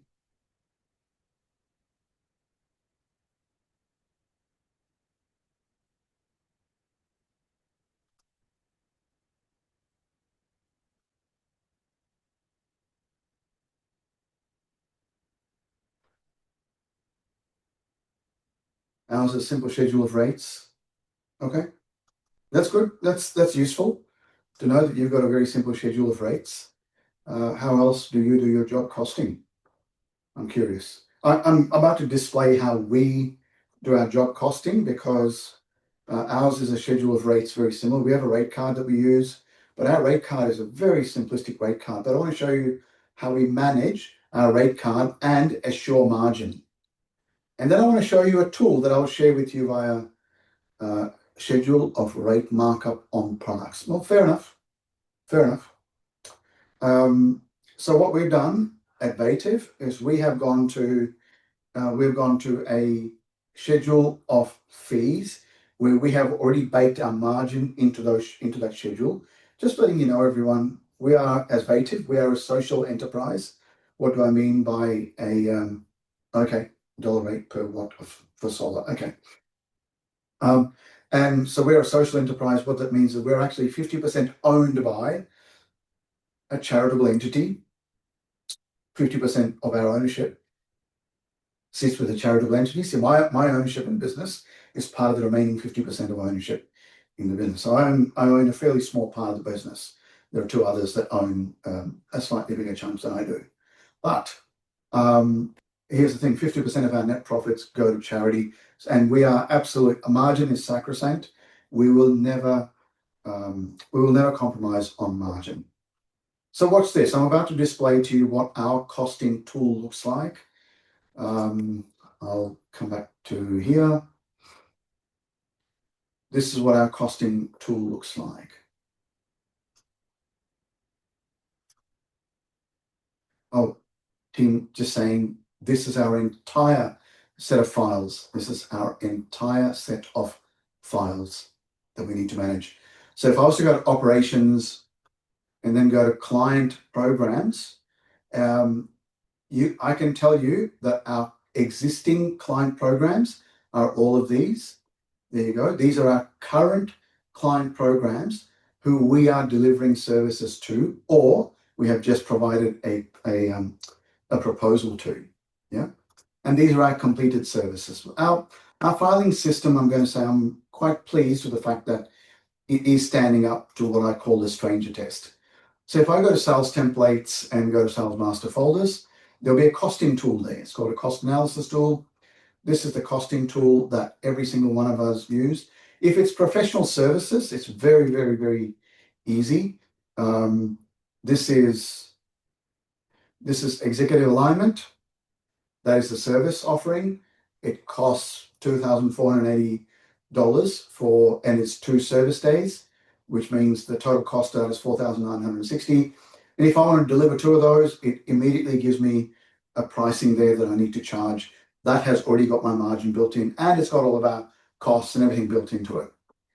But if I wanted to run an accredited training program, in fact, I've done a little bit of a case study yesterday and it's still here. I want to run a training program where I have 10 people that I want to enroll in New South Wales for a Certificate 3 training program. I know that through the various means that we can get total state funding of $55,500. Then I go to my New South Wales tab, and it actually tells me the program is not viable. Is not viable. Even if I was to assume, minimum costs in the program, these are the fields that I fill in for costs. Yeah. So if I fill in these costs, even if there's no travel and accommodation, the program is not viable at that pricing. So what it says is, program is not viable. See the head of business strategy for support. Now, notice what will happen if I go in there and I say, I've actually got 14 participants, and I know the amount of funding that I get for 14 participants. All of a sudden, the program is viable. Program is viable, but it says check the number of groups. So if I go here and I check the number of groups, and I say, yep, I want to stay on one group, then the program is viable. But if the program is not viable, then I need to go and talk to our head of sales, and he will help me understand how to either make the costing work or what additional amount I need to charge the client for it to be viable. And I will always quote that price. That is our system. What about when you don't have a system? In fact, this is a common question that I get asked from some of the smaller operators. What if I don't have that kind of system that you have, Path? And by the way, it took, for our costing templates, all of that, it took someone 2 days to set all that up. Yeah, it took someone 2 days, and since then it's just been variation upon variation upon variation. Oh, I just want to, yeah. So that is our costing methodology. So now let me show you our something that I'm very happy to pass on to you so you can use it. This is called a rate builder, and the question is, what should I charge? I'll just zoom in to show you what it contains. Enter your costs in the blue cells. Everything else calculates automatically. Blue, you enter it. Black, calculate it. Very clear. So imagine the base hourly rate is, I don't know, $38 an hour. I'm just making up a number. Yeah. I enter that in. It will automatically assume 12% super and a percentage of workers' comp and leave loading entitlement. It will assume all of that and say your actual labor cost on cost is $46.17, including super and workers' comp and leave loading. Then it says, how much are you going to, for the whole job, per job, how much are you going to spend on materials? I'm going to say, I don't know, $2,500. Materials markup. For materials, it's okay to do a markup. That markup is quite simply your handling risk. That's all it is. That's not your margin. Yeah. So you're going to charge $3,000 of materials cost to the client. You don't need to adjust any of these black numbers. Plant and equipment. So the way you do this is purchase cost plus useful life, divided by useful life in hours. And I've assumed, for example, a 5.5 ton excavator, and there it is. The useful life is also calculated at, there it is. So we actually looked up the specifications for this excavator. The actual cost of the excavator is $105,000. It is rated for 5,000 hours of work. So that divided by that gives me $21. That is my hourly depreciation for equipment. Now, if you don't have any plant and equipment, this remains blank. You may have some owned plant maintenance allowance. As a rule, 20 to 30% of the depreciation rate. Yeah. And hired plant margin. Plonk that in. Let's pop it in.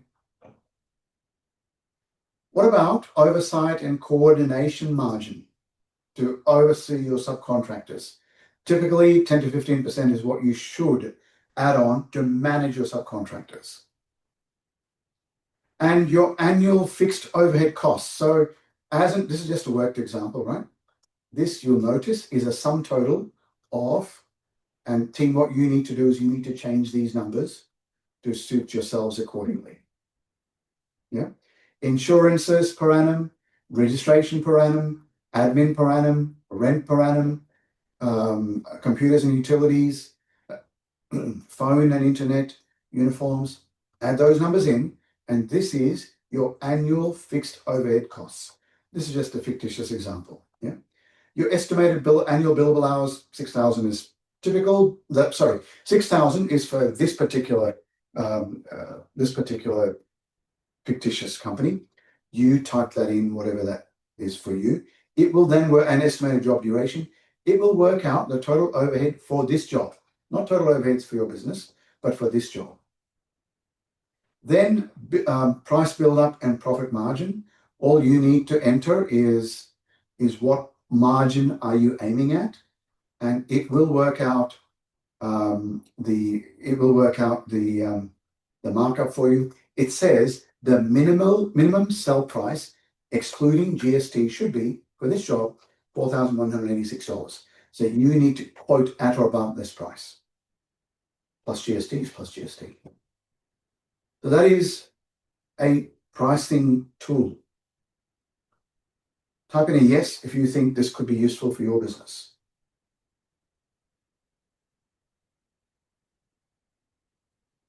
I'm hoping you're all typing in yes, because whether this is directly useful for your business or not, surely you can use this to you have a similar one, but nowhere near as good.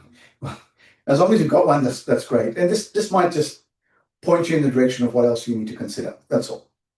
Yeah. Now, the second tab is also a job tracker. And your job tracker, that's your summary at the top there. But for every job, what's a job type? What is your quoted price? What is your actual labor? What is your actual materials, actual plant, actual subcontractor, actual overheads, and what revenue have you received? It will work out where you are in terms of actual margin. And this is a summary of all of your direct costs, overall gross margin, average margin per job. It will work this out as you are entering your jobs. You could just build this up. Now, if you already have, I'm just trying to think of the tools that might already do this for you. I don't know if ServiceMate does this, Ken. Does ServiceMate help you to do margin tracking per job? Yeah, it does. When we load up all the information into it, it gives us our profit margin at the bottom. Great. Great. So yeah, So you don't need to type all this in. You will simply need to get a download of your margin per job out of ServiceMate. Yeah. Jenny, do you use any tracking software for yourself? Yeah, I used to have a spreadsheet sort of similar like that, just grouped differently, but I had to manually enter it in with our old management system, and I don't know if I can automate it with our new management system or not, to be honest. Keep in mind that projects like Claude, AI agents like Claude do have systems in place where if you were to get a dump off the information out of whatever system you have, it can then maintain a spreadsheet of this nature for you. Yeah, that sounds nice. How to make your life easier? That's the key, isn't it? So, team, that's a job costing template. I have one final section to go through before we finish this workshop and before you do your 90-day planning. Yeah. And the final section is quality and environmental compliance. I can show you the slides, and the slides will end with you doing a bit of a self-assessment for quality and environmental compliance, and what buyers require in a renewable energy zone context is safety is the first filter for any res supplier evaluation, and you need to be able to demonstrate duty of care, due diligence, and chain of responsibility. Minimum compliance threshold is a signed work health and safety policy, hazard ID and risk assessment processes, safe work method statements for high risk work, incident and near miss reporting, evidence of worker training and inductions. The good news is if you were to copy all of that and put it into an AI agent and say, develop this for my business, this is my business, this is my capability statement, this is my website, it should be able to develop that for you. So there's a minimum standard, which is compliance, and then there is safety culture. The minimum standard is incidents reported only when they must be, and safety is a safety officer's job. Whereas a culture of safety is embedded into daily work planning. Near misses are reported because leadership learns from them, and workers speak up because it's expected and safe to do so. Yeah, I was at a client in Mackay. I walked into their workshop and I did a tour of their workshop. It was an absolute mess in their workspaces. It was an absolute mess. However, from a safety perspective, if you were to walk, so I thought, if that is such a mess, how messy would the shop floor be, as in the floor? Would there be trip hazards? Would there be slip hazards? And here's the good news: there were no trip. There was one minor issue, but I went across the entire shop floor, and I couldn't come across any slip or trip hazards, any blatantly obvious safety concerns. I couldn't come across. So from a safety perspective, they were squeaky clean. Well, I say squeaky clean, they were really good. But their workbenches were absolute mess. It's funny, the business owner, after my first hour and a half of being on site, so tell me, how do you think just from your overview, where do you think we are? And I said, I bet you're losing your margin, aren't you? I bet you are not as profitable as you hope to be. Would that be right in saying that? He said, yeah. I said, what makes you say that? I said, I bet you have lots of rework. Is that correct? And I'm almost thinking that your non-destructive testing is a must. Without non-destructive testing, you will fail. Is that correct? He said, yeah. How did you know all that? I said, because your workspaces are so darn messy, they result in rework. You will be making mistakes. I can guarantee you a non-destructive testing will pick up the lack of standards that I'm seeing is being applied out there in your fabrication environment. I was able to say all of that. So what I could see was a poor culture of work. Safety culture was excellent. Now, across many months, I went there for many months to help them, across several months, to help them with their processes, just as a business capability uplift. And on one occasion, I happened to step out on the shop floor for no more than about 60 seconds without a high-vis vest on. So I went back to the boardroom. I was working with I won't mention names, but I was working with the CEO and his ops manager there in the boardroom. And I heard a knock on the door, and I was just about to mention his name, but CEO looked up at the glass and said, come in. I'm not sure why you're knocking on the door when we're having a meeting.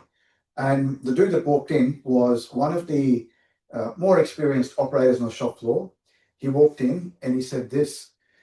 He said, CEO and ops manager, I won't say their names, Jack and Jacqueline, I'm here just to mention to Path that we had a safety breach. And everyone looked up going, what? We had a safety breach? And he looked directly at me and he said, mate, I just want to point out, you were out there, I don't know, maybe a couple of minutes at most, if that, and you didn't have a safety vest on.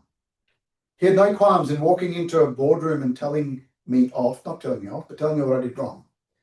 To me, that's actually good safety culture. Doesn't matter who you are. If you're not following safety rules, we will call it out. It's good safety culture. What's the difference between quality control and quality assurance?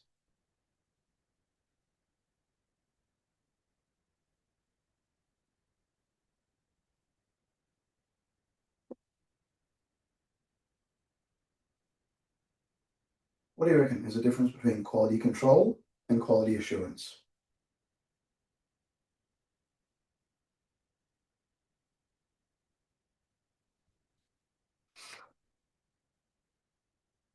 Controls in place to prevent accidents. We're talking about quality, not safety.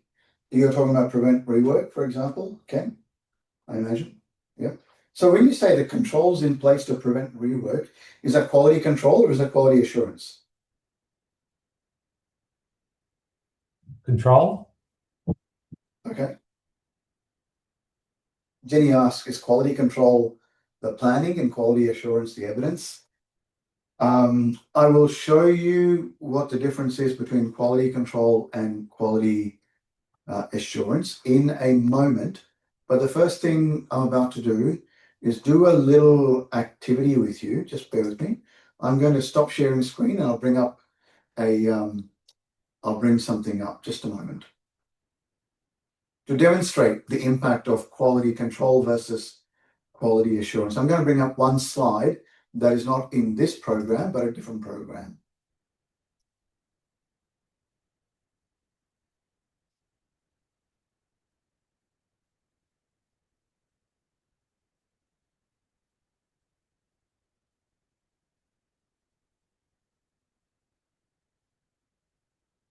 Okay, I'm happy to share screen. So I'll just stay here on this slide. But on the next slide that's coming up, and I know you can see it kind of in the background here, this is this slide. On the next slide, can you see there's a rectangular box here? Yeah. In that rectangular box is a paragraph. There's a whole bunch of words. What I want you to do is this, and I'll time you. So you'll notice there's a paragraph there in a box. I want you to count the number of times the letter F appears in that box. And you will only have 45 seconds. I haven't shown you the box yet. Are you ready to go? Stare very carefully at the screen and you'll have 45 seconds to count the number of times the letter F appears in that box. Just keep it to yourself. Don't type the answer out.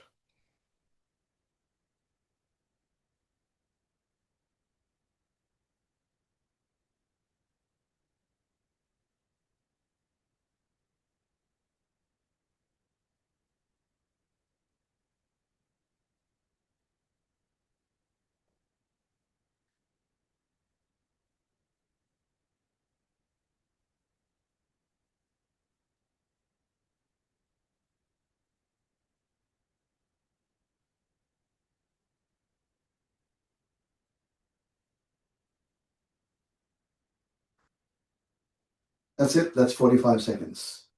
All right. So what I want you to do is go to chat and type in your answer. Go ahead and type your answer in. How many Fs did you see in that paragraph? Wow, 30, 28, 22. Who's got the right answer, do you think? I'll type in the right answer. There are 36 Fs in that paragraph. What you just did is quality control. The job's already done, and you are inspecting to see if the job's already been done properly. That is quality control. Quality control is after the fact. Quality assurance is it's built in. It's built into the process is quality assurance. Yeah. So if I want to assure myself that I know exactly how many Fs there are in that paragraph, let me show you what I will need to do. That is what I've shown you there is quality control. All right, I'll share screen.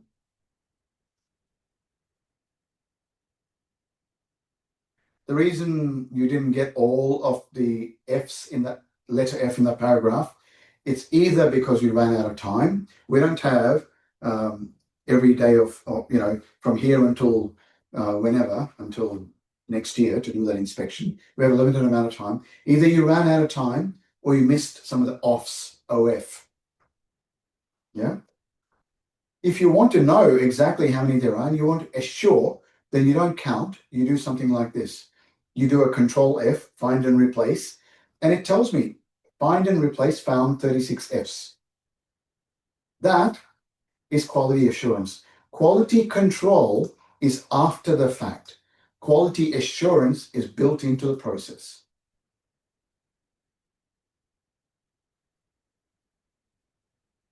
Yeah, quality control after the work. Quality assurance built into the process. Environmental compliance, right? There are some very specific compliance requirements from an environmental perspective that you need to adhere to. So here's what I want you to do. Go to the next worksheet, work through each of the work health and safety and quality system areas, and rate your maturity. A 1 is it's not in place, and a 5 is it is very mature. So what I mean is, when you look at this,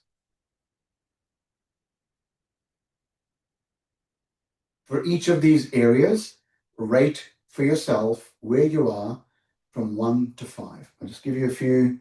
Just do that first. Don't write anything else. Just for each of these sections: work health and safety, 1, 2, 3, 4, 5 areas. Quality, there are 4 areas, etc. Rate yourself from 1 to 5. Where 1 is no good, 5 is perfect. Well, I won't say perfect. 5 is you're audit ready. Yeah. Meaning there's not much effort you're going to put into it right now.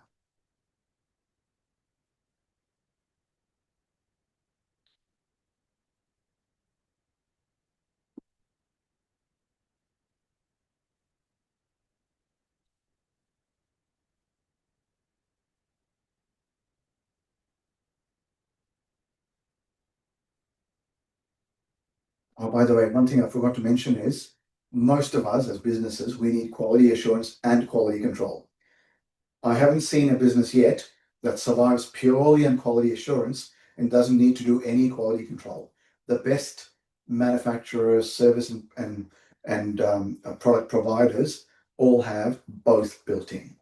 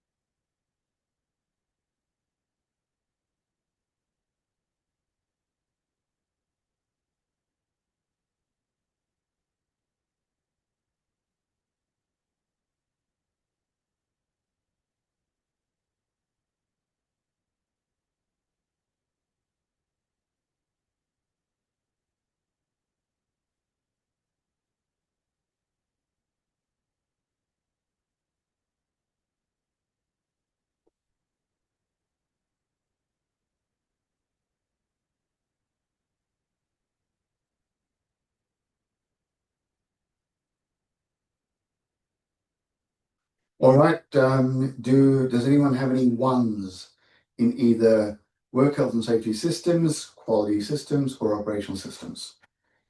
Yep, Ken, which of these is a 1 rating for you?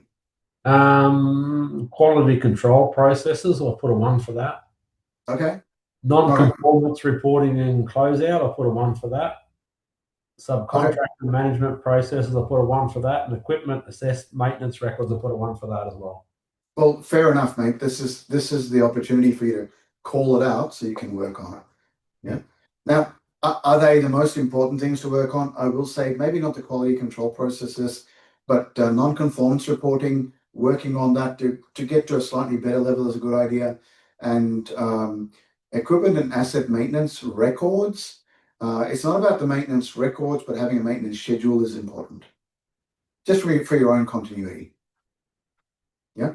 But Ken and anyone else, if you have any of those ones, bring it up in our coaching calls. I did say you're free to book 1, 2, 3, 4 sessions with me for the coaching. I encourage you to do that and bring them up. I'm here as your business and leadership coach and business mentor to help you with that. Anything else, Avinash? Was there any of this that I'm not expecting, but does any of this stand out for you as a 1? No, none. All pretty good. Pretty averaging 4 and 4 and Jenny? 5. Excellent. Jenny, is there anything that stands out for you as a 1? No, I didn't have any ones. The lowest I scored was a 3. I had 2 3s on here. I'm pretty happy with how I'm going, and I know where the gap is, and it's to do with like my training courses. I'm still building in my new management program. Excellent. Good to know. Good to know. So, team, by all means, save any of your questions for the coaching calls, and we will definitely run through them. So, the last part is your capability, evidence, and commercial credibility. What I'm going to do is just show you what makes buyers stop reading and what makes buyers read to the end. I think I've shown you most of this in the previous section, and I don't think we need to work through this specifically. What I'm going to encourage you to do is move to your 90-day plan. But again, I don't want to take up time today for you to document all of that. I'd like to give you some time to think about what you've learned today and spend some time thinking about what are 1, 2, or 3 actions that you're going to do across the next 90 days. Financial discipline. Oh, your coaching. By the way, your coaching calls can be, I don't know, whenever you find time in my calendar, I'll send you the bookings link tonight, and you can start booking appointments with me. As an example, someone booked an appointment with me already for next week from yesterday's workshop. So it's good to go. But just keep in mind, financial discipline will lead to buyer confidence. Buyer confidence leads to potentially more opportunities. More opportunities leads to more investment in people, systems, and capacity, which, interestingly enough, lands you in an even stronger financial position. So that's the aim of the game, for you to grow. Yeah. And capability doesn't grow in one leap. It actually grows through small, disciplined improvements that compound over time. And the businesses that consistently win res work are not exceptional. They're disciplined. But I'll give you one other bonus learning or understanding. Discipline is a competitive advantage that metro businesses cannot replicate in your region, because you are here in your region. Maintaining discipline for the work that you provide is easier than for someone in Melbourne sitting there trying to manage a project in New South Wales. All right, just keep that in mind. So before we go too much further, let me ask you a question. Avinash, you said what you really wanted to gain from today is how could you better apply for tenders? Did you get a couple of little tips to kind of upgrade your ability to apply for tenders? Yes, it was pretty good. Thank you. Yep. Excellent. Jenny, you said better skilled for better skilled at applying, especially for bigger clients. Have you got a couple of little tips there today? You're on mute, Jenny. I think I've achieved that. I've got a few things that I know to do now. Excellent. I think once I've completed them, though, I'll book in a coaching session with you so we can maybe just review them. Specific. Yeah, absolutely. We can do that. And Ken, how to work with tenders and how to win more government work, how to work with government more than anything else is what you said you wanted. Do you have some tips on what buyers look for in those government contracts? Absolutely. I mean, we just had a meeting with the council yesterday, and I wish I had this session with you a week prior, because all the things that we touched on today is what they addressed with us yesterday. So certainly on par with what we needed to learn in regards to tenders, especially for local government. Wonderful. Team, I'd like to get some quick feedback for you even before I show you the bonus content that I have, which is around the use of AI. If you could please scan that QR code, I will connect with you. I'll send you the bookings link. And as a bonus for attending, I'll send you a whole bunch of attachments. What you will see is later on, after I send you that email, I'll be sending an email to everyone that registered, but only offering them one, not all the content, but only offering them one coaching session. So please scan the QR code. I'd love to get some feedback from you.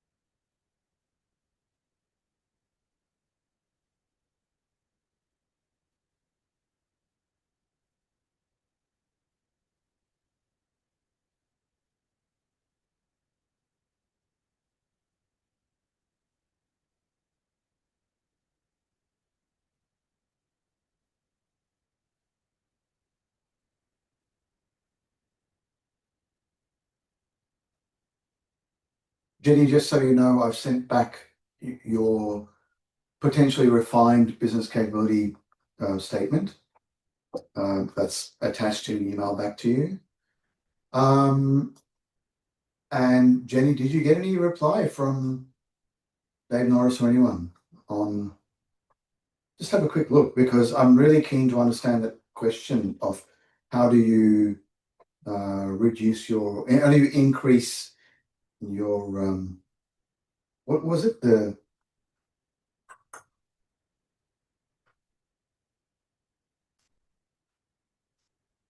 ICN question.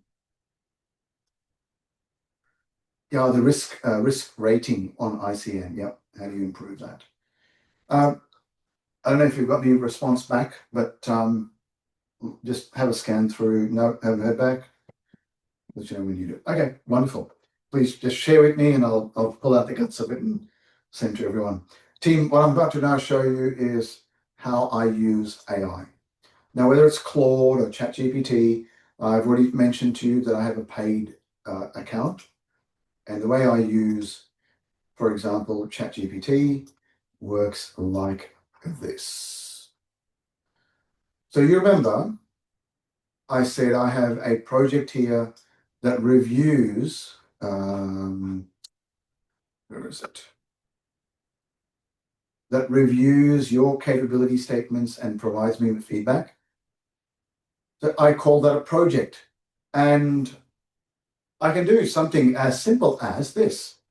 For example, for this business, I said, there's their website address. There is their who we are statement. Give me a Word document download of a capability statement for this business. And it just goes ahead and does it and provides a draft capability statement. This business was blown away because they were in the midst of creating their capability statement, and they were umming and ahhing about what to include, what not to include. It came at perfect timing, because all I did was I got this download, sent it to them, and I said, build your capability statement based on that. Make sure you put in the appropriate marketing stuff. So I've helped many businesses create capability statements. So, for example, for Duranga, you know, the business that I talked about earlier on, it said this. It said, I see a strong procurement-ready capability statement angle. The key with them is to position them as operational environment land management. It said, I actually asked it to rewrite that. Okay, so it rewrote it, and it rewrote it with a better version. But how do I do that? So this project, this is ChatGPT Plus. This project is called Capability Statement for Regional Businesses. If I look at project settings, watch this. It says you are going to play the role of an experienced infrastructure procurement advisor and commercial positioning strategist who specializes in helping regional Australian businesses create capability statements that reduce buyer risk and increase confidence. Notice the language that I've used. The language that I've used there comes directly out of this workshop. I then said, you understand how Tier 1 contractors, councils, utilities, government agencies, and major infrastructure buyers evaluate suppliers. I'm asking it to act as if it already knows all of that. Your role is to transform raw business information into a concise capability statement. Now, I'm not going to read out the rest, because there's a task, there is all of this, there is the final capability statement needs to include all of this. That looks like a lot to type, doesn't it?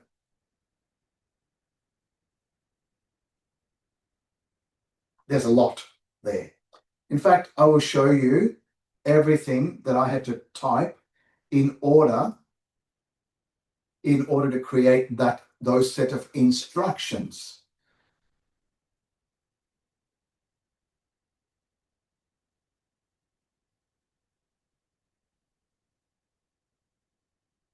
Watch this. I had to type in all of this.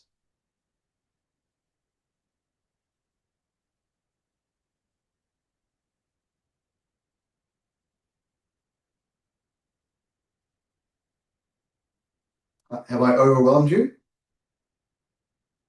That's a lot, right? The good news is I actually didn't type all that in. I have got another project called Prompt Creator. My Prompt Creator project has also got a bunch of instructions. Yeah. So if I go to my Prompt Creator project, it has a bunch of instructions, and I've asked it to be a prompt engineer. Where did I get all of this from? I actually spoke to a prompt engineer and I said, construct for me a prompt. See you, Ken. All the best. Construct a prompt for me. So I've got a Prompt Creator prompt where all I do is I type in this. This is my workshop content. Given this workshop content, create a prompt that can help regional businesses create a capability statement given their website address and business name. Capability statements are on slide 39 to 44. I just plonked that in and it created all of this. So I just copied all of this, pasted it in as the instructions to a new project, and bang, it does it for me. Would you like to know the even gooder news? There's good news, then there's gooder news. The better news is I have been able to download capability statement prompt into a Word document. I will attach that for you. Within that Word document are also instructions of what you need to do. Copy and paste the exact text below, then follow the instruction in the square bracket. So later on, you'll see there's an instruction at the end in square brackets where it then says, upload any documents you have, then type in, create a capability statement for this business. That's all you need to do. I'll be emailing this entire Word document to you. I also have a document which is how to create the best prompts. So let me show you the instructions for how to create the best prompts. These are the instructions for how to create the best prompts. It says create a new project, go to the settings, under project name, type something like that, copy and paste these instructions, and you just need to copy everything from here all the way down to there. And once you've typed all that in, all you need to say is, once you create the project, you simply type in something like, create a prompt for me to make a sales proposal template or providing general quotations, or create a prompt for me to generate some catchy LinkedIn posts for my business, which is native, and it will do it for you. So good news is I will be sending both of those files directly to you by email later tonight. And the bookings link to book some time with me. Happy? I'm going to say I don't have anything further to share with you. I'm open for any questions you may have, or we can end the session now. Avinash, do you have any questions for me?